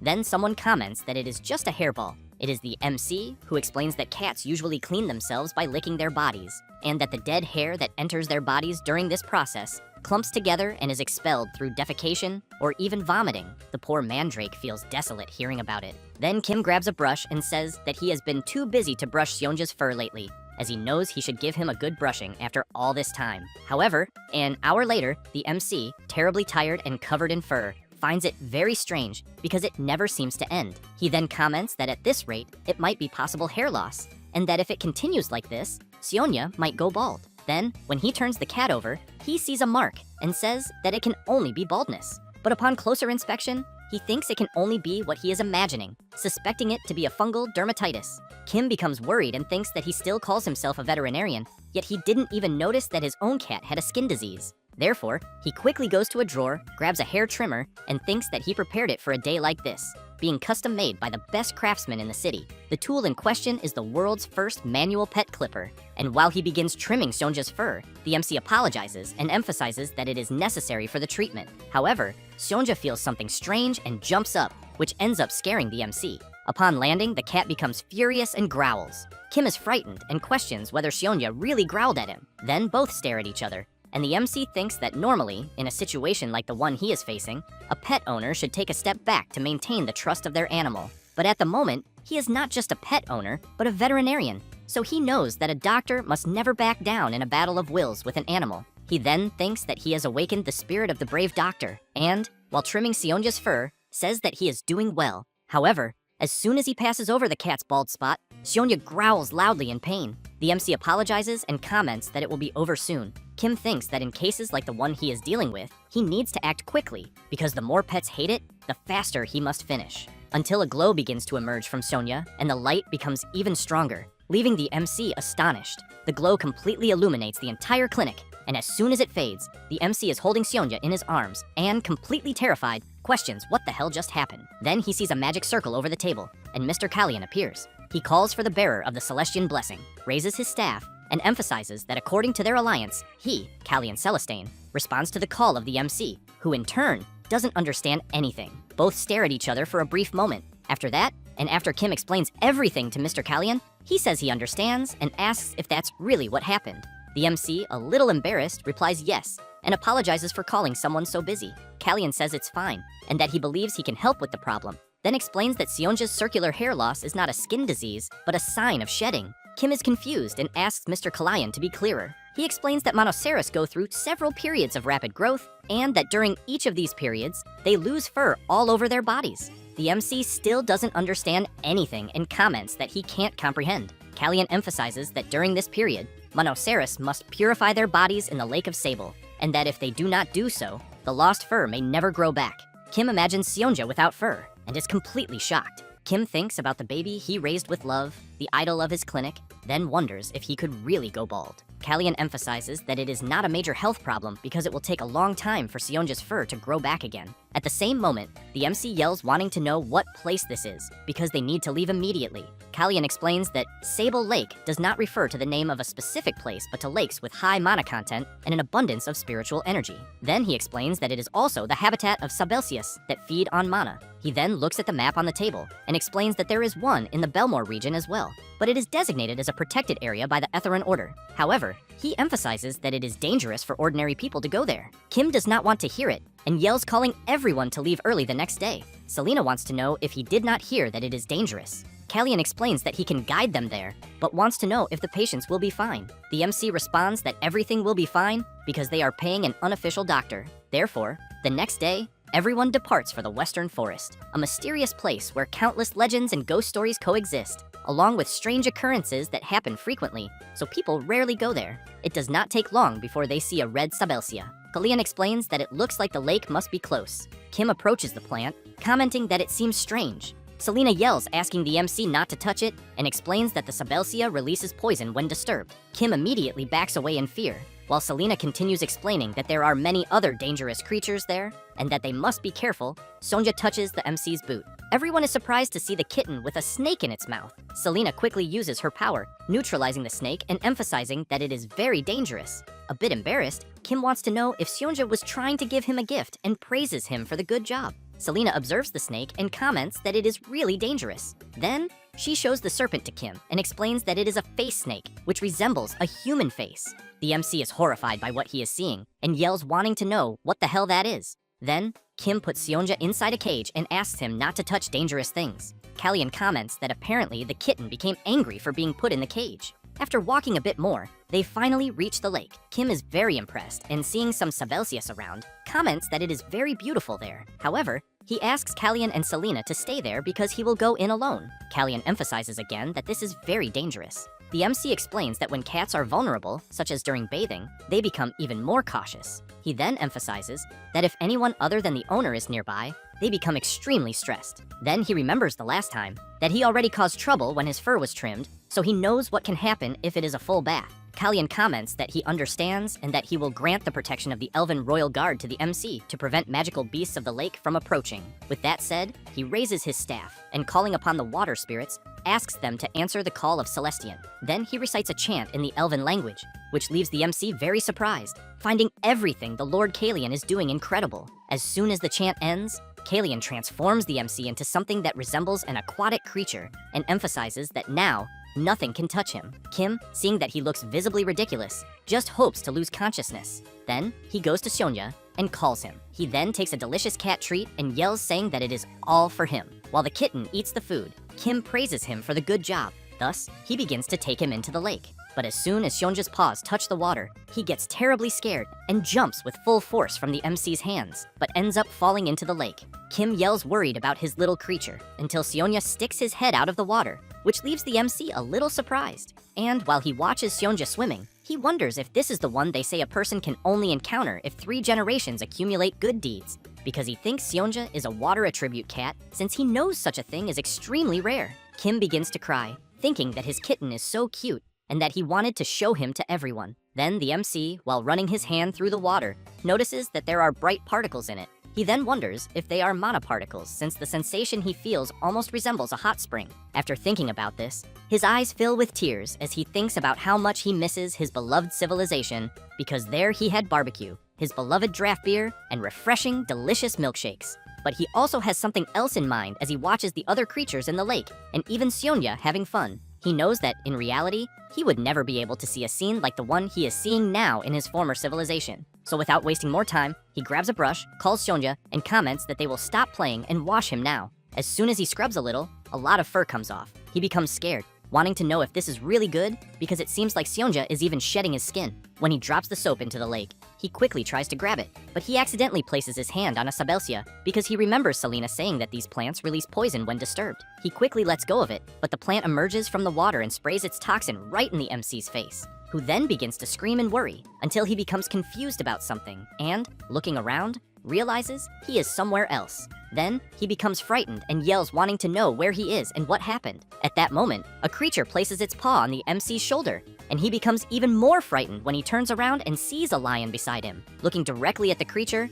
he wants to know who it is. Kim notices that the lion has a horn, and, while scared with the lion so close, wonders if it could be the legendary Monoceros. However, the creature gives a big lick to the MC's face, who in turn tries to understand what is happening, but soon concludes that he must be dreaming. But when more creatures appear and surround him, he wants to know why the dream feels so real. While he thinks that being loved by a lion is like winning the lottery, he becomes surprised by something because he sees a Monoceros cub there. Then, he thinks that Seonja looked like that before his horn was cut off. As he pets the cub, he wonders if Seonja's horn will grow back. However, he hears someone saying that it will depend on him, so he turns to see what it is. and seeing someone hidden, he wants to know if someone is there, and if by any chance it is a person. But he ends up being grabbed by one of the creatures, which starts pulling him by his clothes. Kim wants to know why the creatures are acting like that all of a sudden. And when he notices that one of the monoceros has black skin, he thinks that somehow it seems very familiar. Then the MC slowly wakes up, and Kalyan wants to know if he is okay.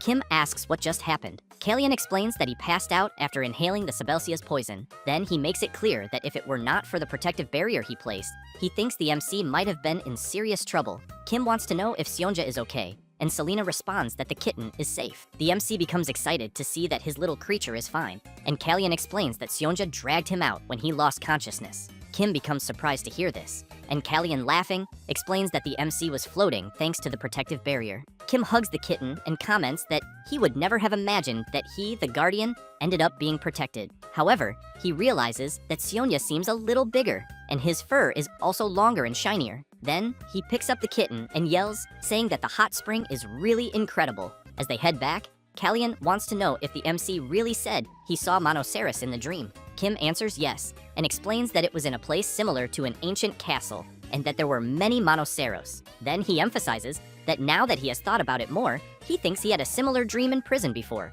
with a black Monoceros like Seonja. Selena comments that it was probably the real Seonja. Kim is surprised and wants to know if what she is implying is that it was not a dream. She responds that she somehow forgot to mention it. The MC is shocked, saying that this is impossible because what he saw in his dream even had a mane. Kalyan explains that Seonja will also have one when he grows up. He then explains that even the fur on the kitten's nape is already getting a bit longer. Kim asks them to wait a minute and, a bit embarrassed, emphasizes that a mane is something only males have. Selena is stunned and asks the MC if he did not know that Seonja was male. Kim is completely shocked, commenting that Seonja did not have that, because that is the one thing a veterinarian could never overlook. Kalyan emphasizes that this is a characteristic of Monoceros. He then explains that this part only becomes externally visible during mating season. After that, and already the next day at the MC's clinic, Kim wants to know if all the letters there are requests for house calls, because he has in mind that his clinic no longer accepts such requests. He feels tired just seeing that there are so many,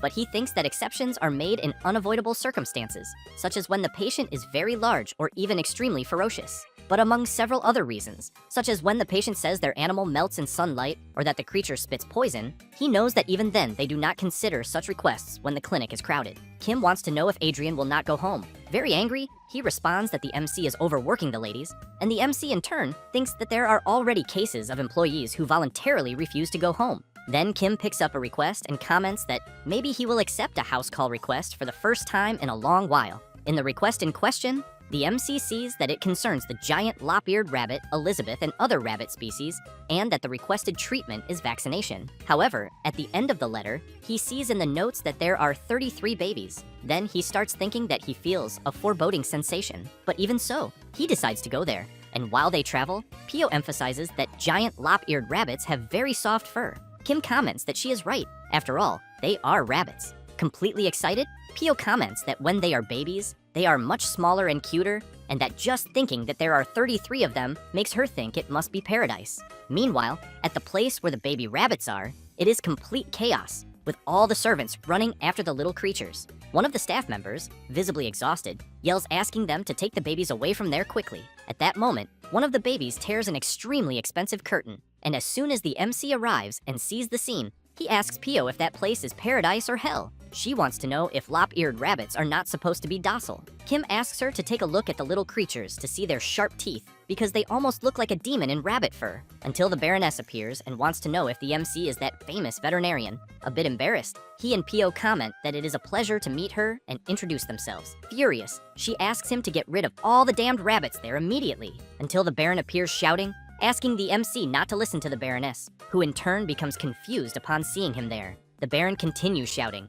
saying that if she does not like the rabbits, she should leave. She yells wanting to know why she should leave her own house, and both continue insulting each other. Kim tries to calm things down and asks if he can start the vaccinations. Then the MC begins to act like a doctor and asks if they know what can happen if vaccinations are delayed in that environment. He then explains that with so many animals, this will not only be a domestic problem, because if even a single rabbit in the house becomes ill, it can cause a serious incident that would instantly destroy the entire regional quarantine system. But when he hears them still arguing, he loses his patience and yells to get their attention. He then makes it clear to the servants that from that moment on, they will place each rabbit in a cage and will also put identification tags on the rabbits' necks. Thus, the servants quickly begin doing what the MC requested. 1 hour later, all the rabbits have been placed in separate cages with identification tags on their necks. The MC begins counting and checking the rabbits' names. However, he becomes puzzled by something because he sees that 5 rabbit babies are missing. After the MC tells the Baron that Sophie, Adelia, Driver Carrie,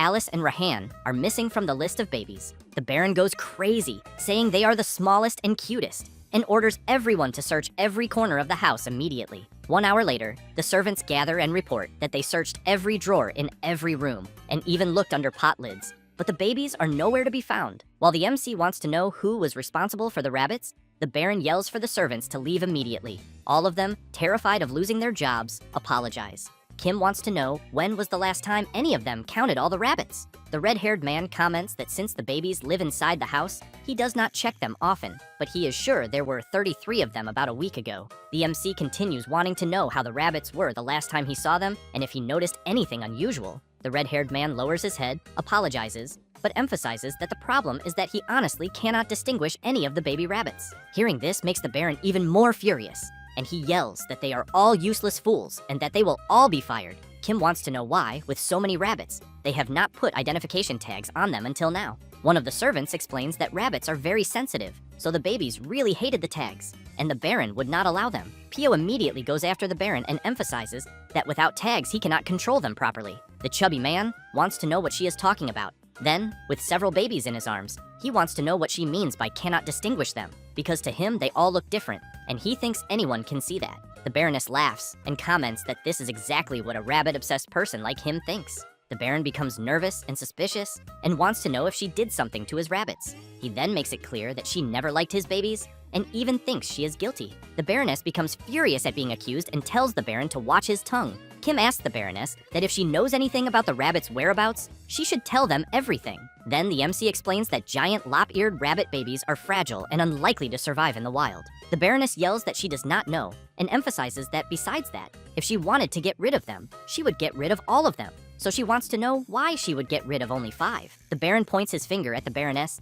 and asks if she was trying to get rid of them little by little so he would not notice. She goes up to the Baron and wants to know why she would care what he thinks, since she would simply do it right in front of him. The Baron becomes embarrassed and thinks that this is true, and that she accepted that too quickly. The Baroness becomes even more furious and yells that she thinks the Baron had better find a solution before she really throws all the babies out. Then she points at Elizabeth and asks if he realizes that all the babies will grow to her size. The Baron runs to his beloved creature and asks her not to listen to the Baroness, while the Baron pets Elizabeth and says she is the best rabbit and should not be sad. The Baroness turns around and says she is tired of this. Then one of the servants wonders if the babies were not abandoned, but had instead escaped on their own, because he thinks those particular rabbits are exceptionally small and weak, so they were often bullied. The red-haired man agrees with his colleague and emphasizes that this is why they fed the smallest ones separately. Kim says they cannot dismiss that possibility, but he thinks it is very strange because giant lop-eared rabbits hate going outside. And seeing how Elizabeth is reacting to the Baron's pampering, he knows rabbits are extremely introverted and therefore would not run away. Then, while he hears the Baron asking a servant to bring some treats for Elizabeth, the MC thinks he needs to find traces of where the babies went, but he wonders what kind of traces rabbits would leave, until he remembers one, when the Baroness shouted that they were 33 giant poop machines. Thus, Kim yells for them to bring some hunting dogs with a good sense of smell, because he has in mind that rabbits poop a lot, and they do it while running, while eating, and some even poop while sleeping. So he considers that if they escaped, they must have left droppings behind. After bringing a dog, the MC asks the dog to take a good sniff of it, but the dog is stunned to see what it has to smell, and the MC apologizes and emphasizes that it is necessary, and that it must search every centimeter inside and outside the mansion. After asking the other servants to do the same with the other dogs, some time passes, and one of them shouts that he did not find anything. After some more time, another servant also shouts that he found nothing, until one of the dogs begins barking loudly after sniffing some scattered droppings. Everyone rushes to the spot, and Pio, a bit disgusted, comments that the place is a true field of crap. Kim emphasizes that he is very impressed they never noticed it before. Then the MC thinks about the droppings being outside the mansion, but wonders why large amounts of droppings were found only in the garden and what the hell is happening. The MC tries to understand and notices that there is a mixture of old dry droppings and relatively fresh ones. While the MC is observing the droppings, the Baron yells for his servants to continue searching until he begins to cry and wants to know if the rabbit babies grew wings and flew far away like little angels. At that moment, Kim comments that of course there are no traces because the rabbits did not leave on their own. Thus, he wants to know where the servants who work in the mansion live. The Baron says they use the annex. And the MC wants to know where the married servants live. The Baron says they find houses nearby and live separately. Then Kim goes to one of the servants and wants to know if he is married. A bit surprised, he answers yes. The MC smiles and comments that it is exactly as he thought. Then he points at the servant and declares that he is the culprit. The servant is stunned to be accused. And while the Baron shouts to send a search team to the servant's house immediately, the man keeps shouting for them to wait a minute. As soon as the search team arrives at the servant's house, they find the 5 missing rabbit babies. The Baron quickly hugs the little creatures, very happy. The servant and his wife are completely embarrassed. Then the Baron turns around furiously and yells, wanting to know how they dared touch his babies. While the servant keeps his head down, the Baron continues wanting to know if they plan to sell his rabbits for profit, and if the salary he pays them is not enough. Kim comments that if they had planned to sell them, they would not still be there. He then explains that he heard that giant lop-eared rabbits are more valuable when smaller, but when they grow a bit, they do not sell well. But for some reason, the rabbits there seem much fatter and bigger than when they were at the mansion. Thus, the MC takes a deep breath and asks the servant to tell what really happened. Very embarrassed, he says he had no bad intentions because he was going to keep them there temporarily and then return them to the mansion. The Baron, confused, asks why. The servant shouts that he was sure the rabbits he took would have died if they had stayed in the mansion. The Baron wants to know what he is talking about and how he could think the babies would die there. The servant says that giant lop-eared rabbits are extremely sensitive to environmental changes and easily feel anxiety, and that they are also very attentive to their owner's emotions. He then says that the Baroness was angry at the Baron, but the rabbits felt her negative emotions, and that made them anxious about the possibility of being abandoned someday. The Baron is very surprised to hear this, but the servant continues, saying that when rabbits feel their survival is threatened, they eliminate the weaker members to ensure their own survival, and that if left alone, the small ones there would have been killed by bullying. The Baron thinks this is nonsense and says it is impossible, but the MC says it was as he had suspected, and that this is why the babies there were so small, because considering Elizabeth's size, they should be about twice as big as they are now, and he thought they looked unusually small, so supposedly their growth may have been stunted by stress. Hearing this makes the Baron less agitated, thinking he would never have imagined that. Then Kim goes to the servant and asks if he tried isolating the babies in the garden at first. The servant is surprised and asks the MC how he figured it out. Kim says he saw rabbit droppings in the garden, and that they looked like traces of a small number of rabbits that had briefly visited the area over several days.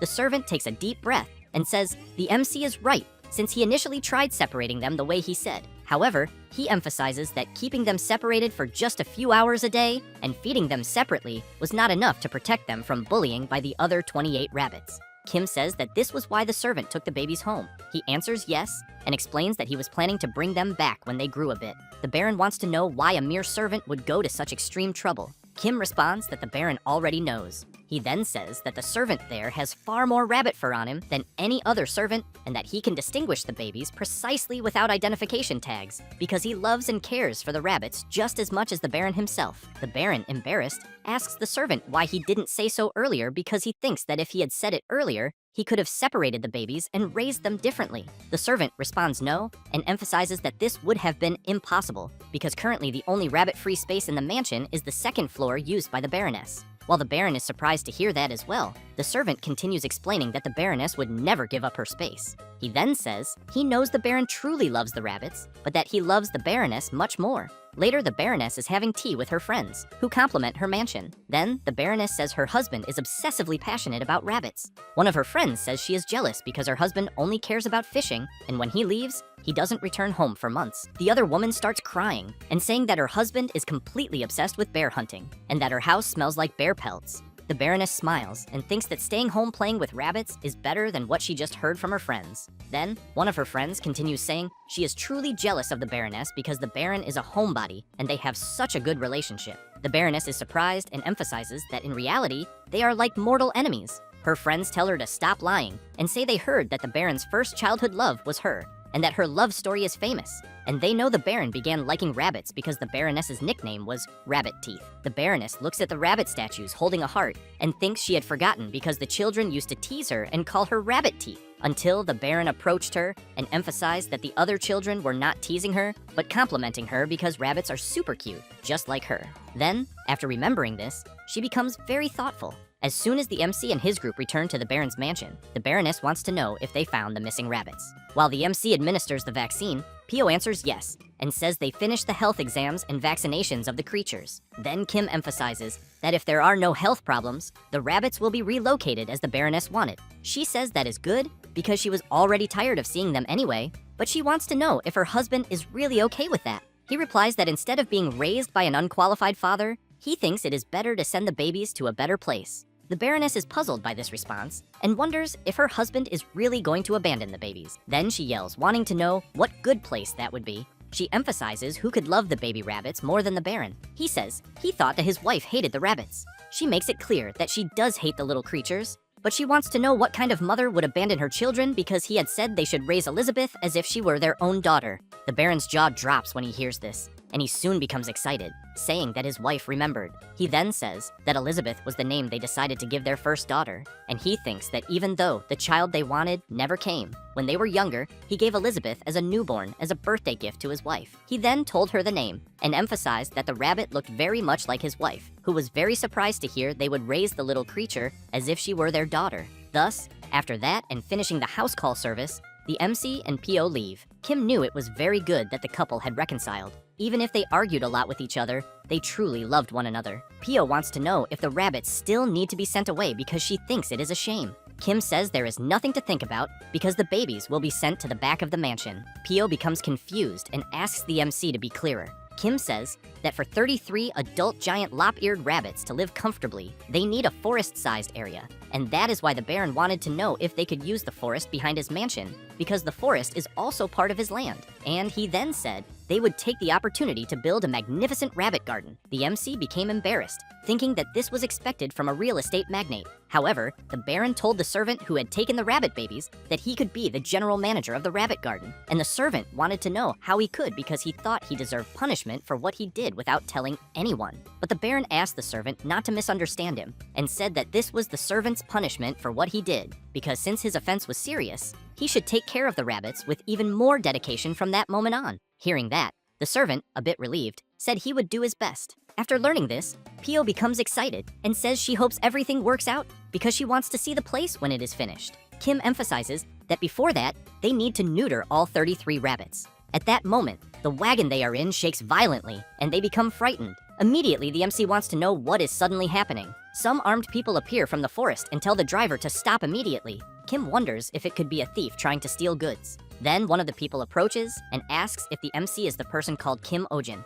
As soon as the MC and Pio get off the wagon, the masked people ask again if the person there is Kim Ojin, and he responds yes. One of the masked men, sweating nervously, says that if the MC values his own life, he should follow them in silence. Pio comments that his voice sounds quite young. Kim becomes suspicious of that, approaches the masked man, and asks if there is a sick animal. He becomes desperate, telling the MC not to come any closer or he will stab him. Quickly, Kim grabs the dagger and while running his finger along it, comments that it is exactly as he thought because it is a toy knife. Immediately, all those who stop the wagon start running. However, the MC removes the hat of one of them and asks where they think they are going. Then Kim pulls the boy's ear and says he caught him. After teaching the boys a lesson, they apologize. Thus, Kim makes it clear that if they need medical care, they should just go to the hospital and that they do not need to pretend to be thieves. One of the boys yells that veterinary hospitals are too expensive. The MC becomes embarrassed by this and, while tugging the boy's ear, wants to know if he tried to kidnap a doctor to get free treatment. He then makes it clear that they are getting themselves into serious trouble.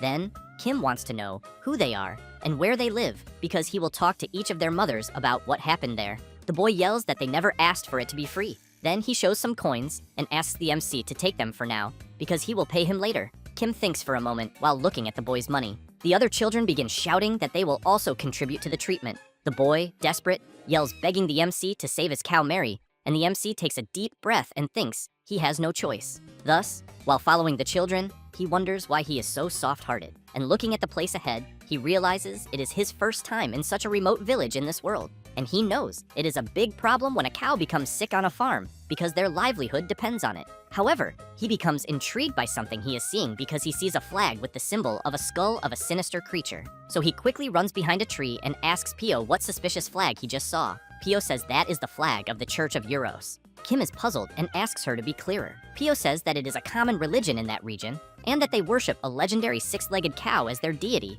and pray for good harvests. The boy emphasizes that his village has many people who are excessively zealous in their faith, and that, in other words, when a cow becomes sick like the one at his home, they say the god is angry and the rest intimidate them, saying the person brings bad luck. He then says that the other people harass them, saying they are cursed. Kim is shocked to hear this and asks how long that lasts. The boy replies that it lasts until the cow recovers or dies. The MC emphasizes that the boy needs to take the cow to a doctor quickly for treatment. Pio says she thinks most rural families there cannot afford that because it is already hard enough to go to a hospital when people get sick.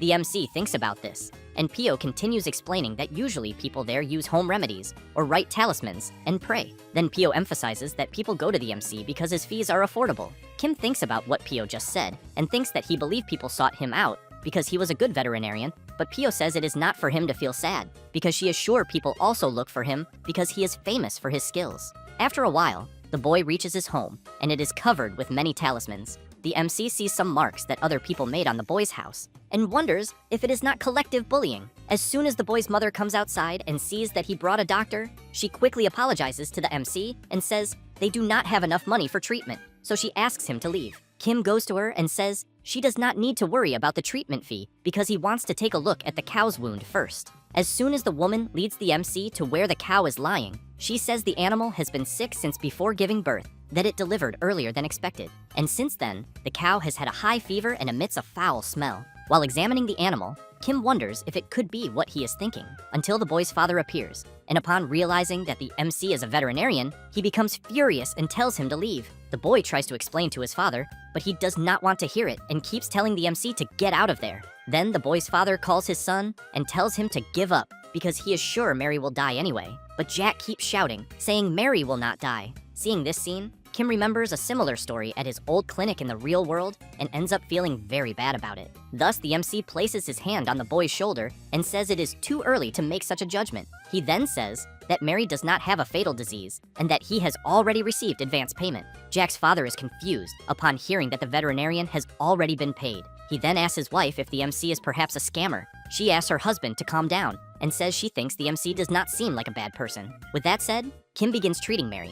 As soon as he finishes examining the animal more closely, he says he believes the symptoms indicate brucellosis. Then the MC asks Jack if he had said the cow gave birth prematurely and how the calf is doing. The boy replies that the calf also became sick after drinking milk, but says that when he gave the calf some prepared morning growth tea, its condition improved. Kim knows that morning growth is an antibiotic herb, so he comments that it must have been difficult for the boy to give it to a calf. He explains that he mixed the prepared herb with milk from another healthy cow. Kim says that what he did was a good method. However, Jack makes it clear that the herbs did not seem very effective for Mary. Kim explains that this is because Mary is an adult and has been sick for some time, so the effectiveness would be reduced. But even so, he thanks the boy for the good care he gave because the cow managed to endure until now. Otherwise, he believes Mary might already be dead. After applying the proper treatment, the MC says the crisis has passed and that fortunately, he had the necessary medicinal herbs. Jack looks at what the MC did and is impressed, thinking everything is amazing. The MC says there is some improvement, but it is not a disease that heals easily,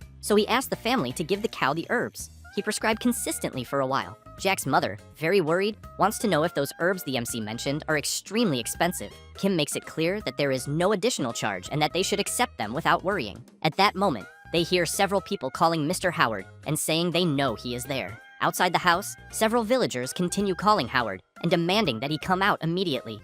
People keep calling out to Mr. Howard, saying they know he is hiding a doctor there and that he should send him out immediately. Kim is intrigued and soon wants to know what is going on. Jack says he is the village chief and talks about the villagers. He then comments that he thinks Thomas must have told them that he called a doctor. The MC says he will go outside, since it seems they are looking for him. As soon as he goes outside, the villagers are surprised. Kim does not want to hear excuses and immediately asks what the problem is. The villagers hide and, very afraid, ask the MC not to come any closer because he could bring bad luck. Then the village chief wants to know if Kim is the doctor who came from outside. Howard becomes nervous and shouts, asking whether it was not enough to torment only his family and why they are causing trouble even there. The village chief replies that they are only doing this because they are worried about him, since they think all doctors are the same, and that they take all the money under the pretext of treatment. Kim does not like hearing this at all, and makes it clear that he is not the kind of person they are thinking of. He then says that the treatment fee has already been paid and there will be no additional charges. At that moment, one of the villagers comments that this is not true and asks how Howard can have so much money. The MC remains nervous and says that if they do not believe him, he wants to know whether they have any receipt. The villager whispers to the village chief that he thinks the doctor does not seem to be lying. Still intrigued, the village chief says that if the priestess finds out, she will be very furious. Then another villager comments that the MC might really be able to cure the cow. Kim hears them talking among themselves and soon wants to know what this is about, since it seems they are openly conspiring. Then the village chief stands up and says that everything is fine and explains that he will not expel the MC, but stresses that this does not mean he trusts him yet, because he thinks he will have to stay in the village until the priestess arrives. Kim does not understand very well and asks for a clearer explanation. The village chief shouts that until then, they will know whether the MC is really a doctor by observing the condition of the cow, but emphasizes that divine punishment will fall upon him if he does anything foolish. Kim smiles and, embodying the role of the good doctor, says that he is excited about the confrontation against shamanism because he will show the village chief the power of modern medicine. Thus, he goes to the sick cow and performs a scientific diagnosis, systematic treatment, post-treatment care, and finally, balanced nutrition. A few days later, the cow appears to be completely cured. Jack is very happy about this and thanks the MC, who in turn emphasizes that Jack did well by helping him. The villagers, seeing this, comment that they cannot believe it. And while Howard pets the cow, one of the villagers, very surprised, comments that even the cow's coat is shining. Kim begins to brag, saying that it was nothing special, but he knows that he really did his best. At that moment, Pio takes a guide for emergency treatment of common diseases in animals and recipes for homemade remedies that they can prepare. She then emphasizes that this will help a lot in emergencies. The villagers thank her for her kindness and for explaining. The village chief, however, appears dissatisfied and suspicious until he calls the MC and asks what exactly he is planning. Kim is confused and asks what he means. The village chief wants to know what the MC wants from them and says he should tell everything. Kim asks why the village chief cannot trust people. The blonde man replies that it is because doctors do business with lives. He then says that for decades villagers have sought countless doctors whenever animals fell ill, but no doctor was willing to take care of the animals of poor people like them, and that even when animals were dying in large numbers, they only cared about the pets of nobles. He then says that no one was willing to go to a rural place like where they live there. Kim feels somewhat awkward about responding to this, but emphasizes that those people the village chief mentioned were not qualified doctors, and that he thinks there is nothing wrong with the medical profession. Thus, he makes it clear that what he said before about not planning anything is the purest truth, because as a doctor, he cannot refuse an animal that can be treated because of money. Having said that, he emphasizes that this is his belief. Jack keeps watching the MC and is impressed, thinking that he wants to be an adult like him. At that moment, someone opens the door, wanting to know if this is the place. The village chief turns around and is surprised. The person who has just arrived, holding a strange staff, comments that the place is full of impure energy and soon asks everyone to step back. Kim is surprised by this, since he is finally meeting the priestess. While the village chief is frightened to see that she has already arrived, one of the villagers comments that they were just accompanying her. The MC, in turn, watches the old woman and wonders if she is really the village priestess, who then says that the divinity personally ordered her to be there. Kim thinks that the old woman seems familiar in some way, because the profession she claims to have has similar dress codes everywhere. Then the priestess wants to know if what she is seeing is the cow that received divine punishment, and the village chief replies that it is. Thus, the priestess makes a bizarre face and then starts dancing and speaking in a very strange language. The villagers immediately comment that they believe, and the MC, surprised, wonders if this really works. After the priestess finishes, she shouts saying that the divinity cured the cow's disease and that everyone should thank the merciful divinity. Kim and Pio hear the villagers thanking the divinity for curing the cow, and Kim becomes very nervous, wanting to know who cured what. The old woman turns around with a sinister look. Kim, nervous, says that they need to talk properly, then says that he treated the cow all night long and therefore wants to know how this is a divine blessing. The priestess calls the MC strange and emphasizes that he is full of blasphemous energy. Then, while she keeps saying some strange things, the MC becomes confused by what he is seeing, until the priestess raises the staff and shouts thousands of prayers, saying that she smells something, the smell of beasts, and that beasts are crawling everywhere. Kim is quite stunned hearing this, But the old woman continues what she is doing and ends up leaving the villagers frightened. Then the priestess shouts even louder and, pointing her staff at the MC, says that in the name of the divinity, she will punish him. The MC begins to remember his past, when every year during the national exam season, the department let them get involved in occult practices. And a woman commented that she was in her unlucky phase that year, and that, because of that, she had 2 talismans. Another guy bragged about wearing underwear that had been used by someone who passed the exam. And the MC, at that time, saw these people and thought that standards were different when studying modern medicine. Then he commented to the woman that instead of running around buying amulets, maybe she should focus more on studying. She, in turn, commented that the MC was acting that way because he was tall and powerful, because he was the best in the class. The guy who was wearing someone else's underwear then called the MC and said that he actually had a bit of spiritual power and made it clear to the MC that if he continued acting so arrogantly, he would pay. Because after finally opening his clinic, he could enter another world or be caught in some strange situation with religious judgment. Kim was just stunned listening to all that nonsense and simply laughed at it. However, now he finds himself in this dilemma he had heard about before in his life. And, at that moment, with talismans all over her body and strange garments,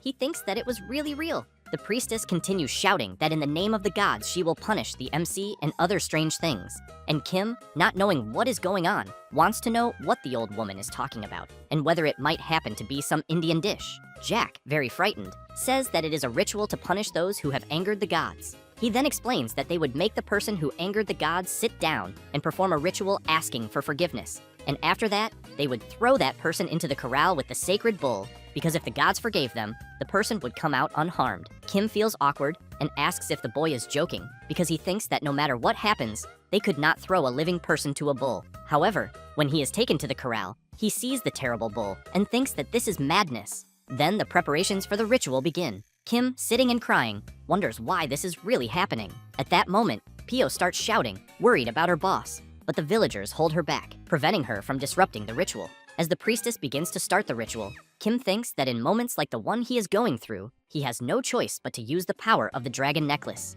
Thus, he begins to wonder whether he could create some kind of protection in the form of a barrier, or perhaps a huge cage to lock the bull inside it, but soon changes his mind, because he thinks that if he cages their sacred bull and it gets hurt, everyone will become even angrier. Then he is very surprised by something he sees. Jack is on top of the gate trying to open it. His parents shout, wanting to know what he is doing. Jack grabs the key in his hand and shouts, warning that if they do not release the MC, he will open the corral gate. Kim becomes worried about the boy and shouts for him to get down from there. He laughs and says that it is all right, because he climbs things like that all the time. At that moment, the bull does not like seeing the boy nearby at all and starts snorting, then runs forward and delivers a powerful headbutt to the gate, which frightens Jack. The bull becomes even more enraged and delivers another headbutt, but this time manages to break the gate. Jack's parents are surprised and shout for the boy to run immediately, just like Kim does. At that moment, the power of the dragon necklace is activated. Jack, due to the impact, is thrown into the air, but lands on top of a soft bed that the MC created with the power of the dragon necklace.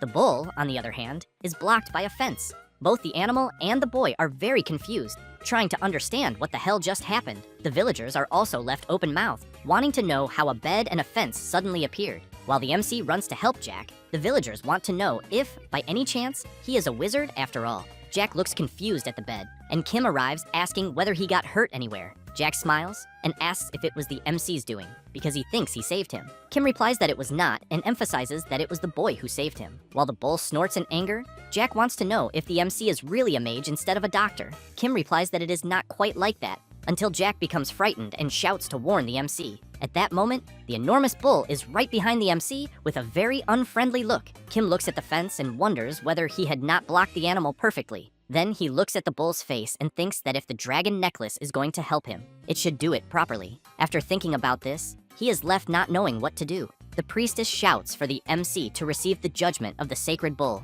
but the creature merely gives a big lick to Kim's face, which leaves everyone very surprised by what just happened. And while the bull keeps giving affectionate licks to the MC's face, everyone shouts that it is the supreme sign of having received the love of God, being the lick of the sacred bull. Kim, with his face completely covered in saliva, is utterly unable to understand anything. Then the village chief shouts, asking what everyone there is doing, and therefore emphasizes that the one who received the lick of the sacred bull must receive due respect. Having said that, everyone kneels before the MC. Kim feels awkward and asks the village chief to please stop this, who in turn asks the MC to forgive them for the rudeness they caused him. Thus, one of the villagers points at the old woman and shouts saying that she is a fraud and that they would never have imagined that she would not be able to recognize such an honorable person, since she does not even have the necessary qualifications to be a priestess. Quickly, everyone surrounds the old woman, who does not know what to say. One of the villagers comments that he always thought there was something wrong, while another wants to know if the false priestess had been parading around with the sacred bull without having any divine power. After that, some time passes, and once everything is resolved, the MC gets ready to leave and is very happy to have received many gifts from the villagers, but tells Jack that he does not need to say goodbye. Jack emphasizes that the MC is the benefactor of his village, and that he could not fail to do so. He then makes it clear that, thanks to the MC, everyone was able to expel the false priestess, even though the village's religion remained the same. Kim comments that he does not think faith itself is a bad thing, then explains that sometimes people need emotional comfort and something to rely on. Thus, he asks Jack to be careful not to let that faith become excessive. The boy is happy and says that he wants to become a wonderful veterinarian like the MC someday, then asks whether he thinks he can do it. Kim smiles and says that he believes so. Having said that, he says goodbye and emphasizes that if Jack needs his help, he just has to look for him. After some time traveling, the MC comments that they have finally arrived. Then, very tired, he wants to know how many days have passed. Pio, also very tired, comments that she is so happy that she could even cry. Kim emphasizes that his home really is the best place and that he urgently wants to take a bath, until he becomes confused upon seeing some people blocking his path and asking him to go back. The MC goes up to one of them, asks for permission, and asks what is going on, because he needs to pass through there to get to his house. The man replies that it is not possible, and asks the MC if he knows Kim Ojin's veterinary hospital. The MC replies that of course he does, and informs him that it is his hospital. The man is very surprised and asks if the MC is serious, then says that the clinic is currently being occupied by a monster. Kim becomes worried and asks the guard to please let him pass immediately. He suggests to the MC that it is better to use ear protectors, because otherwise he thinks the MC's eardrums will burst and he will faint. As soon as he does what the guard asked, Kim and Pio run to the clinic and wonder what the hell happened and whether the other animals are okay. As they get close, Kim is very surprised, since he sees that the guards have even built a barrier around the clinic. Pio comments that this cannot be happening. Some people near the barrier hear a noise and shout that the creatures are coming. Another villager comments that, apparently, there seem to be several. At that moment, something begins to climb over the barrier, and as the creature climbs a bit more, everyone shouts that they are coming. A zombie mandrake appears and screams very loudly. The MC is frightened and confused at the same time, trying to understand what the hell is going on. The villagers try to contain the advance of the creatures at all costs. Kim comments to Pio that it seems the mandrake has multiplied too much. Pio emphasizes that the color of the creatures is very strange, and that the voices are different as well. One of the villagers comments that the MC and Pio must be seeing the creatures for the first time. Thus, he says that their singing is not the only scary thing. Kim is intrigued and asks why. The blonde man says that if the MC is bitten by the zombie mandrakes, he will contract a strange skin disease, and that the disease is highly contagious. Having said that, he makes it clear that this is why they quarantined those who were infected beyond the barrier. The MC is surprised by this.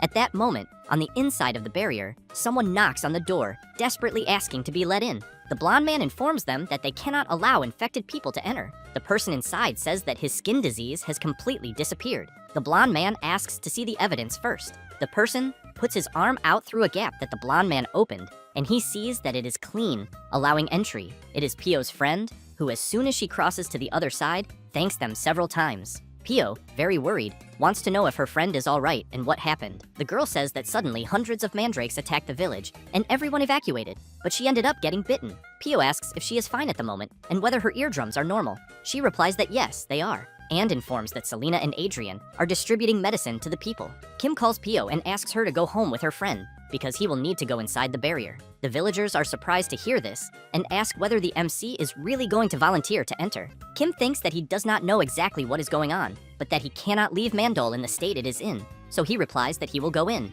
As soon as the gate opens, the villagers ask the MC to be careful. Upon entering, he keeps in mind that from where he is to the clinic is about 100 meters, and observing around him and seeing several zombie mandrakes ahead, he reflects that the creatures are everywhere. Even so, he starts running, thinking that no matter how fast the mandrakes try to run, their short legs are no match for human running speed. Then he is surprised, since there are many more in front of him, and he wonders how many there are. It does not take long for him to realize that he is already surrounded. The zombie mandrakes begin to scream, and the MC thinks that even with the earplugs, the sound is getting through. Kim starts to feel nauseous, thinking that this is like dozens of completely out-of-tune people singing trot songs in a punk rock style, each one in a different key. Then Kim grabs a stick and tries to hit the mandrakes, shouting for help. He begins to realize that his mind is getting heavier and heavier, and that he might not be able to endure much longer. At that moment, someone uses magic in the elven language and throws all the zombie mandrakes around the MC far away. Then the person extends a hand and asks the MC to take it. After his consciousness returns to normal, Kim realizes that it is his friend Selena. Thus, he takes her hand, and as he gets up, Selena continues using her magic and throwing the zombie mandrakes away. As they get close to the clinic, Adrian opens the window and shouts for them to hurry. The MC and Selena jump into the clinic, and right after Adrian closes the window, the zombie mandrakes leap against it. Kim, still somewhat dazed by the noise, wants to know where he is and who they are. Selena replies that he will be fine, and explains that she cast a soundproofing spell around the clinic and thinks that the MC can take off the ear protectors. Kim, regaining his senses a bit, grabs Adrian and Selena and thanks them. A few minutes later, while they are drinking tea, the MC wants to know what exactly happened to Mandel. Selena says that it is because of Ping Ping's division core. Kim comments that he thought that last time the division core also caused Mandel's rapid growth. Selena says that last time only part of the energy was reflected, so it did not lead to individual division. However, she emphasizes that this time a magical formula that amplifies the division core was added, causing it to divide into hundreds. But she thinks that something must have gone wrong in the process, leaving only the darker nature of the original. Having said that, Selena comments that she keeps wondering what went wrong. Kim asks her to wait a moment and asks what exactly is happening on the panel being displayed. Selena replies that it is showing Mandel falling into the magic circle. Then she explains that she recently managed to replicate Ping Ping's division core and was conducting several experiments. But unfortunately, Mandel, who was playing with Ping Ping, lost her balance and fell into the magic circle. Completely stunned, the MC wants to know if she really used magic without checking whether there were animals nearby. Selena replies that she checked, but that unfortunately they approached during the process. Kim goes completely mad with rage upon hearing this, and asks if that is her excuse, because he knew she would cause an accident someday, then makes it clear to her not to carry out any more magical experiments near pets. Adrian steps in and shouts for the MC to stop it, because he thinks Lady Selena is innocent. Kim, still very irritated, asks what Adrian is talking about, because from his point of view, Selena is clearly at fault. Adrian says that this happened because he was not there to help Lady Selena with her experiment, so he suggests to the MC that if he wants to blame someone, he should blame him. After beating up the blonde guy, the MC calms down, sits on the chair, and asks Selena if there is any way to resolve the situation they are in. She replies that there is, and says that they can use the same method they used to deal with Bloop's infinite multiplication. Kim becomes thoughtful about this. Selena emphasizes that among the hundreds of cloned Mandals, there is a single specimen with the division core, and that they just need to find the real Mandal. Kim asks how they will find the core when all the mandrakes look identical. Selena says that ordinary people cannot find it, since the main component of the division core is highly concentrated mana. But she thinks that someone trained in magic should be able to detect it, because when Ping Ping divided before, they were able to find it immediately. However, she points out that now there are many specimens, and they are spread everywhere, making the search difficult. The MC comments that, thinking about it more carefully, Selena had mentioned this in the past, when a village was devastated when Bloop multiplied. Having said that, he asks how she resolved it. Selena says that it was not easy, since Bloop's division speed far exceeded her expectations, and that even with the Master's excellent magic, it was difficult to immediately locate the specimen with the core. Kim is intrigued by Selena mentioning a Master, and thinks there seems to be a story behind it, but believes he probably should not ask about it. Adrian is also intrigued by her story. Selena also says that after not giving up and working for several days, they managed to find it, then makes it clear that they also managed to resolve it quickly, and that Seonja, who left home, will return soon. Kim is very surprised to learn that Seonja left home. Then he slams his hand hard on the table and shouts, wanting to know if this is really true. Selena replies that it is, and the MC becomes even more furious, wanting to know why she is only telling this now. She asks him not to worry, because Seonja is a unicorn, and besides, the cloned mandrakes do not have teeth, so they are not threatening. Kim is confused and asks her to be clearer. Selena explains that the saliva, or rather the sticky liquid from the mandrakes' mouths, only causes skin diseases, and people suffer from terrible itching as soon as they are bitten, but that apparently, this does not seem to affect furry animals. Kim makes it clear that even so, he cannot stay sitting there while Seonja is outside, since they need to find him immediately. Then he turns upon hearing a strange sound. Selena shouts that apparently the soundproofing spell is about to break. At that moment, outside the clinic, there are several zombie mandrakes climbing the walls, and everyone inside starts screaming desperately. After looking out the window, Adrian says that they are completely surrounded and that apparently all the zombie mandrakes have gathered there. Selena is intrigued by something and wonders if it is possible that the creatures are being attracted by the MC's energy. Suddenly, the second floor window shatters completely. Quickly, everyone puts in their earplugs. The zombie mandrakes begin to come down the stairs. One of them notices Kim's presence and immediately leaps at him. Adrian grabs a wooden shield to try to protect himself. Then Selena realizes something and, seeing that the mandrakes are all around the MC, concludes that the creatures are indeed being attracted to him. Thus, she asks Adrian to open the window behind Kim. The blonde guy runs to the window and opens it. Selena activates her elven magic and begins to throw the zombie mandrakes that are around the MC outside. As soon as they all pass through the window, Adrian closes it immediately. Kim takes a deep breath and thinks they managed to survive, but he does not notice that there is one hiding very close by, which then jumps at the MC, who shouts saying that there was still one left. At that moment, the power of his necklace is activated, and a piece of adhesive tape blocks the zombie mandrake's mouth, preventing the creature from letting out its scream. Everyone watches the mandrake trying to reach the tape to remove it, but it cannot because of its short arms. Until after several attempts, it falls face first onto the table. Kim grabs the creature in his hand, and Selena comments that she needs to examine it. The MC places the zombie mandrake in a pot with soil and asks the creature not to make a fuss and just rest. And it does not take long for the mandrake to fall asleep. Kim laughs and comments that the creature is as eccentric as Mandel. After that, the very next day, they notice that the creature's face has disappeared. The MC, very sad, comments that the zombie mandrake turned into a normal plant, even though it was already a plant. Selena comments that apparently the cloned mandrakes consume all their mana after one day and turn into common medicinal herbs. However, their number is not decreasing, which means that the original body continues to divide and that they urgently need to capture the original. After a few hours, Selena says that the potion she made is complete. She then explains that drinking the potion prevents the skin disease for about an hour. Having said that, she asks the MC to drink it.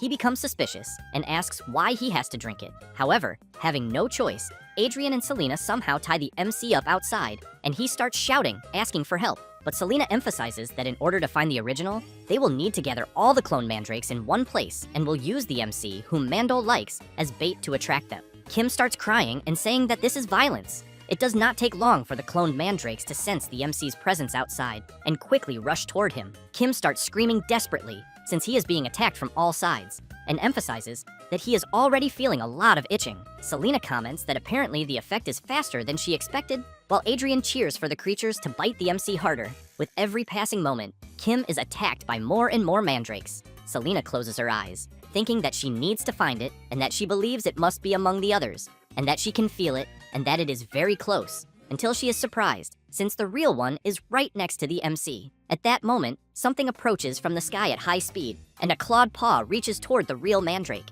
Selena is surprised because she sees that Seonja has appeared and, on top of that, has grabbed Mandel. Selena thinks that, like a hero from mythology, Seonja flew and captured Mandel, and that judging by the mandrake's fighting style, she believes it is definitely the real one. Kim shouts, asking the two to stop fighting in his face. Selena activates her magic and restrains the mandrake. As she brings the plant closer, Adrian and the MC celebrate. Selena wastes no time and already prepares another spell. A spell to undo the mess she made with the Ping Ping core experiment. After the conclusion, the core on the mandrake's forehead is undone and, because of that, the plant returns to normal, leaving her completely relieved. After extracting the mandrake's core and placing it inside a vial, Selena comments that it was a success. The other zombie mandrakes begin to lose strength, and soon all of them fall to the ground. Adrian shouts that the plants are finally sleeping. The MC, on the other hand, wants his friends to just let him go because he can't stand staying there anymore. After that, they gather all the zombie mandrakes on top of a cart. Adrian, visibly very tired, comments that there were so many that he can't take it anymore.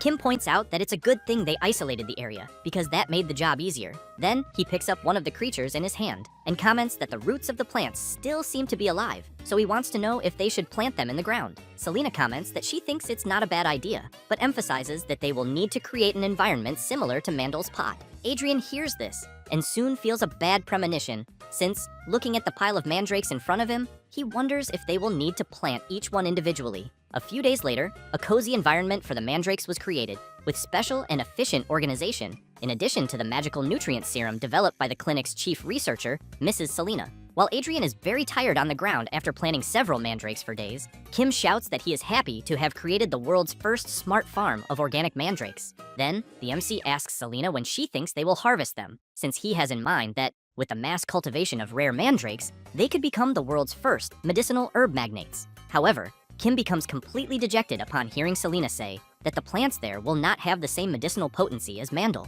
Selena explains that Mandel's body accumulated mana over time, and that, thanks to this mana, when used as medicine in other organisms, it shows magical effectiveness through powerful vital activity. Then she emphasizes that she can barely sense any mana from the copies of the original Mandrake, but that, even so, she thinks they have basic medicinal properties and can be used just as well as common herbs. Kim, at that very moment, remembers the chief of the village of the boy Jack, saying that there wasn't a single doctor who treated animals for poor people like them. Therefore, when he picks one of the mandrake leaves there, he ends up having an idea. Then, a few days later, Kim goes to a house and calls for someone. After the person comes outside, the MC, a bit awkwardly, says that he is the veterinarian Kim Ojin. The man wants to know what he wants, and Kim says that he is there to offer a small gift as an apology for the recent inconvenience. The resident becomes intrigued by what he is seeing and asks what it is. The MC says that it is an ointment for wounds and oral painkillers. Meanwhile, Pio is at another house explaining to people that if they adjust the dosage,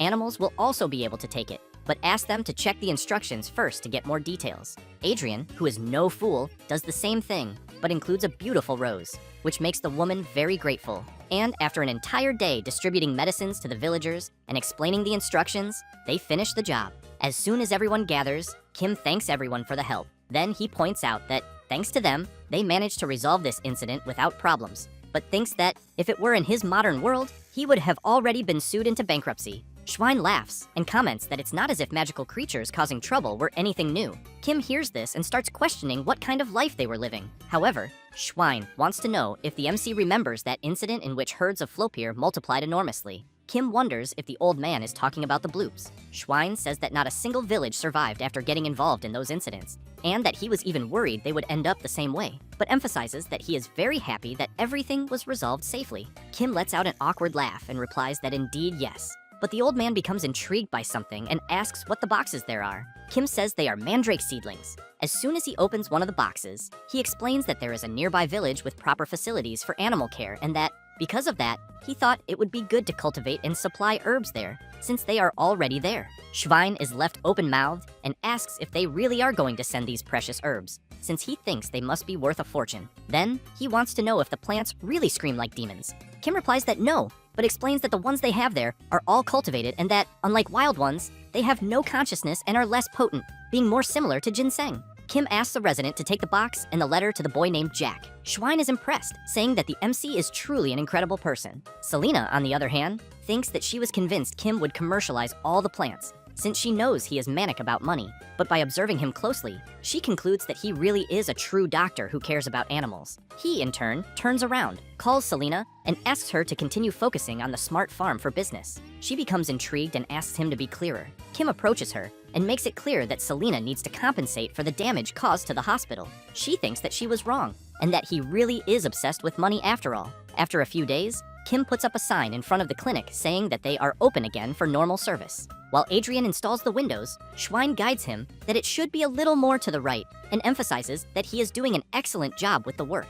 Pio comments to Selena that the seedlings in pot number 2 are developing better than those in number 3. Selena comments that she thinks they should lower the internal temperature a bit more. Some residents, while watching the mandrake sing and dance happily, are afraid that it might sing loudly again like a demon. Kim is pleased to see that when employees work well, everything goes as expected, so he wonders if this is how CEOs feel. At that moment, Pio's friend calls the MC and says that the scheduled patient has just arrived, so she asks if she should already send him in. Kim asks her to wait a moment, as he needs to check the medical record first. After analyzing it, he becomes intrigued by something, since he sees that the animal in question is a type of Cerberus. He then gets scared, imagining if it is the creature he knows from Greek mythology, but even so, he asks Pio's friend to send the patient in. She asks the patient to enter. Kim waits, thinking that he will finally meet the guardian of hell, and wonders how terrifying the creature will be. However, as soon as the animal enters, the MC sees that it looks more like an ordinary dog with 3 heads. The owner tries to calm his little pet down, saying that if they keep biting each other the way they are, all of them will get hurt. Kim just watches, dumbfounded without saying anything, but wonders who is more idiotic, the owner or the animal. But actually, Kim likes slightly silly dogs, especially when a dog with a brave appearance ends up being goofy, so the MC finds this especially cute. However, when he sees that the animal itself is crying because it hurts from self-injuring, being that silly is a bit too much. The creature keeps playing at biting each other until they are surprised, as the staff are offering food. Then, at that very moment, an immediate separation happens. Kim comments that peace has finally arrived. However, soon one of the creature's heads finishes eating its food, then lunges at the other head's food. And because of that, the food runs out quickly, and once again, the heads start biting each other. Kim, close to losing his mind, asks one of the staff to fetch 3 muzzles. And, after putting them on, the creature's owner says that from right to left, they are Draco, Pen Pen, and Kalba, but explains that Draco is brave and intelligent, Pen Pen is a trickster, and Kalba is the gentlest. Kim observes the creature and comments that he finds it fascinating that the 3 heads have different personalities. Then he says that he has heard that conjoined twins have separate brains, but share the same nervous system, and, because of that, their personalities and tastes are similar. The owner emphasizes that not only their personalities, but also their appetites and preferences are all different. That said, he explains that Draco likes meat and has excellent dynamic vision, while Kalba is the opposite since he has sensitive hearing and likes fish. Pen Pen, on the other hand, has an excellent sense of smell and is omnivorous. Thus, as a result, they end up eating a balanced diet. Kim laughs and comments that he thinks this is very good. The owner goes to his little creature and emphasizes that not only their eating habits, but also their lifestyle and temperament are different, yet they fit well together, especially because they have lived together since they were born. From there, they always went out for walks every day, even though one of the heads would always be sleeping. The owner continues by saying that seeing them licking each other or playing pranks always seemed like something angels would do, and that it was also a continuous flow of happy days.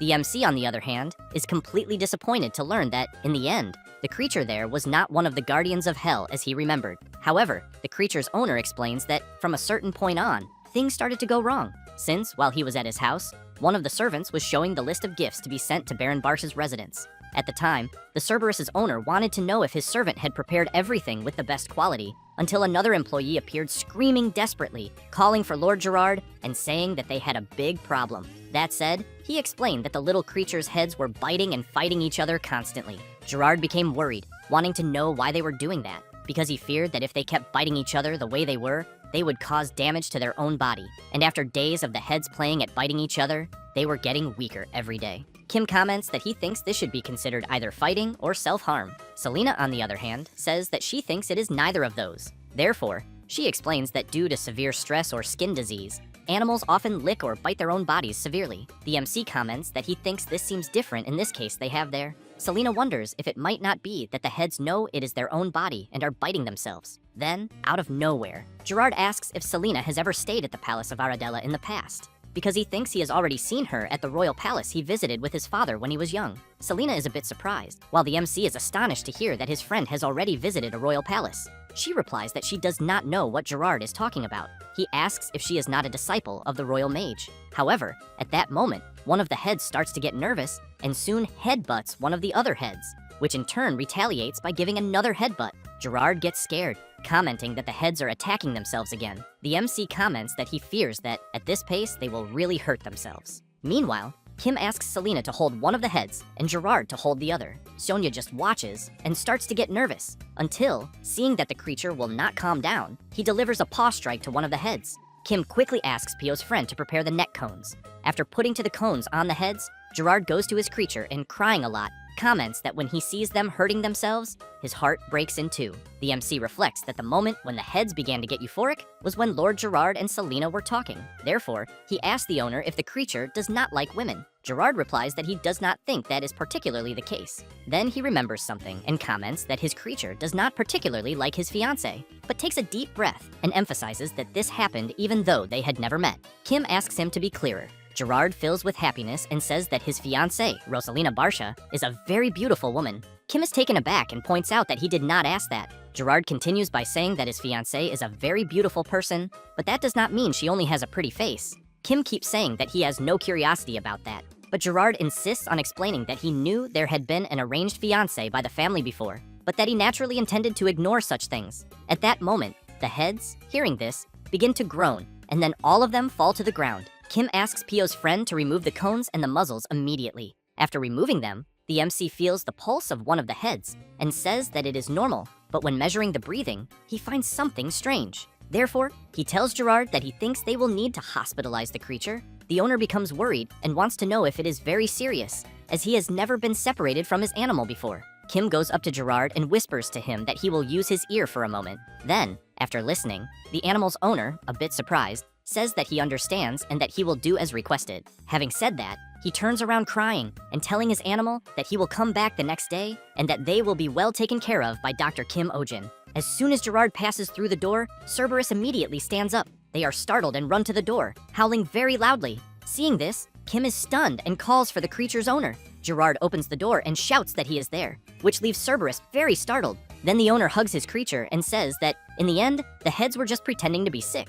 Kim smiles and says that there was nothing wrong with them from the beginning, but he wants to know when Gerard said the heads started fighting. He replies that it was about 5 to 6 months ago. Kim asks when Gerard started meeting his fiancée. Surprised, he replies that it was also around 5 to 6 months ago. Kim becomes serious and comments that it is exactly as he thought, since the aggressive behavior, the worsening of physical condition, sleep disturbances, and all the other abnormal behaviors are due to the jealousy the creature has toward Gerard's fiancée. While hugging his pet, he is quite surprised to learn this. Kim emphasizes that during all this time, they have been getting hurt, not eating properly, and having accidents. Gerard asks if the MC is saying that all of this was caused by jealousy. Kim explains that since the creatures were born, he had said that he never separated from them even for a moment. So, the creature's attachment to him, the guardian, must have grown stronger than he can imagine. And that in their world, it is not an exaggeration to say that Gerard, their guardian, is the only one. And that for such a guardian to show interest in a being different from himself, he wonders if he doesn't think his pets would feel an enormous sense of crisis. Having said that,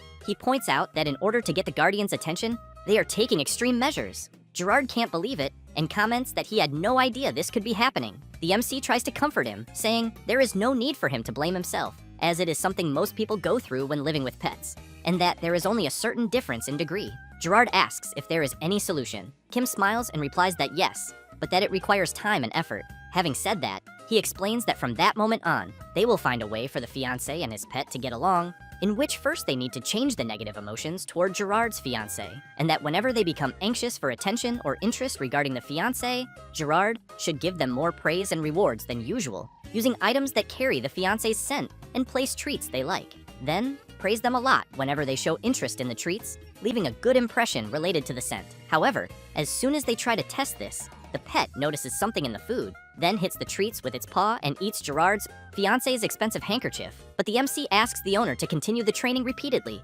Gerard says that his little creature peed on the treats and crushed the food with its paws, but the MC points out that it is normal and that if they end up eating, even by mistake, they should be praised a lot. Kim says that the next step is socialization training. Now, the attachment bond is so strong that there is no room for strangers or other animals to intervene. And because of that, they will reduce a bit the excessive attention they give to the guardian. Therefore, the MC asks if there are other animals living in the castle with Gerard. He says there are some horses, hunting dogs, and birds, but explains that all of them are terribly afraid of Cerberus. Then he comments that he thinks it is because he spoiled him too much. Kim also asks if, by any chance, he has animals that are predators. Gerard asks what he means. The MC looks at Sionya and comments that he has a friend who would not be intimidated by Cerberus. A few hours later, they go to the Baron's mansion, and the wolf Fenrir Julian is nervous, just like Cerberus, and they soon begin to confront each other, growling at one another. The servants arrive with food, intending to distract both creatures, but it does not help, and the animals continue staring at each other.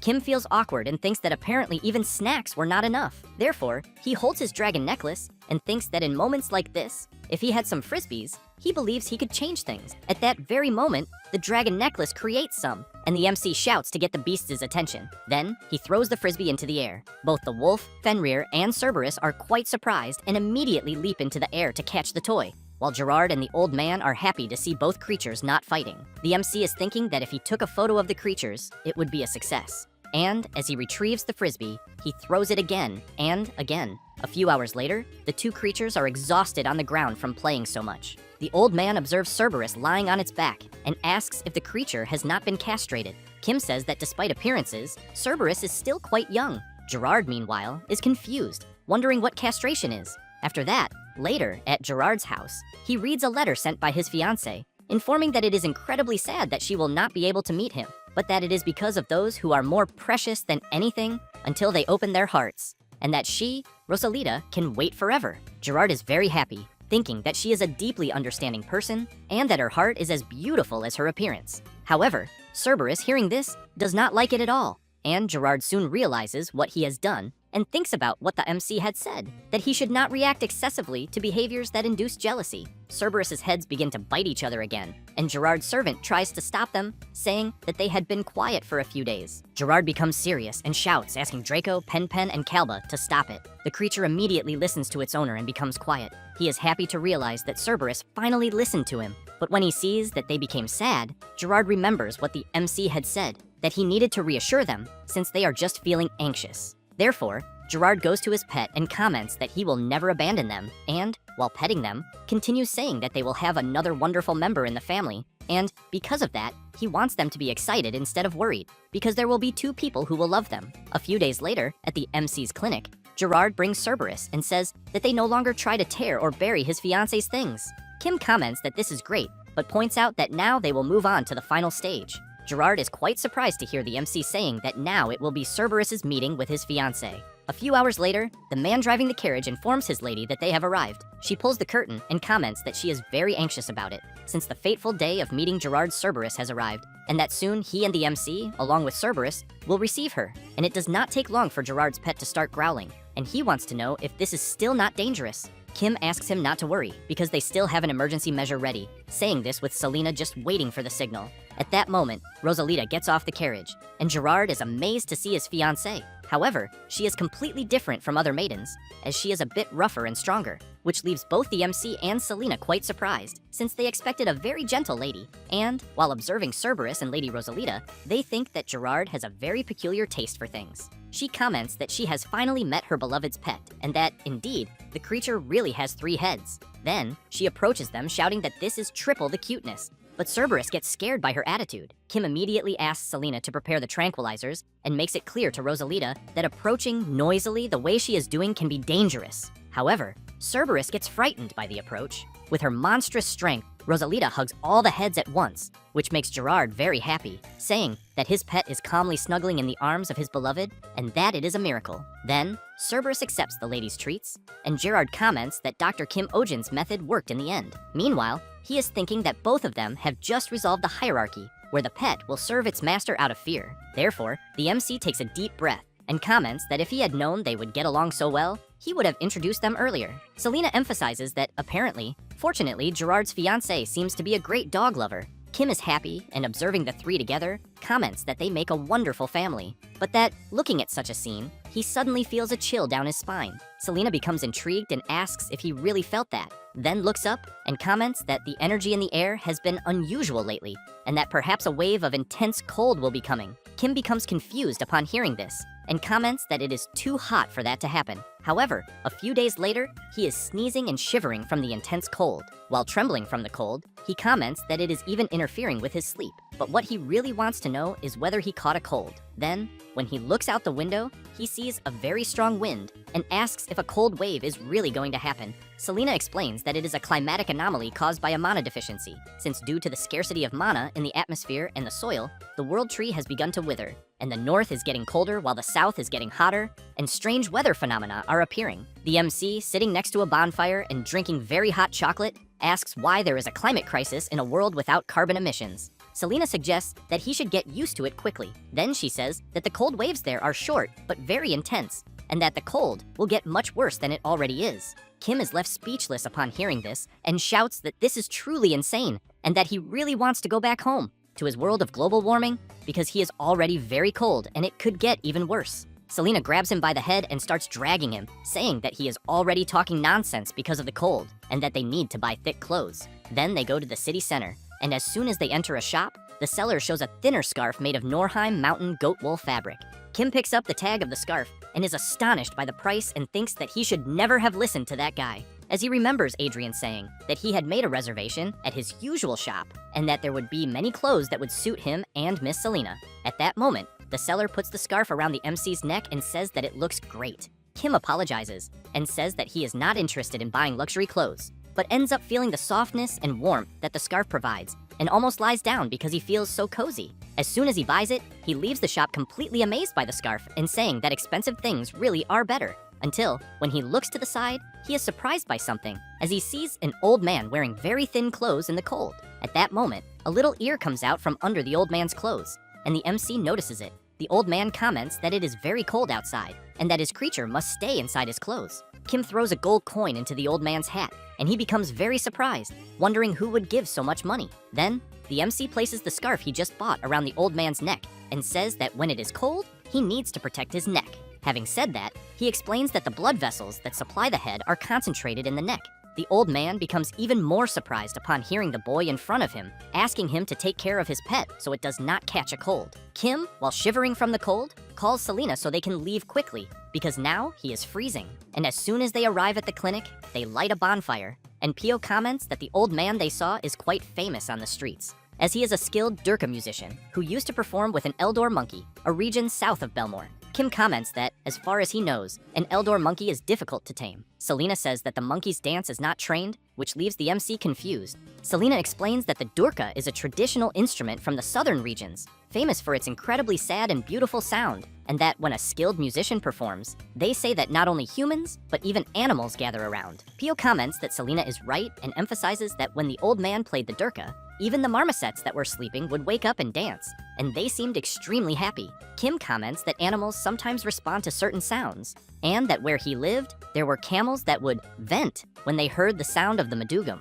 However, he wants to know why such a talented artist like the old man would become a beggar. Pio says that after a certain accident, the old man could no longer perform. A few hours later, the old man goes to a cabin and asks his little companion to come out from inside his clothes. Then, the old man comments that thanks to meeting a very kind person, he was able to buy firewood and milk, and, while preparing to light the fire, makes it clear to his little companion that he will be warm soon. The monkey comes out of the scarf, and the old man laughs and comments that his little animal must be smelling the milk. The monkey stretches, and as it fully comes out of the scarf, it is possible to see that the little creature has one of its paws amputated. After that, later, at the MC's clinic, several people are coughing a lot and, along with their pets, are wearing masks. At that moment, the old man who owns the monkey arrives, and the people who were already there immediately recognize him. And as soon as the old man sits down, one of the people asks if he is not the guy who was asking for a job at the market. Some women feel disgusted by the old man and ask if he even has money for the exam. Then, Pio's friend calls the person responsible for Toto and asks him to enter the examination room. The old man, very tired, goes to the room and, upon removing his hat, is surprised by who he sees. Just like the MC, the old man immediately thanks him and says that he was truly grateful the other day. Kim comments that he does not need to thank them, as he was just helping. Then, he comments that the little creature the old man was keeping inside his clothes the other day is the one he is seeing. The old man says that Toto's cold is not going away and that he is very worried about it. Kim thinks that, in the end, the old man came to his clinic for an examination with the money he had given him. While Toto plays with the MC's stethoscope, he examines the creature's lungs and says that Toto's lungs have a bit of noise, so he asks how long Toto has had this cold. The old man explains that when his little creature catches a cold, it simply does not go away, and that he has even always wondered if his pet is getting old as well. Kim says that Toto is not exactly young, but that it is not serious enough for him to worry too much. But as he picks up the monkey in his hand, he asks what happened to its leg. The old man says that about 10 years ago, he lost the leg in a carriage accident. Kim immediately remembers Pio saying that the reason the old man could no longer perform was because of an accident he had. After that, he says that for the cold, he will prescribe medicine, and that the old man should give it to the monkey regularly and make sure to keep it warm. Having said that, while handing the monkey back, he points out that if the cold gets worse from that day on, it could become dangerous for the creature. The old man says that both he and his little animal are from the warm south, and that, because of that, surviving the harsh winter has not been easy. But he considers that before Toto gets older, he thinks they should leave. Kim is moved and thinks that, apparently, the old man also does not seem to have a family, but wonders why he cannot return to his hometown. Then Selena appears, saying that it is because of the migration tax. Kim becomes confused and asks her to be clearer. Selena explains that to move to a different region, a person has to pay a high tax to the lord of that region, and that the greater the distance, the more expensive the tax becomes. And that the reason the old man lives in poverty is probably because he is trying to save up for the immigration tax. The MC is left speechless upon hearing this, and comments that this is indeed absurd. Later, the old man arrives at his cabin and comments to his little companion that the doctor gave him a good discount on the examination fee, and that, thanks to that, he was able to buy his little companion's favorite apples. And, while the little creature enjoys the apple, the old man says that starting the next day, there should be some construction work available, and that, because of that, he will also be able to get firewood. Having said that, he points out that they just need to get through this winter and, as he picks up Toto in his arms and pets him, makes it clear that next year, they will definitely move to the warm south. A few days later, the harsh cold increases, and Toto appears to be a little sicker and waits for his owner to return until he becomes surprised as the old man has just arrived. The monkey gets excited and stands up to go to his owner, but the old man starts coughing heavily to the point of coughing up a bit of blood. Then he falls to the ground, and Toto becomes worried and seeing that the old man does not get up, runs from side to side trying to wake him until he thinks of something, goes to the door and looks outside. But as soon as he steps out, he feels a terrible cold, and because of the strong wind, is thrown hard onto the ground. However, he gets up, shakes his head to remove the snow, and continues walking. A few hours later, in the village of Belmore, people are feeling cold and wondering why it is snowing so much. Then a man is surprised by something, as he sees a small monkey very tired and shivering from the cold. So he immediately wonders why the animal is there, and whether the owner abandoned it. Toto tries to gather some strength, and as he stands up, begins to shout and gesture as if asking for help, but the woman does not understand and asks if the little creature is hurt. The man turns and comments that the owner will probably come back looking for the animal soon. Meanwhile, the woman thinks it is better not to get involved. Suddenly, Toto feels something and then begins to remember some events, including when he danced while the old man played the durka. And after remembering this, even with his whole body trembling, he tries to keep moving forward to get help for his friend. A few minutes later, after walking a bit further, he tries to stand up to get attention. The people around try to understand what the monkey is doing, until someone, after observing the creature more carefully, suggests that it might be the little animal of the old man who stays in the square. At that moment, Toto loses his strength and falls to the ground. Slowly, he begins to lose consciousness, until the MC appears and, while helping him, comments that he already had a bad feeling and asks why he is alone. As soon as he picks him up, he is surprised, as Toto's body is burning with fever. So he knows he needs to inform the old man as soon as possible. But the MC has no idea that the old man is not doing well either. Meanwhile, the old man is thinking that he was once a renowned musician, and that his music made countless people cry and smile, and that he even drew animals that danced joyfully to the sound of the melody. However, one day, a fire took his beloved family and everything he owned, and his life collapsed in an instant. And when he was awake, he was tormented by pain and fear, and when he slept, he was haunted by nightmares. So naturally, his music became a mess, and making a living became impossible, until one day, while working manually to survive, he became sick with a high fever, and his pet went to the window and saw a creature screaming. Then, the monkey, very curious, wanted to know what it was, and when he realized that it had left, he went after it to find out where Toto was, until he became frightened when he heard someone shouting that a monkey had been run over by a carriage. Therefore, the old man concluded that Toto had gone out the window and was run over, and while crying and apologizing for what happened, he thought that he was living in despair, and realized that he had almost lost the only family member he had left. And since then, he decided to live again for the sake of his little creature, because he knew that it was the last hope of his life, and that he would make sure that it would be happy, and that, somehow, he would manage to save up the migration tax and go to his cozy hometown and be happy. At that moment, the old man hears someone calling him, and as soon as he opens his eyes, he sees the MC asking if he is okay. The old man gets up startled, wanting to know where he is, but Kim tries to calm him down by saying that he cannot get up and explains that he had acute pneumonia and emphasizes that if they had found him later, he thinks it could have been much worse. The old man wants to know if Toto is okay, since he is alone at home. The MC asks the old man to stay calm and says that Toto is receiving intensive care, then explains that they found the little creature on the market street where they met before. Kim emphasizes that since Toto was already sick, he had hypothermia for so long that his condition was critical. But fortunately, he has already passed the danger point,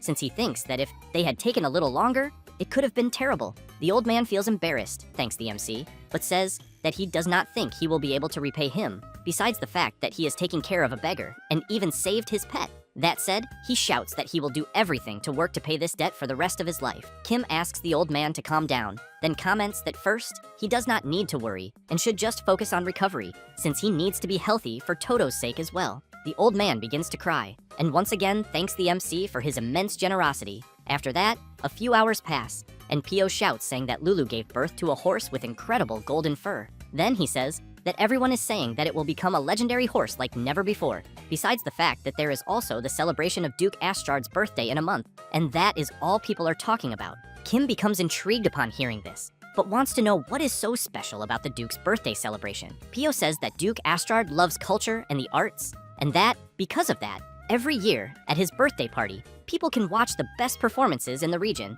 and that this time, he thinks they might even get to see the golden horse, and that he even feels jealous of the people who received the invitation. At that moment, Adrian appears holding a letter, wanting to know if she is talking about this. then says that he can bring up to 2 companions, and that, if she is willing, she can go along. However, Kim takes out a golden invitation and says that he also has one, but emphasizes that his invitation says that he can bring up to 4 companions, which drives Adrian crazy upon hearing that and wanting to know if he is trying to compete over something ridiculous. While carrying some things, Toto's owner comments that then they also received an invitation from Duke Astrard. Kim is surprised and comments that he had already told him that he does not need to help, since he is not even fully recovered yet. The old man says that he is already feeling well and asks the MC to at least let him help a little. Then, he says that he performed at Duke Astrard's estate a few times in the past, and that it is always good to hear his name after so long, since he knows that the Duke and his wife were such kind and wonderful people, and that they also had a deep knowledge of music. That said,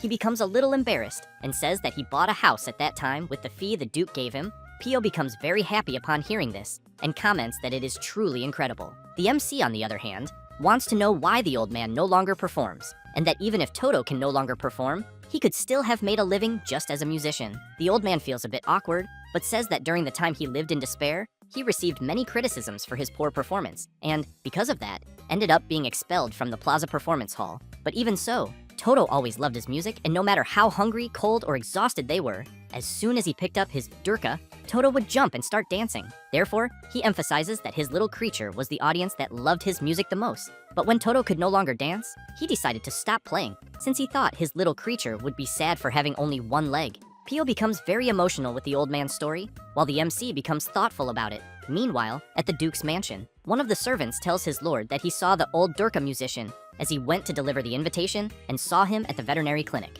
Astrard comments that this is indeed wonderful news, since he had not heard from the old man for so long that he thought he had gone to another region. Then, he becomes excited and comments that this means he will be able to hear him again, and that even after all these years, he cannot forget his skill. However, the servant points out that the monkey that used to accompany the old man dancing seems to be injured and that they said he can no longer dance. The Duke is surprised to hear this and comments that it is indeed a pity, but even so, he loved the old man's performance, even more than the monkey's dance, and even if the old man had extravagant techniques, there was still something that touched people's hearts, and that he truly wants to hear him again. After that, a few hours later, the old man is quite surprised, wanting to know if it is really true that Duke Astrard wants his performance at his birthday party. The Duke's servant replies that yes, and that the Duke already knows about the monkey's injury, then says that the durka performance alone would already be enough, and that the old man should consider it positively, since they will pay whatever he wants. The old man is quite surprised by the request, and Pio appears very happy,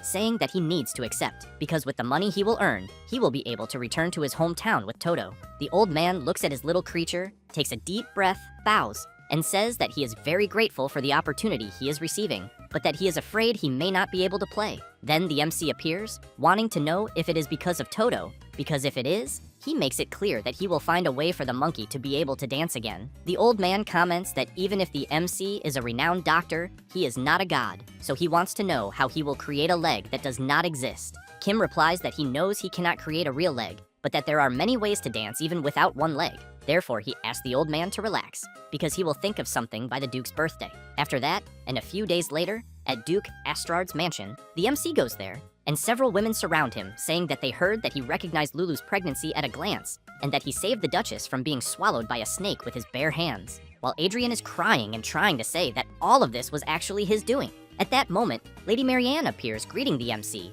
Then she pulls him and says that she will show him where he will stay. Meanwhile, the entrance of the Duke and his wife is announced, and everyone congratulates him. He thanks them and emphasizes that he is very happy that they came to his birthday. That said, he comments that he hopes they all have a great time. The servant informs that, to celebrate the Duke's birthday, they will begin the prepared performance, and that the artist of the day is the durka player. People are surprised when they see who the player is, and, upon taking a closer look at the old man, they wonder if he is not the guy who used to ask for work at the market. Some women comment among themselves that a beggar at such a prestigious occasion is quite strange, and that they even heard that the monkey is missing a leg. The old man prepares to start playing and thinks that it has been a while since he last performed, and that even his hands are trembling. But he knows that he needs to stay calm and show everyone his best performance. And as soon as he starts playing, the MC is pleased to see the old man performing, as is the Duke's wife, who finds the melody she is hearing beautiful. At that moment, Toto comes out from inside the old man's clothes and then goes to the ground. Lady Marianne is surprised and wonders if that is the monkey everyone is talking about,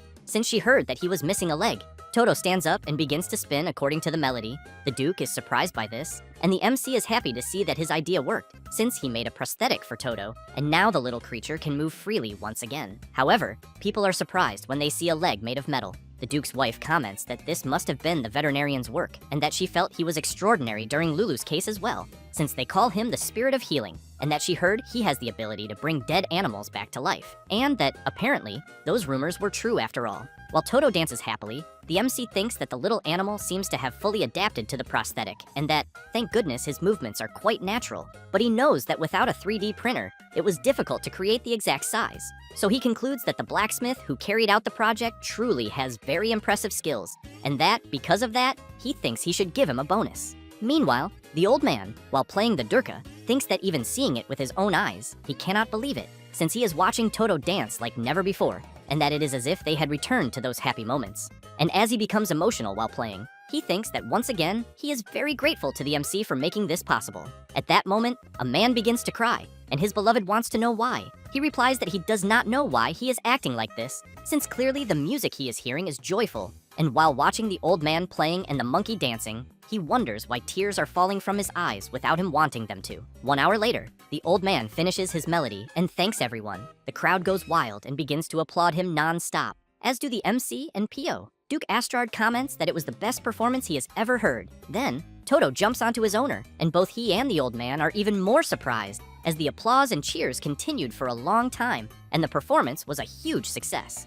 And thanks to that, Mr. Aulas and Toto were able to depart for their hometown. But before leaving, the MC was showing the plans for Toto's prosthetic leg and said that if there were any problems, he should show the design to a skilled blacksmith. That said, he emphasizes that if that also does not work, the old man should come find him. Aulas comments that he will never forget his kindness for the rest of his life. After that and later, Pio is quite happy and comments that the MC is truly an incredible person, since he did not accept a single coin from Mr. Aulas in the end, even though he knows that producing the prosthetic must have cost a lot, and with the recent expansion of the Mandrake Barns, he wonders if his finances are struggling. Selena comments that she thinks he does not need to worry about that, until, out of nowhere, a man appears carrying his pet, shouting and wanting to know if that is where there is a doctor who can create legs for animals, because his little animal lost its hind legs during the war. Kim places the animal on the table to examine it, and comments that, for this case, he thinks they can try attaching a wheelchair to the lower part of the creature's body. The owner becomes ecstatic upon hearing this,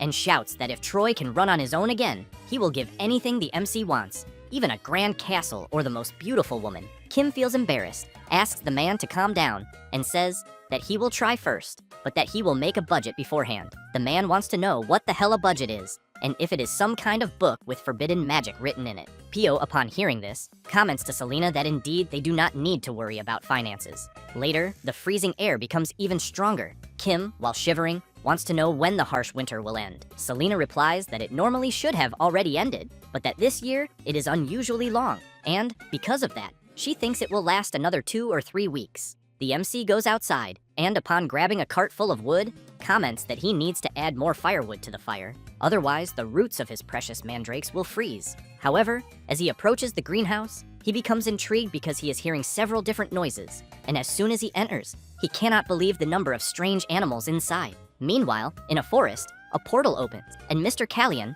and another elf appear. Callion is surprised by the place, and his companion asks if he knows the area they are in. Callion says that it is the western forest of the Belmore region. His partner, while using his magic, reports that the trail they were tracking ends there and that it does not seem to have moved forward. That said, he wonders if it might have run out of energy. Callion comments that they may have found their target and that, because of that, they need to search before it is too late. Back at the MC's greenhouse, he is going crazy, wanting to know why there are so many animals there, and if the place has turned into Noah's Ark, and also why there are bats there. Then, upon seeing a snake trying to catch the bats, he tries to stop it, but soon cannot believe that the other creatures are eating his precious mandrakes. Selena appears saying that this often happens during harsh winters, as animals cannot withstand the cold and move down to residential areas and attack livestock or warehouses, and that, in severe cases, an entire year's harvest is destroyed. Kim goes mad with anger and shouts that this cannot happen and that they need to drive them out. But then he remembers that the weather is too cold to do that, so he holds one of the creatures and thinks that he is too kind to do what he said. Later, while picking up chopped firewood, he thinks that on his precious day off from the clinic, he is there doing manual labor. Meanwhile, Adrian is furious, and while working hard, shouts asking why he is suffering so much, since he was raised with so much care and does not need to suffer in the cold. Then he notices a stain on his clothes, which were handmade by a master craftsman, and shouts that he must be having a nightmare. At that moment, Selena appears carrying several pieces of firewood and asks them to move out of the way. But Adrian realizes that she is about to step into a puddle, so he starts taking off his coat and asks her to wait, then throws his clothes onto the puddle and asks her to be careful. Selena does not care at all and walks over Adrian's coat. The MC sees this and thinks that apparently the idiot is very much in love. A few minutes later, the clinic team gave up their day off and came together. And after working day and night, they finished building a shelter for wild animals against the cold. They set up a wind-resistant tarp to protect the animals from the cold wind, and a stove enchanted with fire prevention spells keeps the internal temperature warm. Water and food for hungry animals were provided, and so that both small and large animals could rest comfortably, they built a total of 2 tents. Then, everyone was very pleased with what they had done. However, as soon as they opened the shelter, it did not take long for it to become crowded, and not even 10 minutes had passed since it opened, and the food had already run out. 30 minutes later, after restocking, the food ran out again, and as soon as they restocked, they had to put up a waiting list. Meanwhile, the MC is even dizzy from thinking so much about calculating the feed costs. Adrian goes up to Kim and, laughing, comments that he will have to empty all the gold coins from the vault. Kim smiles and says that first he will cut the blonde guy's salary. Then he hears Pio calling, and as they go to the front of the tents, Pio says that several donated supplies have just arrived and that there is a letter in the carriage. Kim takes the letter and upon reading it, realizes it was sent by Lady Marianne, saying that she also wanted to help with the good work they were doing and that she sent a small contribution. Pio calls the MC and says that more donated supplies have arrived, and this time it was the Lord of the Rabbits who sent them. Kim, upon observing the type of bags and the markings, thinks that, as expected from a real estate magnate, the scale is different. A few minutes later, 100 wagons of firewood, blankets, and many other supplies arrive. As a result, the tents were expanded with donated supplies. Selena comments that this is no longer just a shelter, but rather a temporary rescue center. Kim is happy to see that security has also been reinforced with the donation of the talents of the dog Max and his brothers. Then, seeing that things are really going very well, the MC tells Selena that he used to be a volunteer at an animal shelter during his college years. It was hard work, but completely rewarding. Until one day, when he arrived at the shelter, he saw a notice informing that it would close by a certain date due to financial difficulties. At that time, there was nothing he could do but watch. But he swore that one day, when he became a veterinarian, he would open a shelter for animals with nowhere to go. After saying this, he comments that he never managed to fulfill that wish. Selena asks why. Kim says that, far from opening a shelter, he was about to close the veterinary clinic he managed.